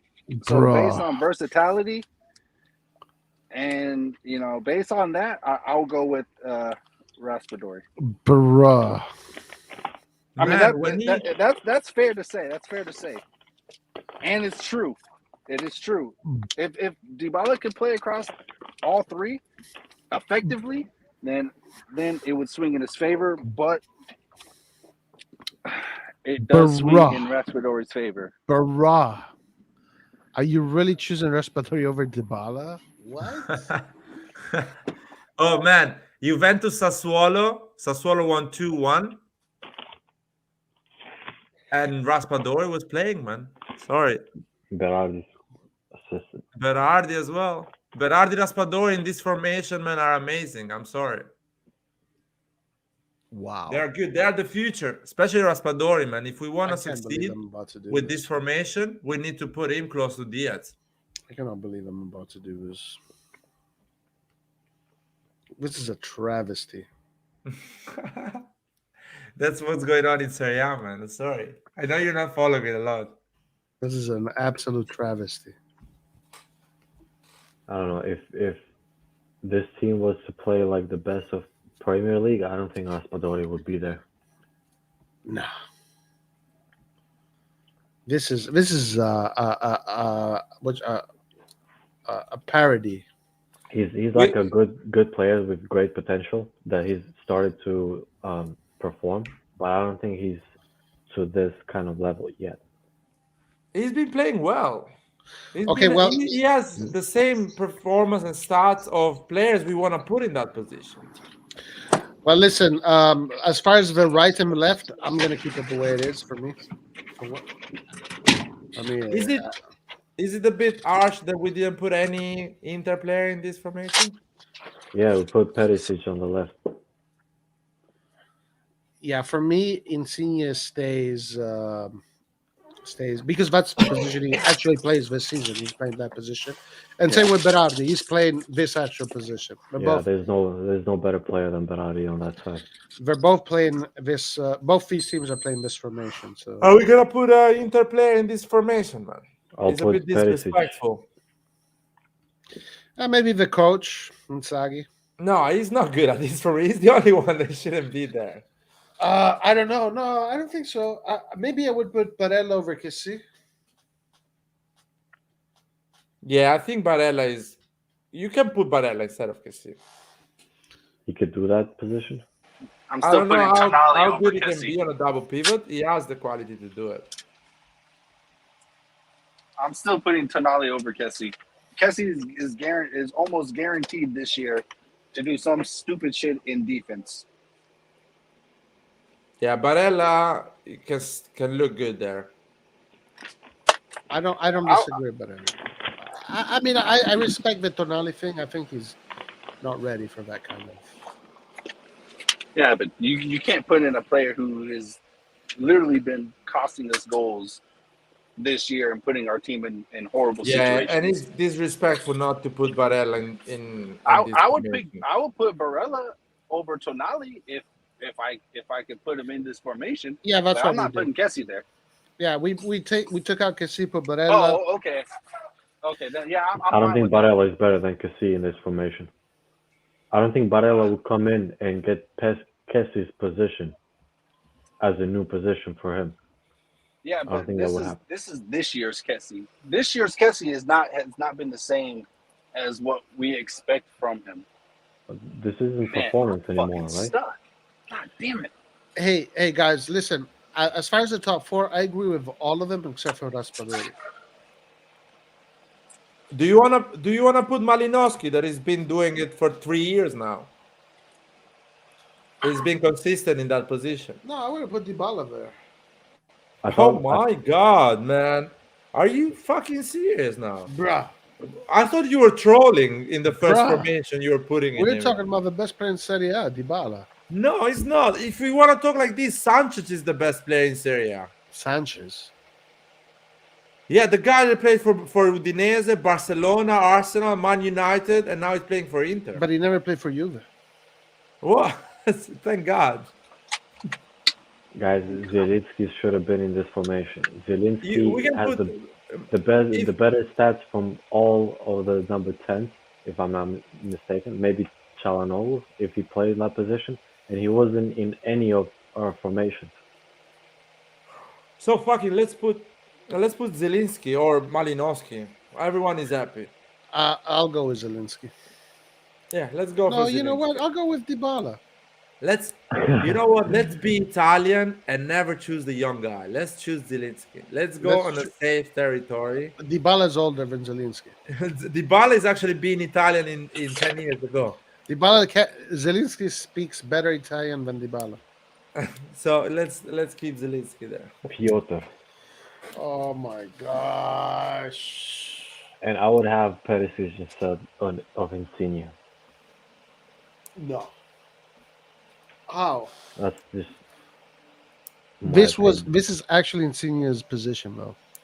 It really is. Like that's where he's playing. And Insigne has been cutting in from the left side and been destroying. I'll be honest with you, Roy. I will put something more physical in that left wing, to be honest. Somebody that can actually come back a bit. With Theo. Yeah, with Theo, you need a guy that is good at a bit of a recovery. Yeah, okay. But the only other person is Rebic, but y'all won't put him there. Well, guys, the guy that plays literally in that position is Fabian. Oh, we already did that with Barella now. It's the same thing. He's playing with a teammate that he plays with. Yeah, but it can only be Rebic. Is more defensive than Theo. Or what about Gozens? Roy, Gozens play there? Just put Fabio Ruiz instead of Barella, and he will be there with Koulibaly and Di Lorenzo, and then Barella will be on this side with Perisic. What? If you put Fabian Ruiz on the right, Barella on the left, you can put Perisic as the left wing. No, hell no. I'm not going to put Perisic as left wing, bro. Never. There's 5 Napoli players in this formation. Wow. Hey guys, you wanted Zielinski. There's something wrong in that. Dybala should be there, man. This should be like this. No, man. I told you, put Malinowski. Atalanta is a great team. They've been performing well. Why not putting Malinowski there? Stats wise, Zielinski is the. What about Pellegrini? Pellegrini is the best attacking midfielder in Serie A. He hasn't. Roy, you only want to put Italians there. Or but it's Dybala. true. It is true. It is true, though. Statistic wise, nobody deserves that more than Zielinski. Put fucking Leao instead of Insigne, man. No way, man. He does it. He does it. He has pace. With Theo, there's no better left side on Serie A. Leao with Theo? Guys, is anybody better? Is a beast. With who? Insigne has definitely been the better person there this year. Oh my god! I feel like you guys have even Napoli's fans don't like him this season. Well, but not because of how he plays, for other reasons. I don't They, know how many they don't Napoli like games him I've because seen, they don't and like him because this guy's been a sub every game. who Insigne? Yeah, No, he hasn't. yeah, he has. No, Spalletti he has hasn't. subbed him He's almost every game. well because he has a million strikers. All those strikers get snubbed. But hey, Yeah, but if he was performing like that, no. Spalletti has literally said Insigne is the best player that he has. Like I literally read that a few weeks ago. Yeah, because he wants him to renew. That's why. he's the captain. The issue with Insigne is that he's pulling a Kessie, and that's why the fans don't like him. He's pulling a Donnarumma, a Kessie, a Hakan. He's pulling. Yeah, he's doing one of those. Anyway, guys, I've conceded way too many players already, so this is fine. This is fine. Too Vlahovic, much for you. Too much for you, Roy. I would never put Vlahovic on this in this formation. Never, The top scorer, you wouldn't never put him. never. Who you put in that position? Osimhen. You can put him with That's 5 not a goals. bad pick. Yeah, 5 goals. That's all he scored. Yeah. Yeah, only 3 times less than Vlahovic. How many Vlahovic goals? scored 14. He scored 5. Yeah, put him. Makes sense. Complete sense. Mm. Well, in that case, that's different. Or you can put Well, me. I scored 2 goals a week That's ago with my only friend. two. Only two. Yeah, but Osimhen 5, so we can go down and we can go on 2. Oh, fine. We'll keep Vlahovic. It's the balance, right? Fine. The balance. Zapata has 9. Lautaro has 12 or something like that. 11. Lautaro has 11. I think so, or I'm wrong. I don't know. Stats, I'll tell you. Yeah, he Stats. does. And 2 Yeah, assists. Lautaro Wow. has 11, and he missed 5 penalties this season. And that's why we were telling to say to put him as the support striker in the other formation. Now that's why Vlahovic should play, because he scores penalties actually, and he does goals as well. And Simone has 12. I saw an article saying that Vlahovic was an Inter fan his whole life. Yeah, Yeah. Get him out of there. I'm sorry for him, man. Of course, he's an Inter player. Mihailovic played for Inter. Stankovic played for Inter. All the Serbians player played for Inter. That's why he, Ibrahimovic. Yeah, played for that's a good point right there. that's why he's not going to come to Milan, guys. And he grew up. He understood what football is about. He saw Ibrahimovic and he said, "You know what? Fuck this Inter. I'm not supporting Inter anymore." I'm going to Milan. Imagine if he signed for Milan, man. Oh man, that'll be. And see, that's the thing. If we can get him in January, Oh, it would man. be a good thing because then he could play, with his idol before he retires, and he can learn so much from Ibra. But That'll if be we our wait till the best signing summer, in a while. Yeah, that's not going to happen. I mean, it's not gonna happen. But if we could, it would be nice. Yo, Roy, Nathan, Roy, you wouldn't take him? Vlahovic? Nathan. Yeah. Yeah, Zaniolo has 7 yellow cards, man. Yeah, but that's out of frustration with how Roma is playing. The guy that has more yellow card is like players from Sampdoria. More yellow cards than him. Zielinski okay. has none. Zaniolo has 1 red card as well. Better than him has done Roberto Soriano with 2 in Serie A. Sorry. Can you believe it? This guy has more yellow card and red cards than goal and assist. He needs to move to AC Milan as soon as possible. I saw a Yeah, but report it- today that Bayern is going for Insigne. Yeah, I saw that too. But Oh, yeah? I don't know why because it doesn't make sense. Who plays for Bayern in that position? Coleman? Coleman, you can put Sane there. You still got Gnabry. Gnabry. You can play him there. It would make zero sense for him to go to They'll Bayern. probably get rid of one of them. He should go to Well- Barcelona. He's perfect for Well, Barcelona. Bayern. I don't think Bayern are totally sold on Sane. To be honest, I think he's really overrated. No, I like that guy, man. That guy is fucking. He will do If so you well watch for him, us. if you watch him in the Bundesliga all year, that guy, he's good. I'm not gonna say he's bad, but man, he doesn't. You can see he doesn't really fit Bayern. Nathan, no one does that. Why are you doing it, man? What? Put in What? the live mode when you turn. Yeah, he's Well, has it. there, unfortunately for me, I'm driving in a bomb, so I gotta use my signal. Don't use the signals, man. No one does that. You're If driving in a some, bomb. yeah, because you know if you're in these tankers, when you let all the gas out, you have all the vapors, and Dude. that's when the truck is most dangerous. Is when it's nothing but vapors in the compartments. Dude, So if there's the a little bit way of leakage and there's a match, I will literally blow up. Nathan, listening at your football takes, I feel like you're driving drunk, man.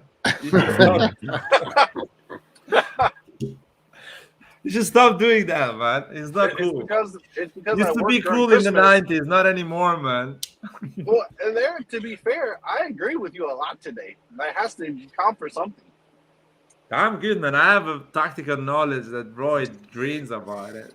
But there, you said my picks were drunk, and like 90% of the time I've agreed with you. So something has to give. This is a pretty good formation. Does it say something about the fact? And it's You all know, Napoli players. no, I'm thinking about that. Pioli is doing a pretty good job because he doesn't have the best player in this position. No, of course he He doesn't. has only 2 from this formation. 3. 3, whatever, with a keeper if you can count.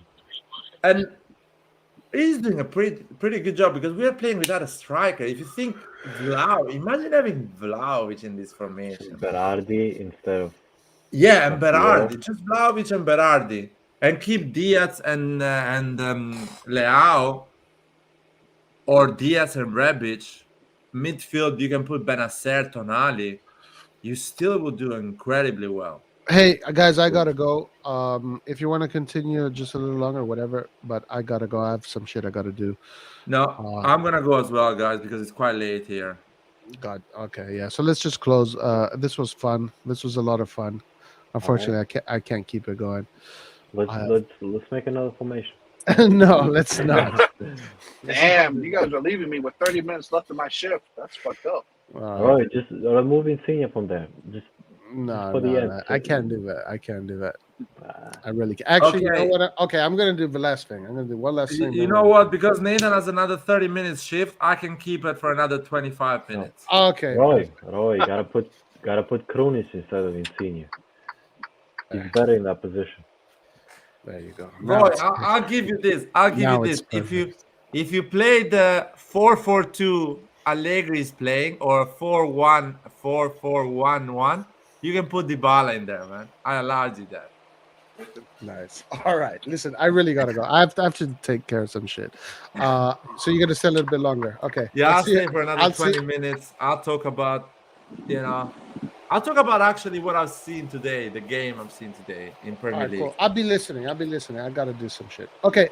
See you guys later, yo. Ciao. Take care, Roy. Take care, Roy. Adios. Oh, so now we got rid of Roy. Let's talk about serious stuff. Start with this Dybala shit, man.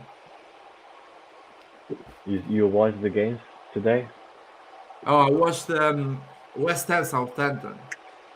Oh yeah, you talked about in the last stream. Oh yeah, I watched some players. Just to have an idea how good the players Albanian are. guy, right, too? Sorry. How was the Albanian guy? Oh man, he's incredible in my opinion. Yeah? I'm not being biased because I actually watched him pretty closely. You saw the highlights of the game? No, I just because I saw the results and I forgot to watch the games, and I knew that after that stream that you told me, so I just went on YouTube and watched the highlight, like a video highlight of him in general. You saw the moment he gets the penalty, the foul on the penalty. No, no. I saw like a highlight video of him in general. Oh no, Like, you should. So if you have a space, yeah, if you have a second here in your laptop or whatever, yeah, I'll do it right now. you can go right now and watch the highlights of the game. West Ham, right? Yeah, is West Ham against Southampton. There is a Okay. moment when he gets the ball in the midfield and he goes on a solo run and he gets a penalty at the end. I'm watching right now. Yeah, I watched it live that moment and I Oh, got. you were there? Yeah, You were sorry. there? You were there? Yeah, I was in the stadium. I'm gonna show you some videos Oh, that's if I cool, can man. bring it to them to my actually let me put some videos just for you guys to show how I was positioned. I saw even Awesome. the referee going close to the VAR. I was so close to the referee. Funny Were you moment when screaming? the referee comes out at the end. The West Ham fans were shouting at him, and he was laughing at them. He did like a fucking clown face. These referees in Premier League, man, are so disrespectful. Oh shit, yeah, he got the pen. Wow. Man, I saw that moment live, Oh wow. Yeah, and he's when I pretty saw strong. it, I thought, how the fuck he did that He's in a pretty strong second? physically He too. turns, He was going shoulder to shoulder with the center back. and the center back is a massive dude, man, a giant. Yeah, And he could tell. just stops the ball. He turns straight away and he starts to run like a beast with the ball Wow. on his feet. He's like 20, 21? He's 21, going for 22. And believe me, when you see it live, you get shocked because when you see it on the highlights, it's kind of the camera is from up. But when you see it live, you're like, what the fuck? How he did that? Even the defender got really surprised because he's a big guy. He's 190 or something like that, 6 foot Yeah. four, something like that. And Yeah, his touch is amazing. He turns so quick. He runs so fast for having the body he has. You know what I mean? so who will you compare it with, like in the style of play? It's it's really hard because he has a massive potential, big potential to become. I don't think he's gonna score a lot of goals in the beginning of his career. I think if he goes with a good team that creates a lot of chances, he can score around 15, between 15, 16 goals. That's pretty good. Um, yeah, it's pretty good considering because the good thing that he has is he fights a lot with the defenders and he He's moves aggressive, around a lot. And because he's quite good technically, he likes to do the difficult solution. He likes to dribble right? to have a clear chance. He doesn't try. Um, I think he's at the same level of Vlahovic. I think Vlahovic is more polished as a player. Hmm. Is more like is more of clinical. Right. Is this guy a Serie A striker? Like like would he fit the Serie A style of He play? can play in Serie A. He can score a lot of goals in Serie A. Yeah, If he comes, for because example, in Serie A and plays for Milan, he can score he's pretty 18 strong goals. physically. So Oh, usually that's physically, he usually can. usually that type of player always scores the most goals in Serie A. You Those know who he type of reminds me a lot? Reminds me a lot. I remember when I watched. I think it was almost 8 years ago, or something like that. Even more, 10 years ago, when Harry Kane has his debut with Tottenham. That he was the reminds you of type of him. football Harry Kane was playing. Harry Oh Kane yeah, was a tall guy, good feet, but he had more pace at that time, Harry Kane, than he has now, and Harry Kane was attacking the space more often, and Tottenham was a better team, so he was scoring a lot of goals and scoring beautiful goals. So it reminds me a lot about that type of player. He reminds me a lot. Um, he was. I was impressed with Livramento as well. Uh, oh yeah, I watched Liverpool Tottenham as well, but not at the stadium. Let me see if the video is ready. Let me check. I think the video is ready. Let me see if I have it here. No, why doesn't move the video? Tottenham played Leicester City, right? Sorry? I mean, Tottenham played Leicester City, not Liverpool. Liverpool played Leicester. Liverpool didn't No, play today. Man City played Leicester. The Yeah, Leicester Man was City winning played Leicester. 3-0. Sorry, it was us. Oh, I mean Crystal Palace. Crystal Palace. Tottenham played Crystal Palace, but Right. Christo V probably is talking about the game a week ago. Oh, okay. So that was a good game. That was a good game as well.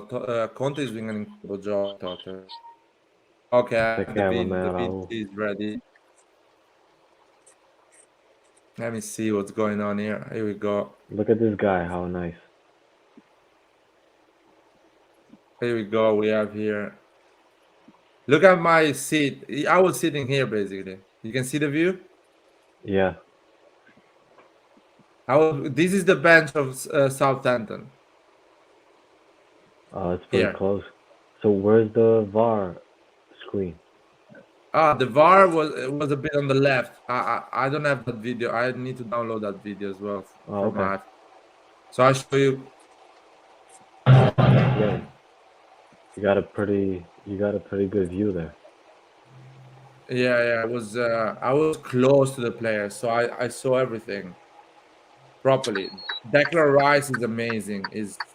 He's a beast. He's he's improving every week. He's improving more and more. Look, he's taller than the goalkeeper, man. Who's that? The Armando? No, Declan Rice. He's Armando. What And the guy close to him, the short guy close to him, he's Livramento. Still a Chelsea player, right back. He's amazing. He's incredible. Chelsea's putting out a lot of players, huh? Yeah, Chelsea has a lot of good players, man. Especially the academy is just crazy good. Yeah. Oh, let me see if I can find the video when the ref goes to the VAR. I think I found it. 1 second, yeah. Dad, so you live in England? Huh? You're in England? Yeah, I'm in London. Where do you live? In New York City. Oh man, that's good. There's a lot of Albanians in New York City. Oh man. It's, I it's mean, too in much. London as well. There is a lot of them in London as well. But New York City, I remember because I lived in New York for 3 months. Oh yeah? I lived in Brooklyn. I'm in Queens. New York City is there is Albanians a lot. Like Yeah. some There's generation more probably third. there's more from Kosovo and the north. Sorry? There's more Albanians from Kosovo and the north. There's not many Southerners. Oh really? Yeah. How long have you been living in New York City? Around 8 years now. Oh, 8 years. Sorry, Yeah, man. 1 second because I need my AirPods too. Nathan is not talking anymore. Take your Oh time. no, Man. because I was listening to describe the game, so I'm just listening.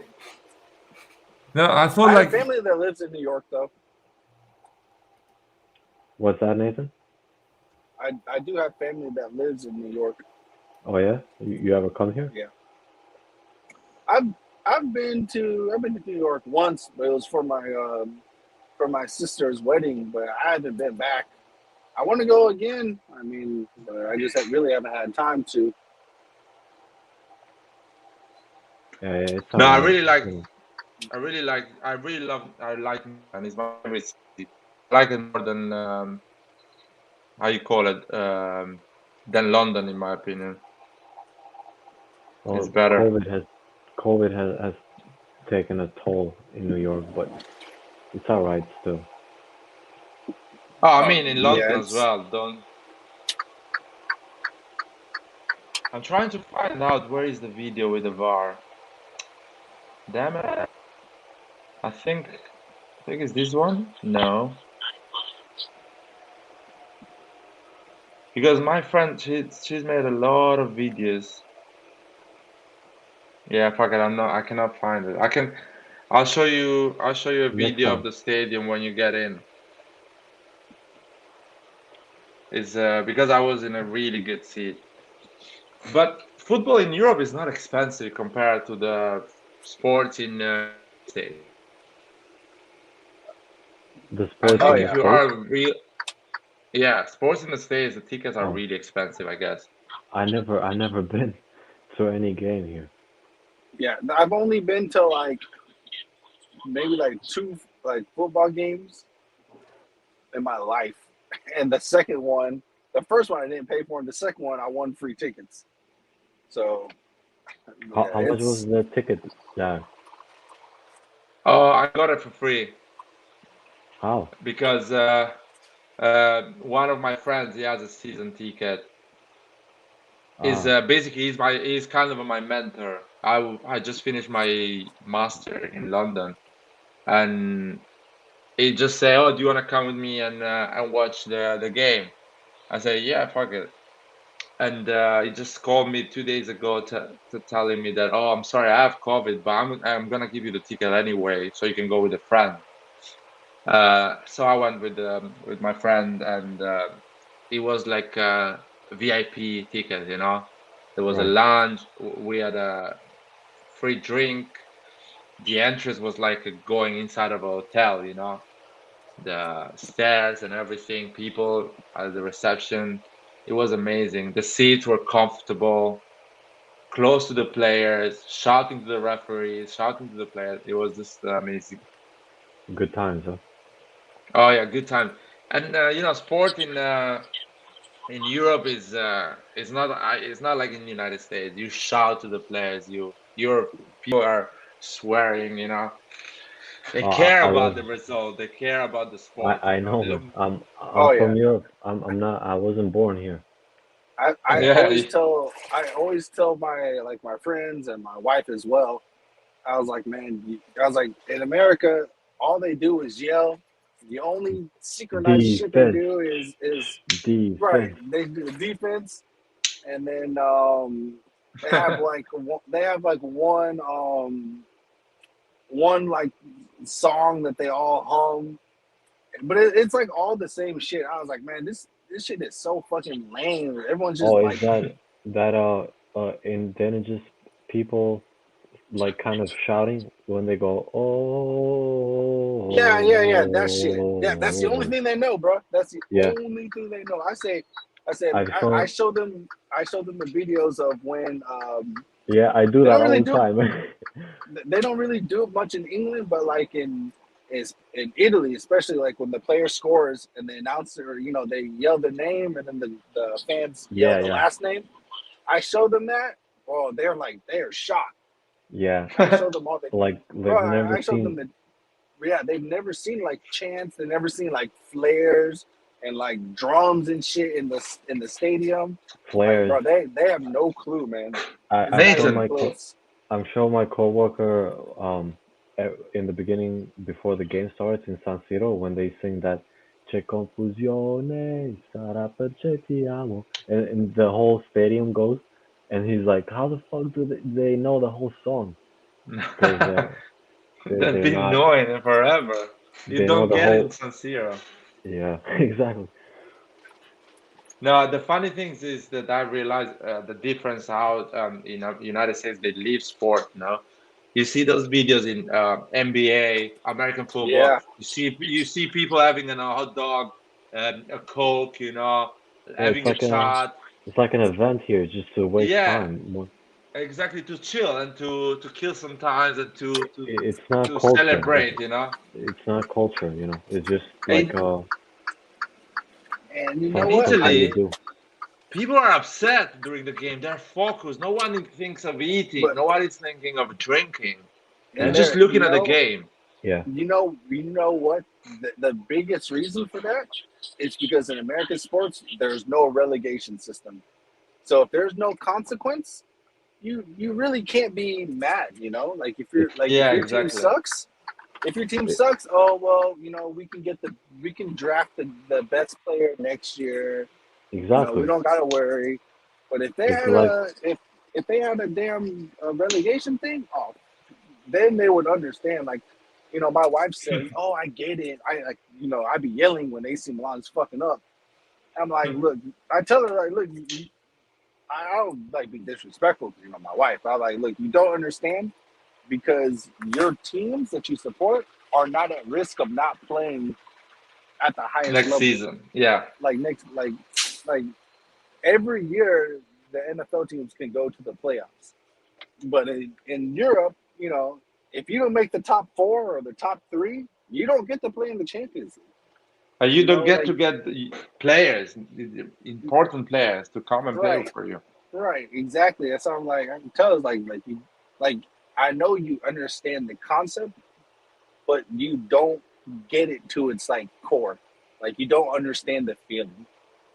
It's but So like when I'm yelling, Sassuolo like cannot relegate. Genova cannot relegate. It's like a funeral if they do something like that. yeah, They exactly. get mad. Udinese. If they get relegated, the city goes a fucking It's gonna rage. They burn. get really upset. Atalanta right? not go relegating. It was a funeral. I remember when Atalanta relegated for 1 year. Even Like it now, was 15 years who's ago, uh, something like that. I think Chievo or one of the Italian teams, or Yeah. Palermo. I'm not sure which one, but Chievo and who else? Messina. They disappeared. They got bankruptcy. even Palermo. Palermo used to be in Serie A every year, Oh like yeah, in exactly. 2000. Now it's crazy, man. Juventus not going top four is madness for the Juventus supporters. Yeah, It's yeah. like nightmare. Like I when mean, Lazio losing a derby or Roma losing a derby. They are in I mad think the for months. I in the think they're last gonna game, have to in get the used to last that though, Juventus. yeah. Well, fuck them and their feelings. That's what they get. I don't think I really believe Juventus is in a sinking ship. I don't think they're gonna they're Juventus, Barcelona. I don't know about Real Madrid, but I think they all started their circle that goes Yes, sir. downwards where we started like 10 years ago, and they have to No, go through no. that period. I don't think the Spanish team are gonna go in a period like that. We Y- were so unfortunate. Let's be honest, because we changed ownership. If we didn't change ownership, our banter era would last way less. You mean the Last like Chinese? two. If we just Yeah, keep the the Chinese they Like came for Berlusconi, if we kept Berlusconi instead. or just if you move from Berlusconi to Elliot, let's say, without the Chinese in the middle. You stay out of the Champions League 2 or 3 years, you come back again. You but know, there is that solid stability I don't that gives think you the ownership. I don't think Thank you. it'll work. It's gonna work for Juventus if Agnelli is gonna keep being the president though, because it feels like they're just trying to recycle the same players, the same coaches, the same systems, and everybody is washed over. Yeah, but the referees helped them a lot, man. Last season, they got a lot of help, Right, especially in the last few games. Everything. man. That's why I always They, say, like, when Juventus needs help the most, it always comes in the last like minutes of the game where nothing can be done about it. you're Yeah. saying they got lucky? No, it's not luck at this point. It's expected to happen. I Like the mean, penalty I for think Juventus or against Inter Ronaldo Milan. Ronaldo saved their ass a few times, Yeah, but like I and always point to like how we got our penalties. We get our penalties like, you know, when something could still happen in the game to where the other team could tie or something like that. We never get our penalties in the last 10 seconds of the game to solve a problem. For example, the to solve penalty a they got problem. against Inter. They got a penalty. That was a soft penalty, man, against Inter. They that get was a a lot of crazy soft. penalty. Things like that, it's just like you expect it to happen because it's Juventus. Like they're gonna get some bullshit. That's just what happens. But And man, before VAR, they were getting a lot of goals that were offside. They were getting a lot of other helps. And during the game, they get a lot of help on those fouls in the midfield. It's just constant help. And the other teams around them, they do bad as well. So And then it's not even like it's like it could have been called one way or the other. No, it's usually like blatant shit that they get away with, and it's like, bruh, like I can see the shit happen in live play. I didn't even need the replay to see it. yeah. But I remember against us, man, Rebic was just going close to Bonucci, and he was getting any foul, man. When we tied, yeah, when they tied against us, every the time first Rebic game, was going close to Bonucci, he was getting a foul. And at a certain point, Rebic got mad because he couldn't get close to them, and they will get always a foul. especially him because he's so aggressive. When it comes to like pressing, he's always like on their neck. You cannot do a shoulder to shoulder with a Juventus player in an important game in Italy because they're gonna get a foul. It's That always is basketball. embarrassing. yeah. Like literally, if it's the last game of the season, you're better off letting them shoot on goal than go for a tackle. Yeah.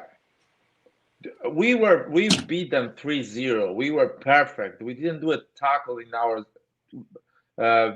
final, 16-yard box. We didn't do a tackle against them. We didn't give them not even a chance to get an half penalty against us. That was a perfect game. That was a good game. If you touch them, just soft touch, they get a penalty straight away. Yeah, No chance. You get saved for that. yeah. For the type of help they get is more than questionable. Like you got to look at the context of how it happened and when it happened and how it's given.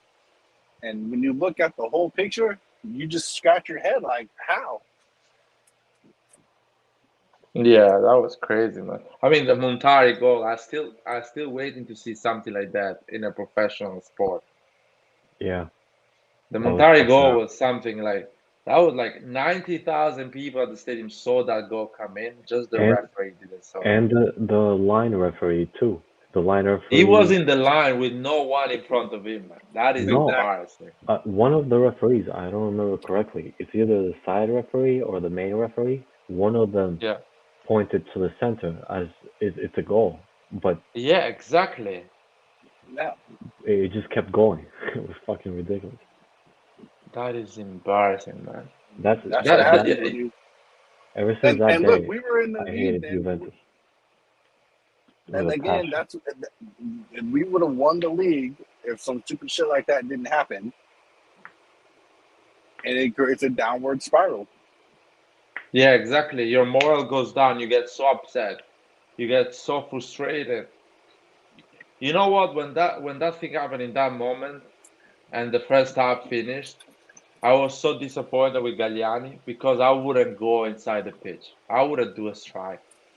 I wouldn't go in front of the camera of the Serie A. And I would tell AC Milan is not coming back to the pitch for the second half.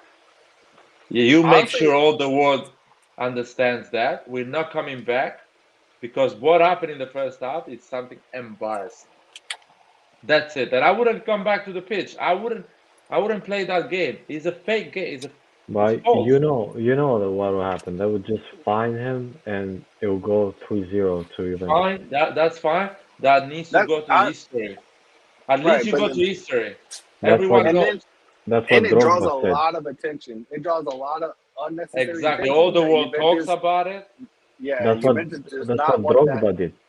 Didier Drogba did that at the end of the game with Barcelona in 2008, I think. Yeah. He went to the camera. He was like, "This is a disgrace." Yeah, but Remember? you do something more. You do something. You tell all your team you're not going inside the pitch for the second half. You're not going. But what do You're you not think would going. what do you I think would would rather I be? would rather take the loss than You to take a continue playing the 3-0 game. loss. I mean, Right, then continue playing. the whole world already saw that, you know. No, no, no. But the whole world is gonna remember that day, the day that AC Milan refuses to come back to the second half because the Montari goal. And all the newspapers gonna talk about that, how Juventus won that game and why. You have Okay. to And do an extreme. even this year, I think there are times where the management they're being too nice. Yeah. To say it, to put it in a term like that. Like some of the things, we disagree on some things, but we have really been affected badly by refereeing decisions, and they don't even they're not voicing their opinion on it. And these are things that are gonna come back and hurt us. Like we should have gotten at least second place in the Champions League. And then after the fucking after the Atletico game, we go play Atalanta, and they almost tie the game because the referee is Yeah. just giving just bullshit. Like, and again, they don't say anything. Like, I understand you want to be like, that person that doesn't, make that type of noise, but it's a valid thing to bring up. Like, you can't just And you let know something what? bad happen to you every Th- time. that is a good point, Nathan, because if you're losing and you make that noise, people say, "Oh, he's finding excuses." But you're winning against Atalanta. You won against Atalanta 3-2, and you go in front of the camera. Ah, by the way, the referee made two awful decisions and almost made our game go a draw and lose us 2 points. I hope that doesn't happen again. You know what I mean? Because you Right. won and you make that point. You win another game and still the referee makes a mistake, you make that point. So people understand, stop fucking with us. Yeah, like, and don't get me wrong, other teams are getting affected by referees as well, but those teams are not in the positions that Milan are in right now. Like, Yeah. it's not like this happened to Inter in the Champions League or Juventus in the Champions League or Atalanta in the Champions League. We get put in the group of death, and we should. In this one, yeah. Oh, the plug-in charger. No,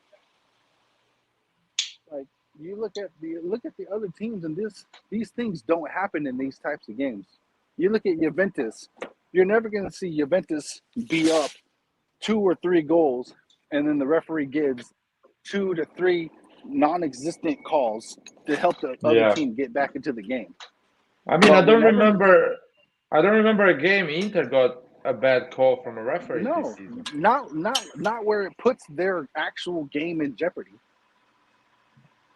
I don't remember something. I don't remember Inter getting a soft penalty against in a derby. No, neither do I. No. Like these are things that I think Maldini and the rest and Pioli as well. They need to voice their opinion on this. Yeah, I don't remember last time we got a soft something again in a big game against like Inter or Juventus. We need to get like a fucking insane foul or insane handball to get a penalty against them. I We mean, don't have Berlusconi anymore. No, no. Let's be honest. Berlusconi, he was a powerful man, but he never had such a power against Inter and Juventus. no. I mean, I always point to last year. Last year we had a lot of penalties, but our penalties were legitimate penalties. Like Yeah, our you players would couldn't dribble, our exactly players would dribble in the box, and then they would get fouled. That's a penalty. The guy would raise his arm when we shoot the ball, and it hits his and arm touch it because his with his arm is head. right. That's a penalty. Like these Yeah, are it all was. actual penalties. They were all penalties that you go to the VAR, you cannot actually say anything. You cannot not give it because it's in front of you in your eyes. Exactly. These are all calls that no matter how you look at it, it's going to be called no matter what. But Yeah. then you go to like Juventus and Inter, and it's like, bro, like what the fuck? Like we're literally playing in like a whole separate league. Sometimes I feel like. Yeah. It's sad. It's sad because really I don't want to win a game with a call that helps you. But I would love to finish a Serie A season with not so many calls that influence our results. Yeah. Yeah. That's the only thing. That's the only thing I would love to see. But yeah, man, we need to rebuild that. How you call it? The who is training these guys, man, needs to be better because the injuries, the fatigue, it's just not right. It's just not right. We need better coaching staff around Pioli so he can actually execute what is ideal football. Yeah, That's I my agree. whole thing. Yeah, and that's why I will never fully say it's Pioli's fault. The things he can't control are like substitutions and formation. Those are things he can control. But outside of that, I mean, he has to have a full team. And like, we have literally not had an entire team in like the last 10 years.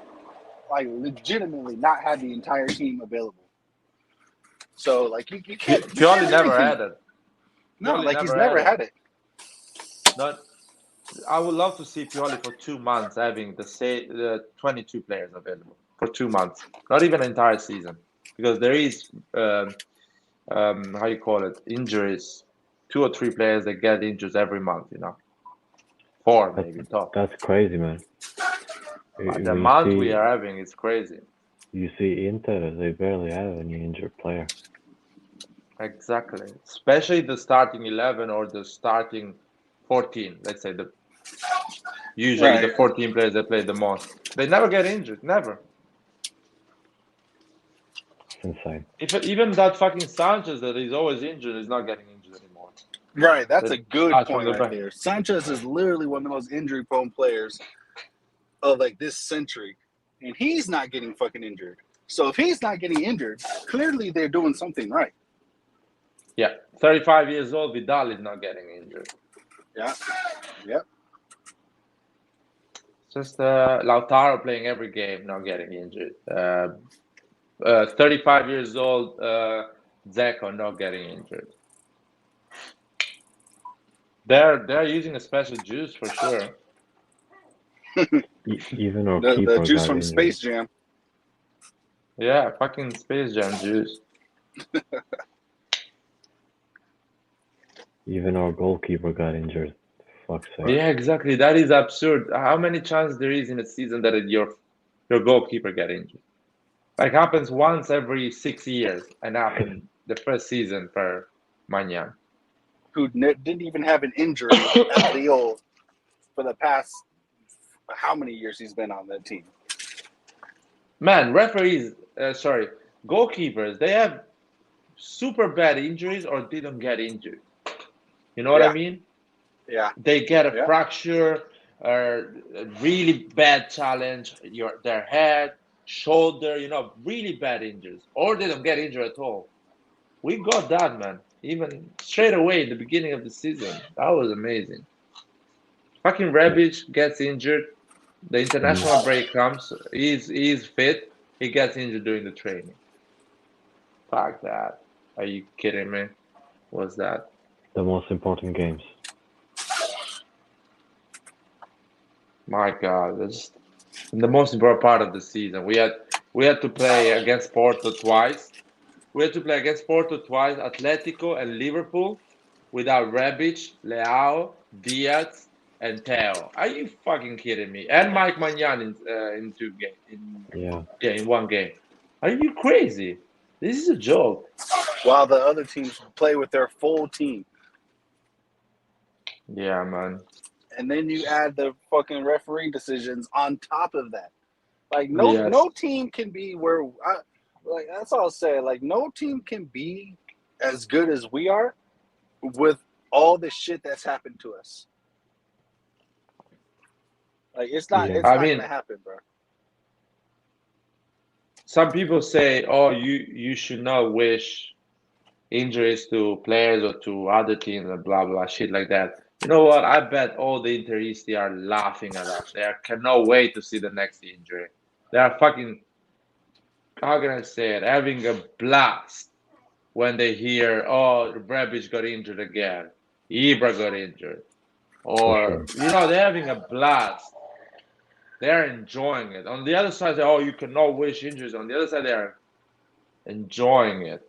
So that's why I say, you know what, I would love to see it for one, you know what, for 1 month, not even for 1 month without their key players, 3 or 4 not key players.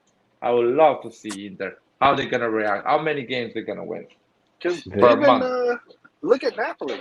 Napoli has only been without these key players for like For 3 weeks. 1 month, yeah, they Barely now like not even a whole month have they been without their key players, and look how far they dropped. like yes, like that. Like, if you do the same thing to Inter, and we're gonna take out their key players because that's what happened to us. It's not our Let, subs; it's our most important, influential players. Take them out of Inter Milan for 4 and 5 months. It's not going to happen, man. They're going to be something is gonna 10 happen points to them behind too. us. no, It's very I very don't think rarely so. I that they don't think have I so. a don't think so perfect as well. season. I don't think so. I don't think so. Never happened. It didn't happen the previous season, man. It didn't happen. Man, Yeah. you know what, Nathan? The previous season, they missed Lukaku for one game against Sampdoria. They lost that game, man. This season, you remember the derby when Barella went out at minute 60? They Yeah. disappeared as a team. They Yep. dropped down. We started to get the game back, and we almost won that game. Without Yeah. Barella, they didn't know what to do in the pitch. You put Vecino instead of Barella, they completely changed as a team. Vecino or Sensio, they're not the same level as those two are. Play Gagliardini, Vecino, and Akan for 1 month, and let me know how Yeah, many points they're gonna get. especially one of the Uh, important months like we have. any Right. month, man, any month they're gonna lose 6 points with And that that's just midfield. and that's just one month. Try doing that for A Half four year, season, months, a half whole half year. half season. half half the season. No, we did it last year. Last year we had a lot of injuries too. Last Yeah. season. Yeah. Like But it's if you consider in terms of season, we had all the second half with a lot of injury, and this season we're having all the first half with a lot of injury. Let's hope it turns for good on the second half, like the opposite of last season. I don't think it's happening. These things are not like about. It's not like about luck. You know what I mean? It feels like something is wrong. You don't think? I don't think it's bad luck. You know? Yeah, it's a little too much to call it luck, right? Yeah. I'll say the Kier injury is bad luck because that is wrong movement. You know, happen and you are out for 6 months. That was bad luck because it happened in 1 minute and he just got a wrong movement. And even that, man, just how many? It's just crazy. right. But And all the see, other injuries is not bad luck. It's just like right. And this. that's what I'm saying. That's a good point. Like an ACL, that's just, from bad movement. All the other muscle problems are all physical preparation problems. Yeah, weakness or over, training or playing too much. So it's not Yeah. bad luck. It's just Rebic is playing too much. He's not resting because Ibra is out, Giroud is out, and you have just Rebic as a striker. And And now, Pellegrini is out as well. now Eva picked And up an injury because he yeah, played because he's like the only one now. Is only Giroud available. He's gonna get an injury. He's gonna come Rebic, only one. He's gonna get. We are getting injured because the other ones are getting injured. We don't have replacements It's like in a a lot of snowball positions. effect. Fucking madness, man. Just Calabria, my God, man. Calabria is so important for us. How long has that In guy been term, out? he's a month at least for now. He didn't play for Atletico. He didn't. He, no, he didn't play against Atletico. No, No, no, he No, didn't. no, he did not. It was so he Florence. didn't play against Atletico. He didn't play against Liverpool. So it's been more than a month probably now. What happened to him? What I don't kind of know, man. injury? I They can't even don't remember. say. No, they don't say sometimes. They just Didn't say, he didn't he get operated or something and then he just came back after like 2 or 3 weeks one this season? He had yeah, like end another of the season. he had another injury and then he just came back pretty Yeah, he fast. had the first injury he had it with the national team, and he came back after 3 weeks or 2 weeks, and now he had this new injury and he's been out for a month or something. I mean, Calabria is important just on the leadership aspect. Yeah, yeah. Yeah, He's not Uh, scared. When you give him the ball, he knows what to do. He's good on the ball. nah, he's a Important good for us. right back. He's a good right back, man. Yeah, Like he gives you options. yeah, He likes those passes to the striker. You yeah. know and what I he's mean? He scoring does those goals now passes. too. Yeah, and he goes forward and he's good at defending. He gives solid. Our defense is more solid with him in the pitch, man. As much as Kalulu and Florenzi they do well, he is solid as a defender. That's a problem, man. Yeah, they gotta. Even though Roy doesn't like foreign coaches and trainers, I mean, with the way Milan play, we need better people in that staffing area. We need a quick fix. As simple as that. Because these guys we have, maybe they can learn, but it's gonna take 2, 3, 4 seasons. I mean, Milan is not a club where you go to learn, and you go there, to do your best. It's not like practice for them. I know, but that's why they hired them, thinking, Uh, oh, they are What ready. what Clearly, do you think? What do clearly you they're think not would ready. what do you think would be a quick fix if A quick possible? fix, you go to the Premier League team that is on the top five in terms of physical statistics. So let's say or let's say is I'll do an example. Let's say fucking West Ham is running a Okay, lot in the pitch. but Go that get the staff and tell them how much the West Ham is paying you. West Ham is paying me 300K a year. I'll give you 3 million a year, and I'll pay even West Ham to let you go. I don't think that would probably be the fastest solution, but it wouldn't be a quick fix because It is a Well, quick fix well, the the players because thing would he's is, have gonna. the the thing is, players would even have to though it's go a while until they get into their yeah, way of but doing things. the thing is, once they're implementing that plan, those ideals are still being kept by the trainers who are going to stay there, beyond that person. So it becomes a quick fix that turns into a long-term fix. Yeah, eventually. But I never remember having Milan having a good medical team. I remember that's what they did with Pato also. Like they wanted him to gain a lot of muscle because Yeah, exactly. that guy changed it completely from when he came from Brazil. He was skinnier, he was like quicker on the ball, he was dribbling more, and Agile. they changed Yeah, him completely. That guy looked totally different 2 3 years in. Completely wrong. That was a wrong decision. They wanted him to become a first striker. Pato Yeah, was a wing. yeah. It was like a or maybe wing or like Left second a right. striker. like a false nine even, No, He no, was he was he like was Ronaldinho for or Barcelona like on the left, or uh, Messi for or Barcelona. he was a he could second have been a striker, good man. support striker. Yeah, second striker. He would have been good at that. Exactly, he was a second Because striker. But us, Wigan, we he wanted was him. his finishing Yeah, was crazy. Like his finishing was way better. Way when you see a winger, only the best ones have like good finishing almost because all of them are more um, concentrated in dribbling and pace and all. Yeah, But exactly. he had everything, man. That guy could finish. That guy could dribble. That guy had pace. His passing wasn't great, but I didn't need him Yeah, to pass. I just want him to score. listen, no, his passing was not great during the build-up, but on the final third, he had a good pass. He can see you yeah, because he yeah. was dribbling and putting that cross or changing on the other position, and that His is something you improve a lot playing football. You know what I mean? his But vision. another thing, yeah, is vision. They wanted to do the mistake. Imagine forcing Hazard at Chelsea to become a striker. Yeah, it doesn't make You Yeah. sense. cannot do that. That doesn't make any sense. Or forcing Messi at the age of 19 to become a striker. No, let him on Just the right wing just play, to and dribble and he was doing good also. Like I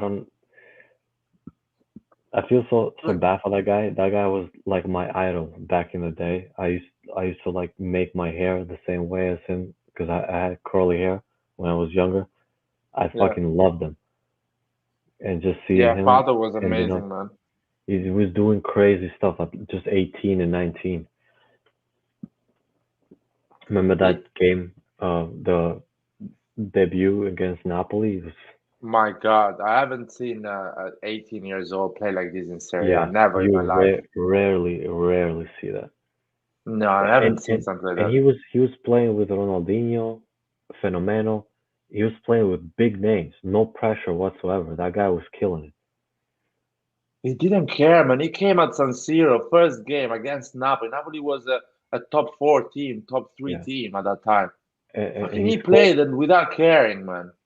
he scores goals like that, like just embarrassing the keeper, embarrassing the defense.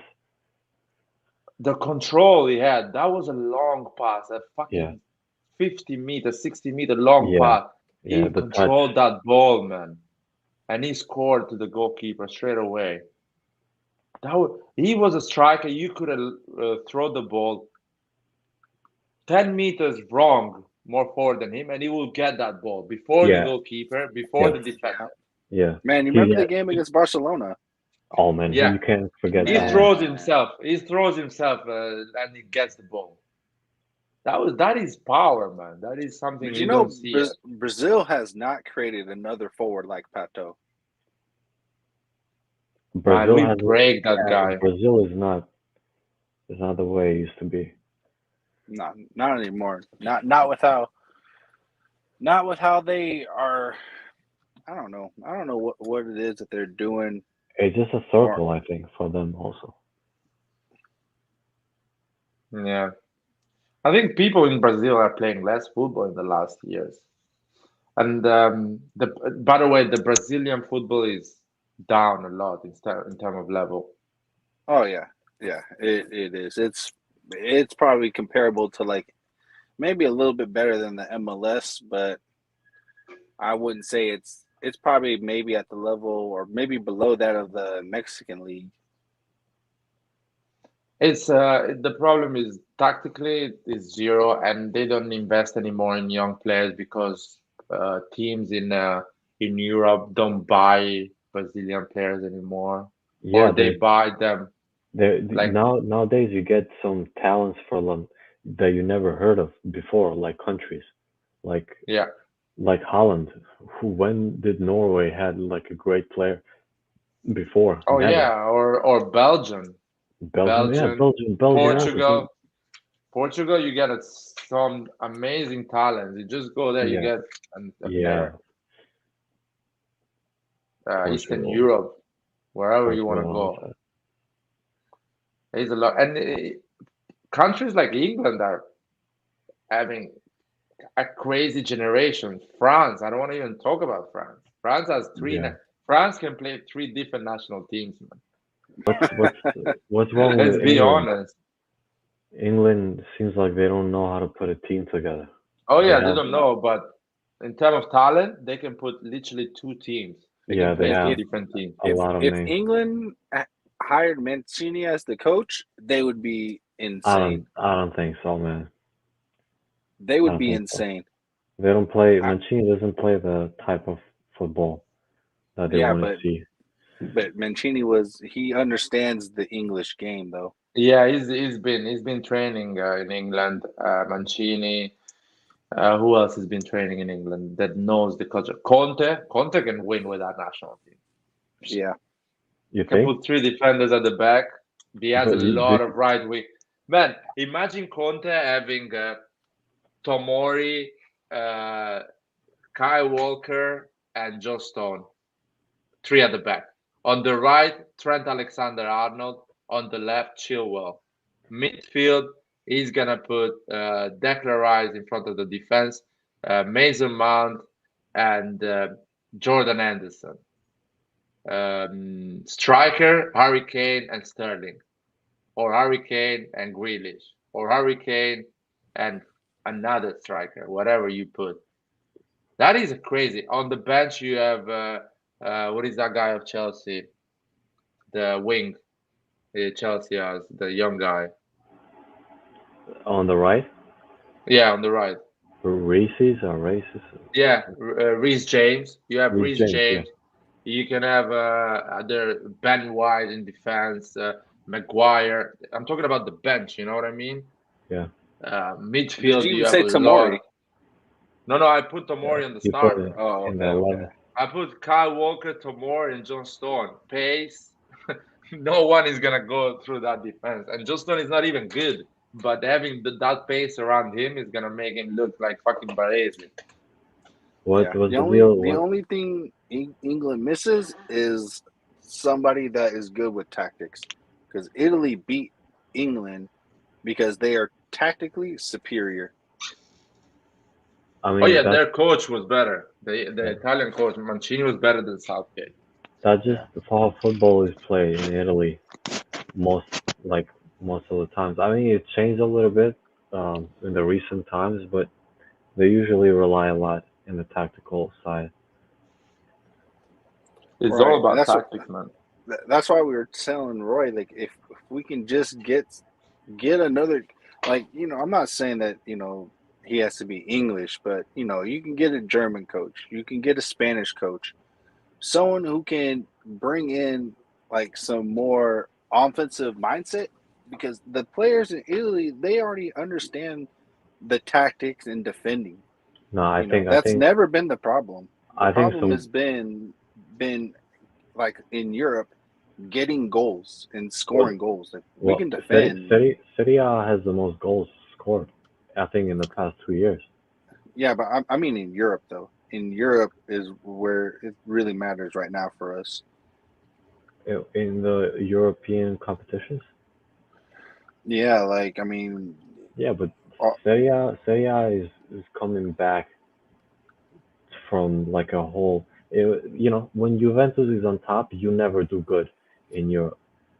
So it has to be more teams than only one dominating for Yeah. the league to thrive in Europe. But football has changed. Serie A is not the same. Um, like the modern Serie A is not the same. You see the new coaches that come in Verona and Sassuolo, now Empoli. Everybody plays attacking. Or Atalanta, Fiorentina, Fiorentina. they all play attacking football now. They back in the E- day, you never used to see that.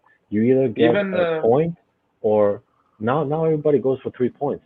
It's like I would rather just get a loss than get a 1 point. You see Fiorentina, they score a goal, they don't stop. They still attack. They score another one, they don't stop. well, that's what I man, really liked Napoli about as the well. about our last game. I like that we didn't just stop. Like, we've seen too many times where once we score, we kind of take our foot off the pedal, Yeah, and I'm that's the glad we didn't do that last game. we don't have the killer instinct. Because we don't have But a striker, man. yeah, We never. You cannot win the league if your striker is not on the race for a goal scoring, best and goal scoring of the and series. the way we play, we're so dependent on the striker also. Exactly. That's another thing. We need a world class striker to be effective the whole game we do. Yeah, As much as you can put insane wings and stuff like that. First of all, the wings we want to win without a world class striker needs to be fucking Man City level, Liverpool level, and those It, things are not available in our league. it needs to be a world class winger. If it's not a So, and world we cannot class afford striker, that. It's exactly. impossible to attract a world class winger for us. You could tell like when we play Ibra, the game is completely different when we play Rebic or somebody Yeah, else with a different quality on top. The whole game changes because the focus is different. You know, Rebic makes runs. He doesn't. He's not as great as Ibra to when it comes to holding the ball. So immediately when Ibra is holding the ball, you're playing with him. The game is a little slower. The ball it doesn't move as fast. With Rebic, you always have one or two passes and he's making a run, or he's making a run and he's making space for Lau to make another run. It always runs in like a faster pace. But we can't do that with Eva because of his age. So we just gotta play his attributes, which are not. It's not like a modern football now. Nobody really plays with a slow striker Yeah, and but to hold the Vlahovic ball. is not very fast either. No, he's no, compared to Eva. Compared to he is, Eva, man. you Well, know yeah, the way. compared to Ibra. You know how Vlahovic is fast the way Ibra was fast when he was younger. Like he wasn't quick to say like, oh my god, what his pace. But if you put him one on one with a defender or something, he's not backing down. Listen, Nathan, I'll tell you something. Vlahovic has the same pace of young Ibra, young Drogba, Yeah, those number and and nines that they and, are and the not like physical side too, runners. Yeah, they are not like Eto or George Weah, but still they run, man. because he's They young, have man. pace. He's young. He's fast still. When he starts to come down in his career, he's gonna do the same thing as Ibra. You know, pace is gone. You just play with the whatever you have. But now he's young. He can run. That guy is not slow. Did you see the last goal he scored? Like they couldn't catch him. Whoever put that ball forward and he went one on one with the keeper. Yeah, He had they he didn't had like catch him.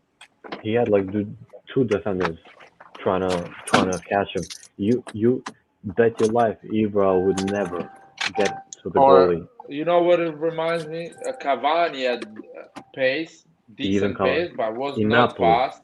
In Napoli, Yeah, yeah. in Napoli. Or what? Another guy that he was decent pace was how is he called that guy? Oh my god! I mean, Aguero, for example, another striker. He did have an insane pace, Yeah, Aguero, yeah. but But good enough to play with good his enough other. to be the defender, center back. Yeah. And these And guys usually have like other good, like strong points. So the pace is not the main play in their game. But when they but has to have the be good, pace, decent. Yeah, yeah, but they have the pace also, it's then it's a wrap. But that's how Vlahovic is because usually when you see strikers or wingers that have that pace, the crazy pace, their finishing is not in the yeah, it's same bad. level as Vlahovic. He always balances out. That's how Ronaldo was also in the beginning of his career. Crazy pace, crazy dribbling, finishing nowhere until he Yeah, became more the attacking version of himself. You know, I but mean Benzema never had a crazy pace, I agree. but Yeah, he's fast. If he goes to the space, he's gonna beat the defender he's because like here's the thing about the striker. The striker makes the decision 1 second before the defender, so he has that advantage. So even if he's a bit slower than the defender, he has that 1 second advantage because the he's timing. thinking already what to do, the timing. So let's say if Vlahovic and Tomori does a pace duel, Tomori is gonna win. But during the game, Vlahovic is gonna start running earlier than Tomori, so Yeah, he's gonna have that advantage that is and gonna able him to finish and if it's that and chance. if it comes to the physical, challenge, he'll probably hold them off also. Yeah, No, yeah. man, And Vlau, another thing is these strikers they know they don't have the pace, for example, of Tomori. But when you get that advantage, you put your body.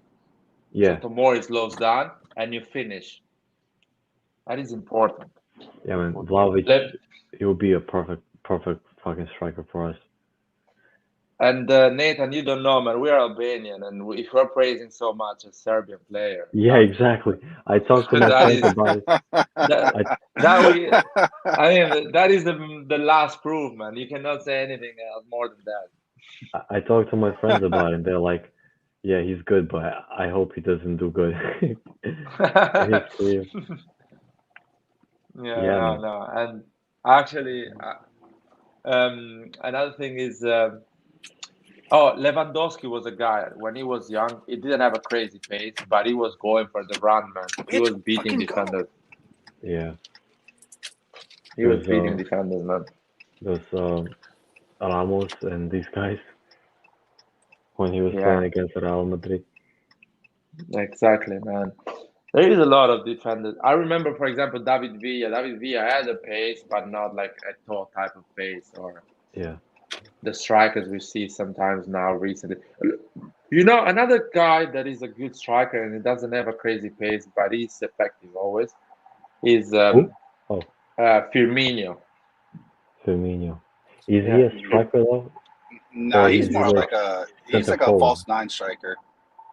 yeah, but he does. He goes on those. Another one, Jota. Jota has a good pace. Yeah, I like that guy though. I like that guy. I Jota like is Jota. good, man. But I like that's all what the. I'm saying. I like Vlahovic, but I like having someone that's more like Rebic or Jota or Firmino. But Rebic is not a striker. No. I'm saying I like the style that they bring to that Dynamic position. striker. You want a Yeah, dynamic striker. Oh, but I yeah. think Because I would look.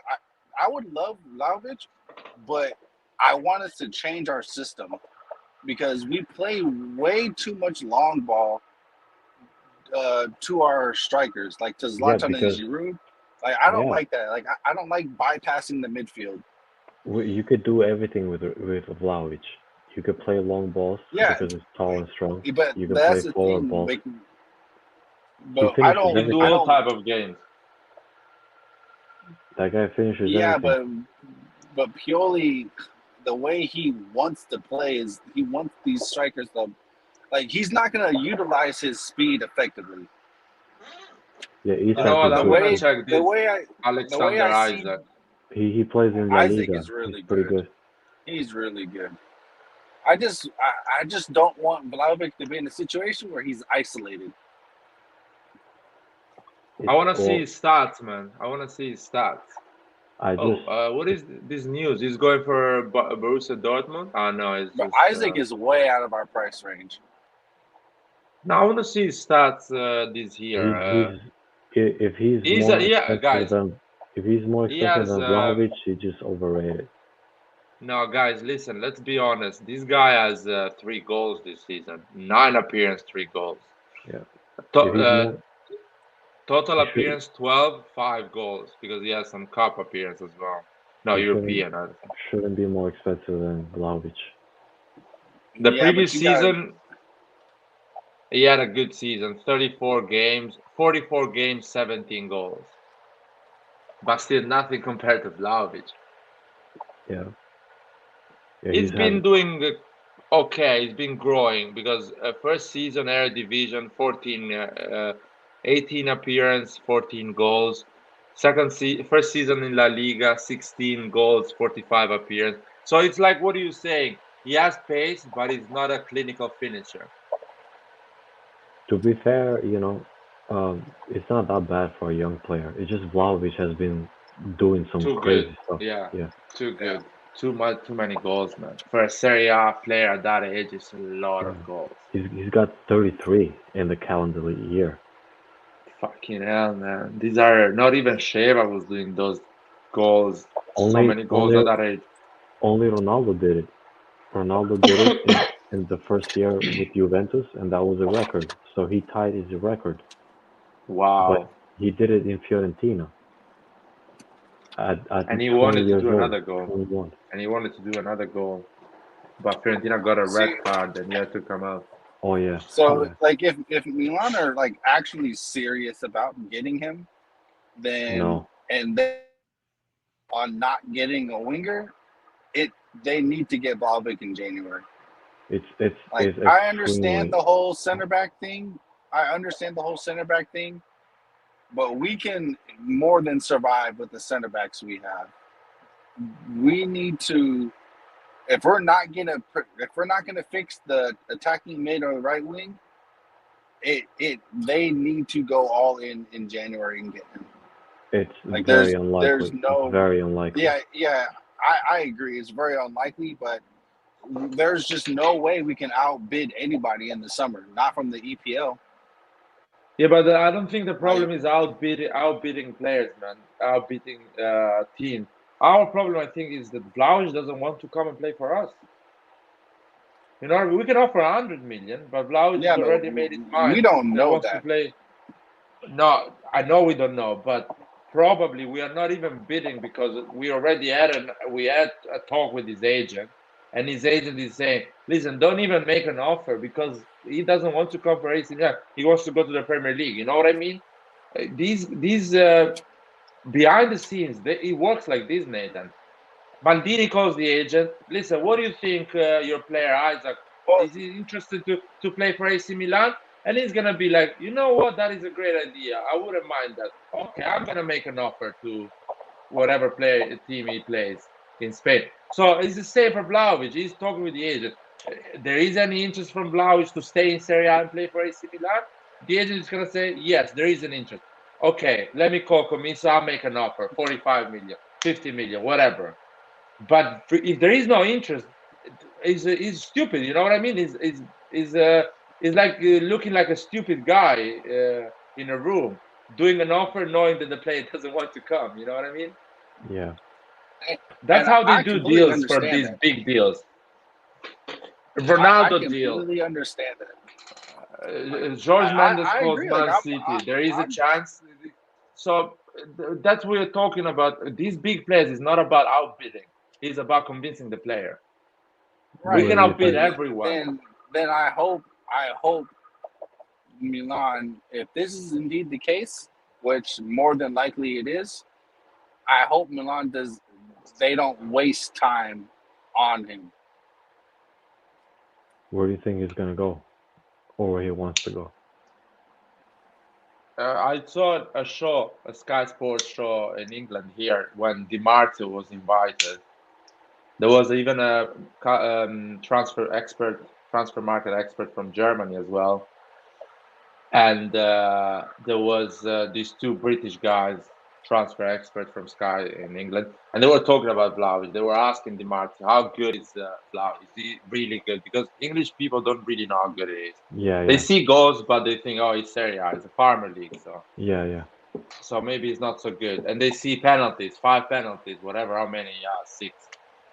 Oh, it's not good. But penalties are important, man. Ronaldo's been killing it with fucking penalties. You give Exactly. him a penalty, I can bet my house that probably is gonna be a goal.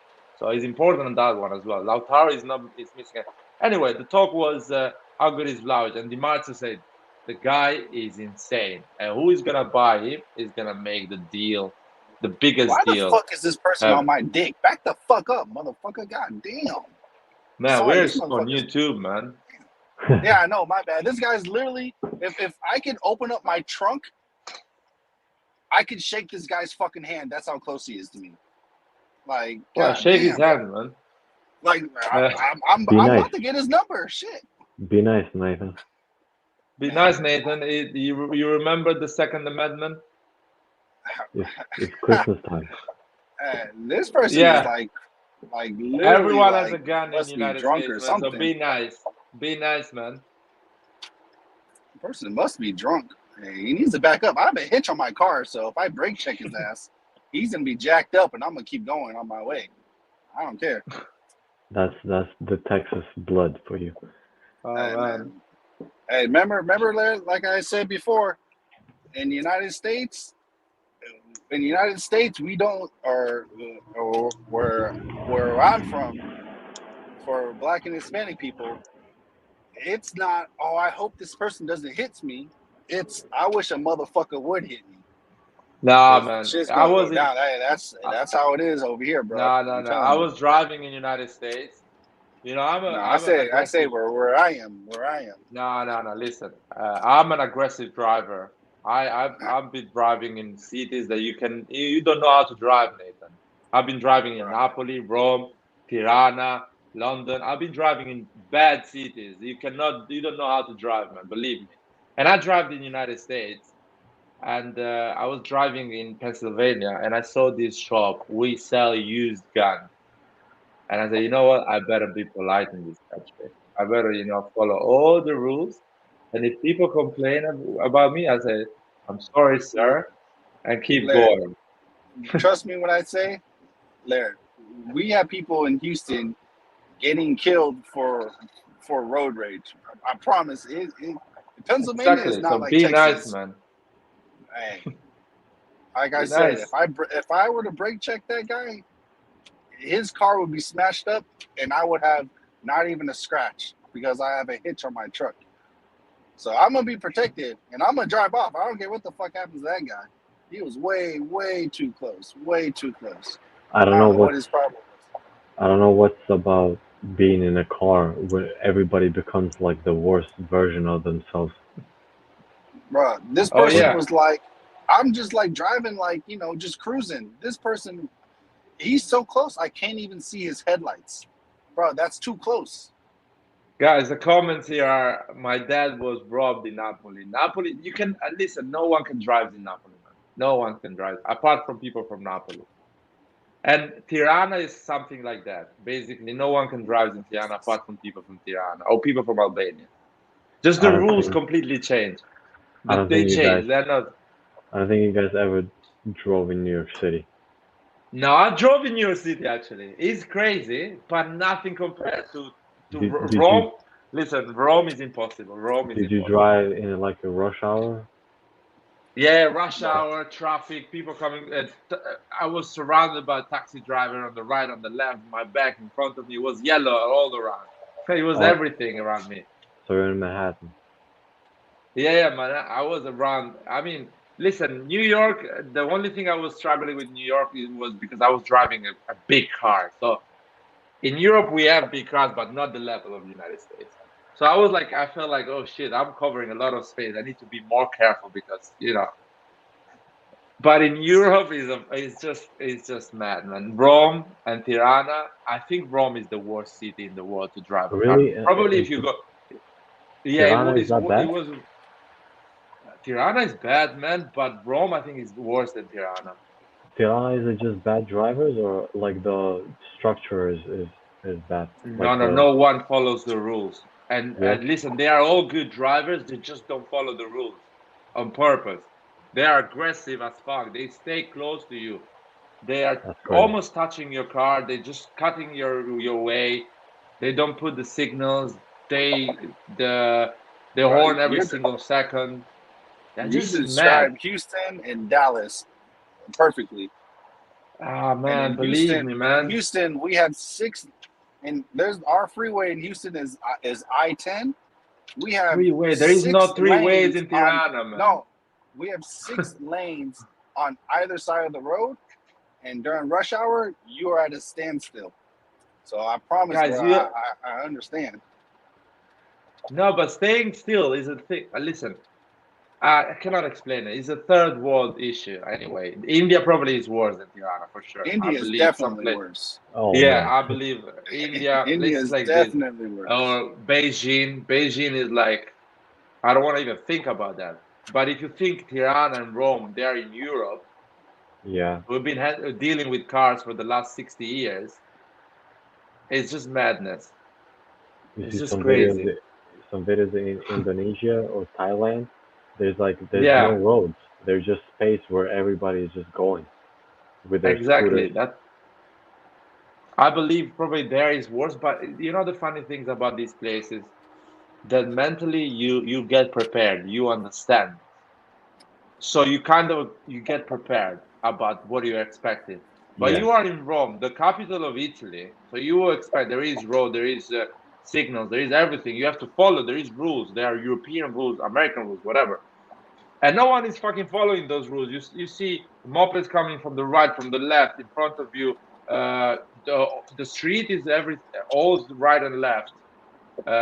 No one, people going with a red light, man.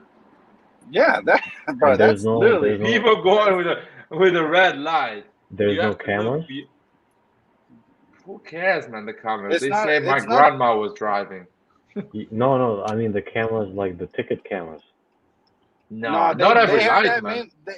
In England, they do that. They have more of that in England, but like even Oh, in here, England, yes, and yeah, Okay. London, especially. In Houston, there's only a few areas where the camera will actually give you like a ticket, but most places, I mean, you can just Oh, drive right through that. it's the opposite. It's the opposite in New York. They filled the streets with the cameras. There's no Oh fucking hell one no, bro! intersection. If you come to Houston, every light is green, and like Larry said, also the motorcycles, they just go in between the lanes like Yeah, nothing.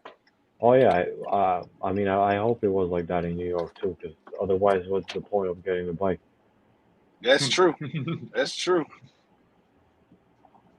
New York is still, it's not easy to drive, but it's still You're better off manageable, I would walking say. in New York. It's the only city I drove in my entire life. Ah, I, okay, that's I can't You, judge. you bro, should try Tirana if you go in if you Albania. if you come to I never Houston, been.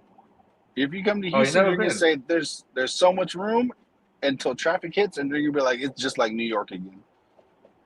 I heard Los Angeles is bad too. Probably, Yeah. yeah. Probably LA is something between New York and like Rome. You know what I mean? Yeah, It's just a madness. New I told York my And is wife, the train I, station gets a little crazy.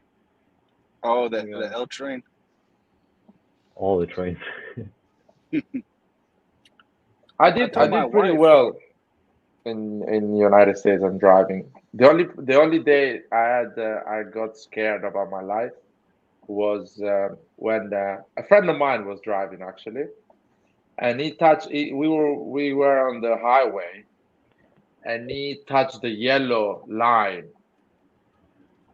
I don't know. He was checking to find his phone or something, and the car moved a bit on the left, and he touched the yellow lines on the highway, and the cops stopped us. Man, the Oh, cops in the United States are so bad, man.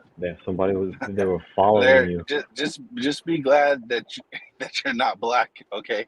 Man, Because it's a lot I was worse. Albanian, and they were really like soldiers. They hated us. They put us in the floor like we fucking were Where was trafficking. I this? don't know how many.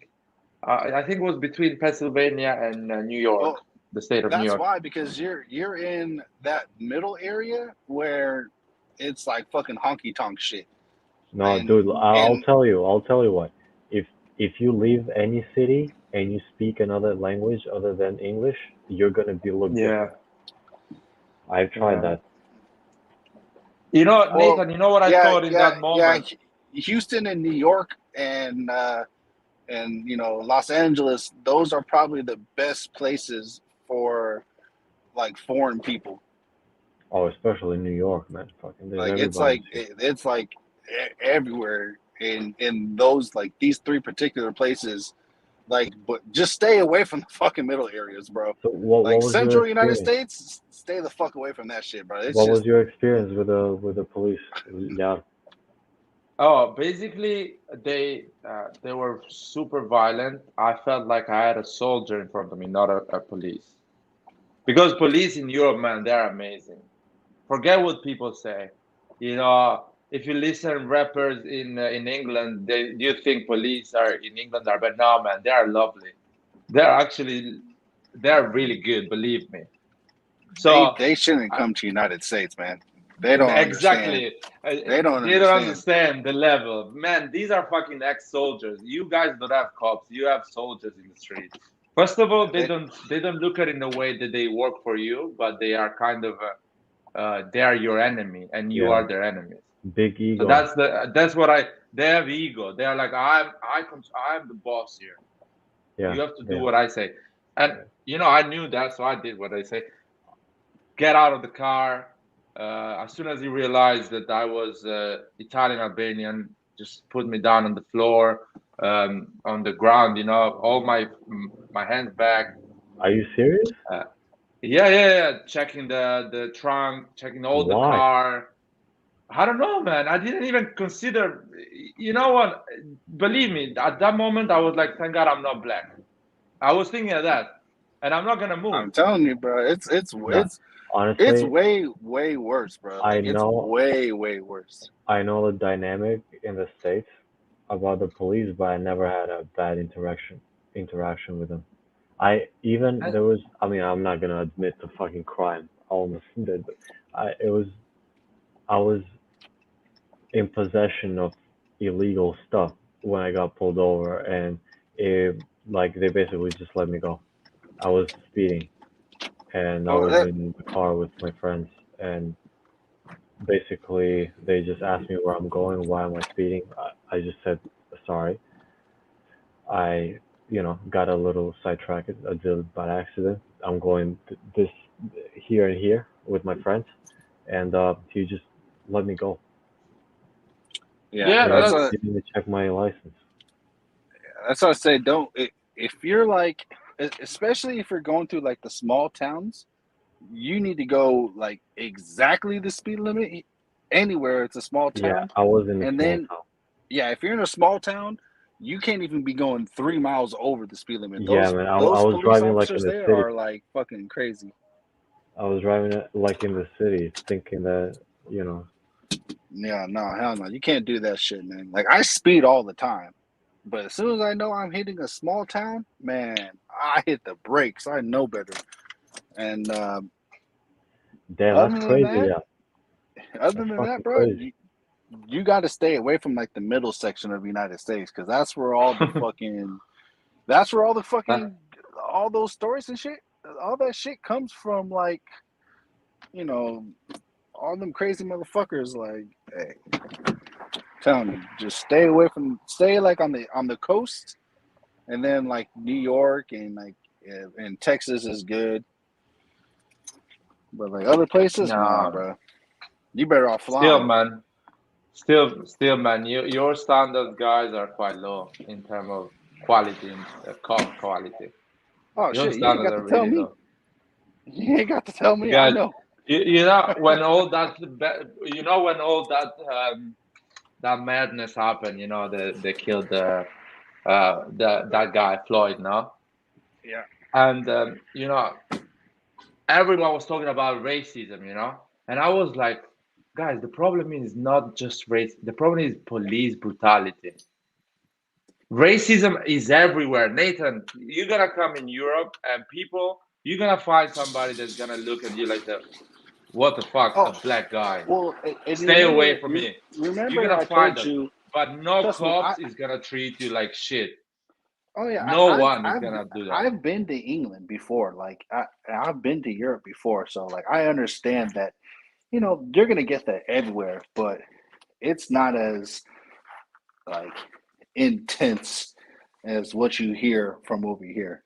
Like the stuff that you hear in the stadiums and stuff like that, it's bad and everything, but the things that happen here, you would think that they're just giving flowers sometimes.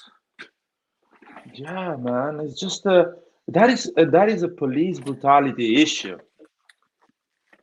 These guys are frustrated, and as soon as they find something small that is wrong, they just treat you I don't know, you're not a human being.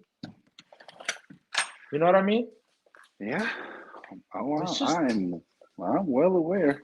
that is That's wrong. why Uh, that's why I don't ever plan on like really going to any of like the central states because I know because I ain't gonna make it out, man. And man, especially, it's just me being from Houston, man, eh, we don't just like let shit happen. Like, hey, man, if you got something to say, you gotta say it. no, man, it's just bad. It's just bad. I don't think you guys gonna solve that problem soon. Nah. It's gonna take it's gonna take 100 years or something like that. Well, it. Um, uh, people who like cut hair, the training takes longer to get a barber license than it takes to get to become a police officer. Yeah, that's mad as well. When I heard, or just looking at the stats. First of all, the fact that the prisons in the United States are private, that is just the first madness. The only country probably in the world that has private prisons, like that is a private company that owns the prison, not the state. That is run by a private company. That is, for me, is just crazy. It's just out of your mind. The amount Yeah. of prisoners that the country has is just not is not possible. Just doesn't work. You know what I mean? Oh, trust me, I am more than well aware. It's just you know, until somebody does something about it. That's why I say like the Houston police is pretty good. I'm pretty sure Dallas is in Austin, San Antonio, then New York. I don't never hear really too many things. You don't really hear much in like LA or Nevada. But as soon as you get central, man, fuck that. I'm A, not going there. a lot of stuff. A lot of stuff happen. Yeah. Yeah. I mean, don't get me wrong. There's places in Texas, and there's one place that's like freaking KKK Central in Texas. It only takes me like 2.5 hours to drive there, but hell no, man. Can't do nothing like that. It's too crazy. Yeah.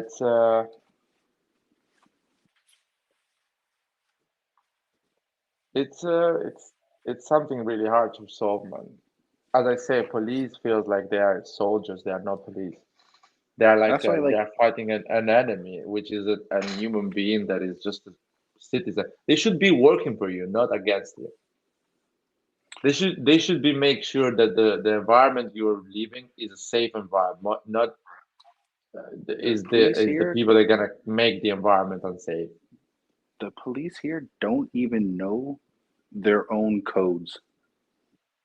Yeah, Like true. they don't even know that filming them is our right, that we can film them. They don't even know that. Like, trust me, man. Like, I would much rather be living in Europe because that stuff to me, like when I hear the things that happen, I'm like, this is like really small compared to what happens in the United States. I'm not saying it's bad or one is worse than the other, but it's just it's not the same intensity. Yeah, that's another thing I say always to the people, because being Albanian, growing up all my life in Italy, I experienced racism anyway. Not just small stuff. But I always say, you know what? If people are racist with me, I can handle that. It's fine because at the end they're not gonna be inside. They're not gonna come inside my house or be part of my life. So that's fine. But when the institution is fighting me and I'm not doing anything wrong or is trying to kill me, that literally I cannot do anything about that. I really cannot do anything. And that is a Yeah, different issue. It's not racism anymore. Is the country that I'm paying taxes is trying to kill me or is trying to stop me or is trying to put me in prison with for no reason. That is not anymore a racism issue. It's something bigger and you can really not solve. well, So what I say, actually, yeah, that's Laird, the thing. Laird, in the United States, there are many factions where the police are actually, especially like the white police officers, Yeah, they actually they do have people within that are promoting like these types of things. Like a lot of yeah, these cops are, they come through, the white supremacy ideals, and they, even if they're not in there, they get subjected to that because they have like certain cliques, but their cliques are not like 10 people. It's like, a large number of the force.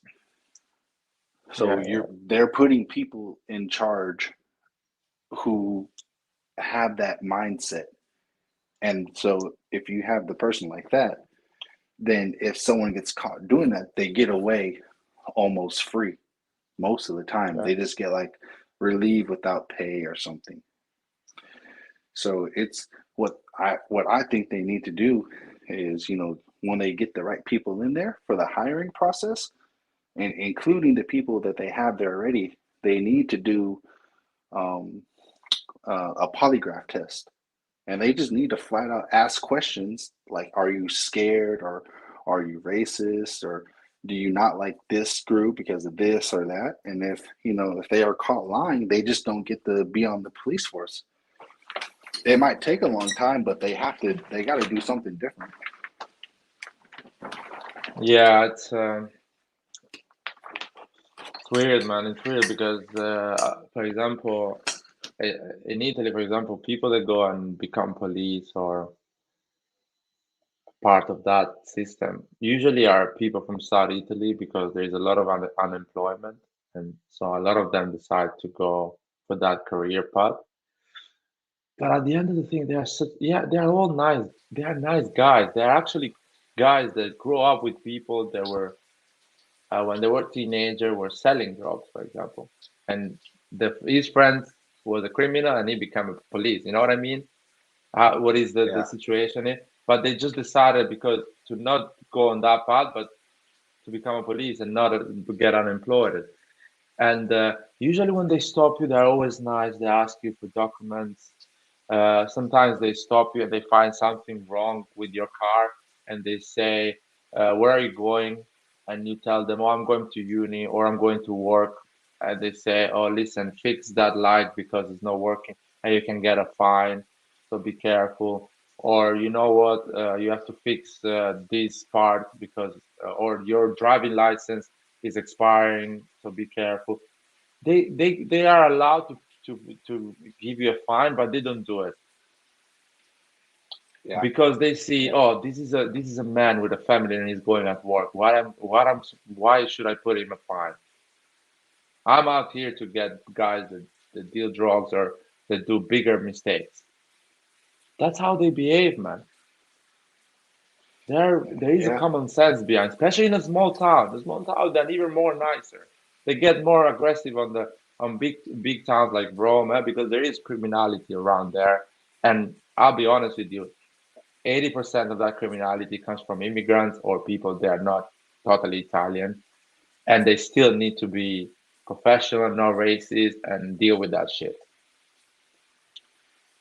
In Yeah. a small town, they get even nicer. They're more chill. If you do a mistake, they don't punish you. They just make sure you learn the lesson and you improve. It's just nice, That's man. literally the opposite here. The It's small towns are incredible. worse. Like when you watch the movies and you see like the small towns, Yeah. like the people act all crazy and shit. Like that's how it really is here. Jesus Christ, man. It's it's weird. It's weird. It's and in England it's the same. England cops, they if they stop you, they ask you. They stop me, for example. I cycle a lot in London, and red lights for me doesn't exist when I have a bike. I just look right and left and I go straight, you know. And they stopped me once, and they said, "You did something wrong, my man. Sorry, I need to fine you 50 quid." And they fined me 50 quid, and I was like, "Yeah, you're right. I did really wrong, and I'm happy to pay my fine because I don't want to have any problem." Uh, Other times they stop me. Oh, you went with the red light. You know what? I'm gonna let you go this time, but you need to be careful because you make endanger you and yourself and other people. So be careful. I know it's a bike. I saw you that you checked right and left, and there was no danger in that moment. But you need to be careful. Don't get. You know what I mean? Yeah. Yeah. You never feel in danger. You never feel they're gonna punch you or be aggressive with you. Never. Never felt in that way. And I was wrong most of the time. They could have fined me. They could have, you know, take my driving license. No, they're nice. Hey, well, Larry, I'm about to take a shower. This is a very good talk. Okay, And man. when's the next live?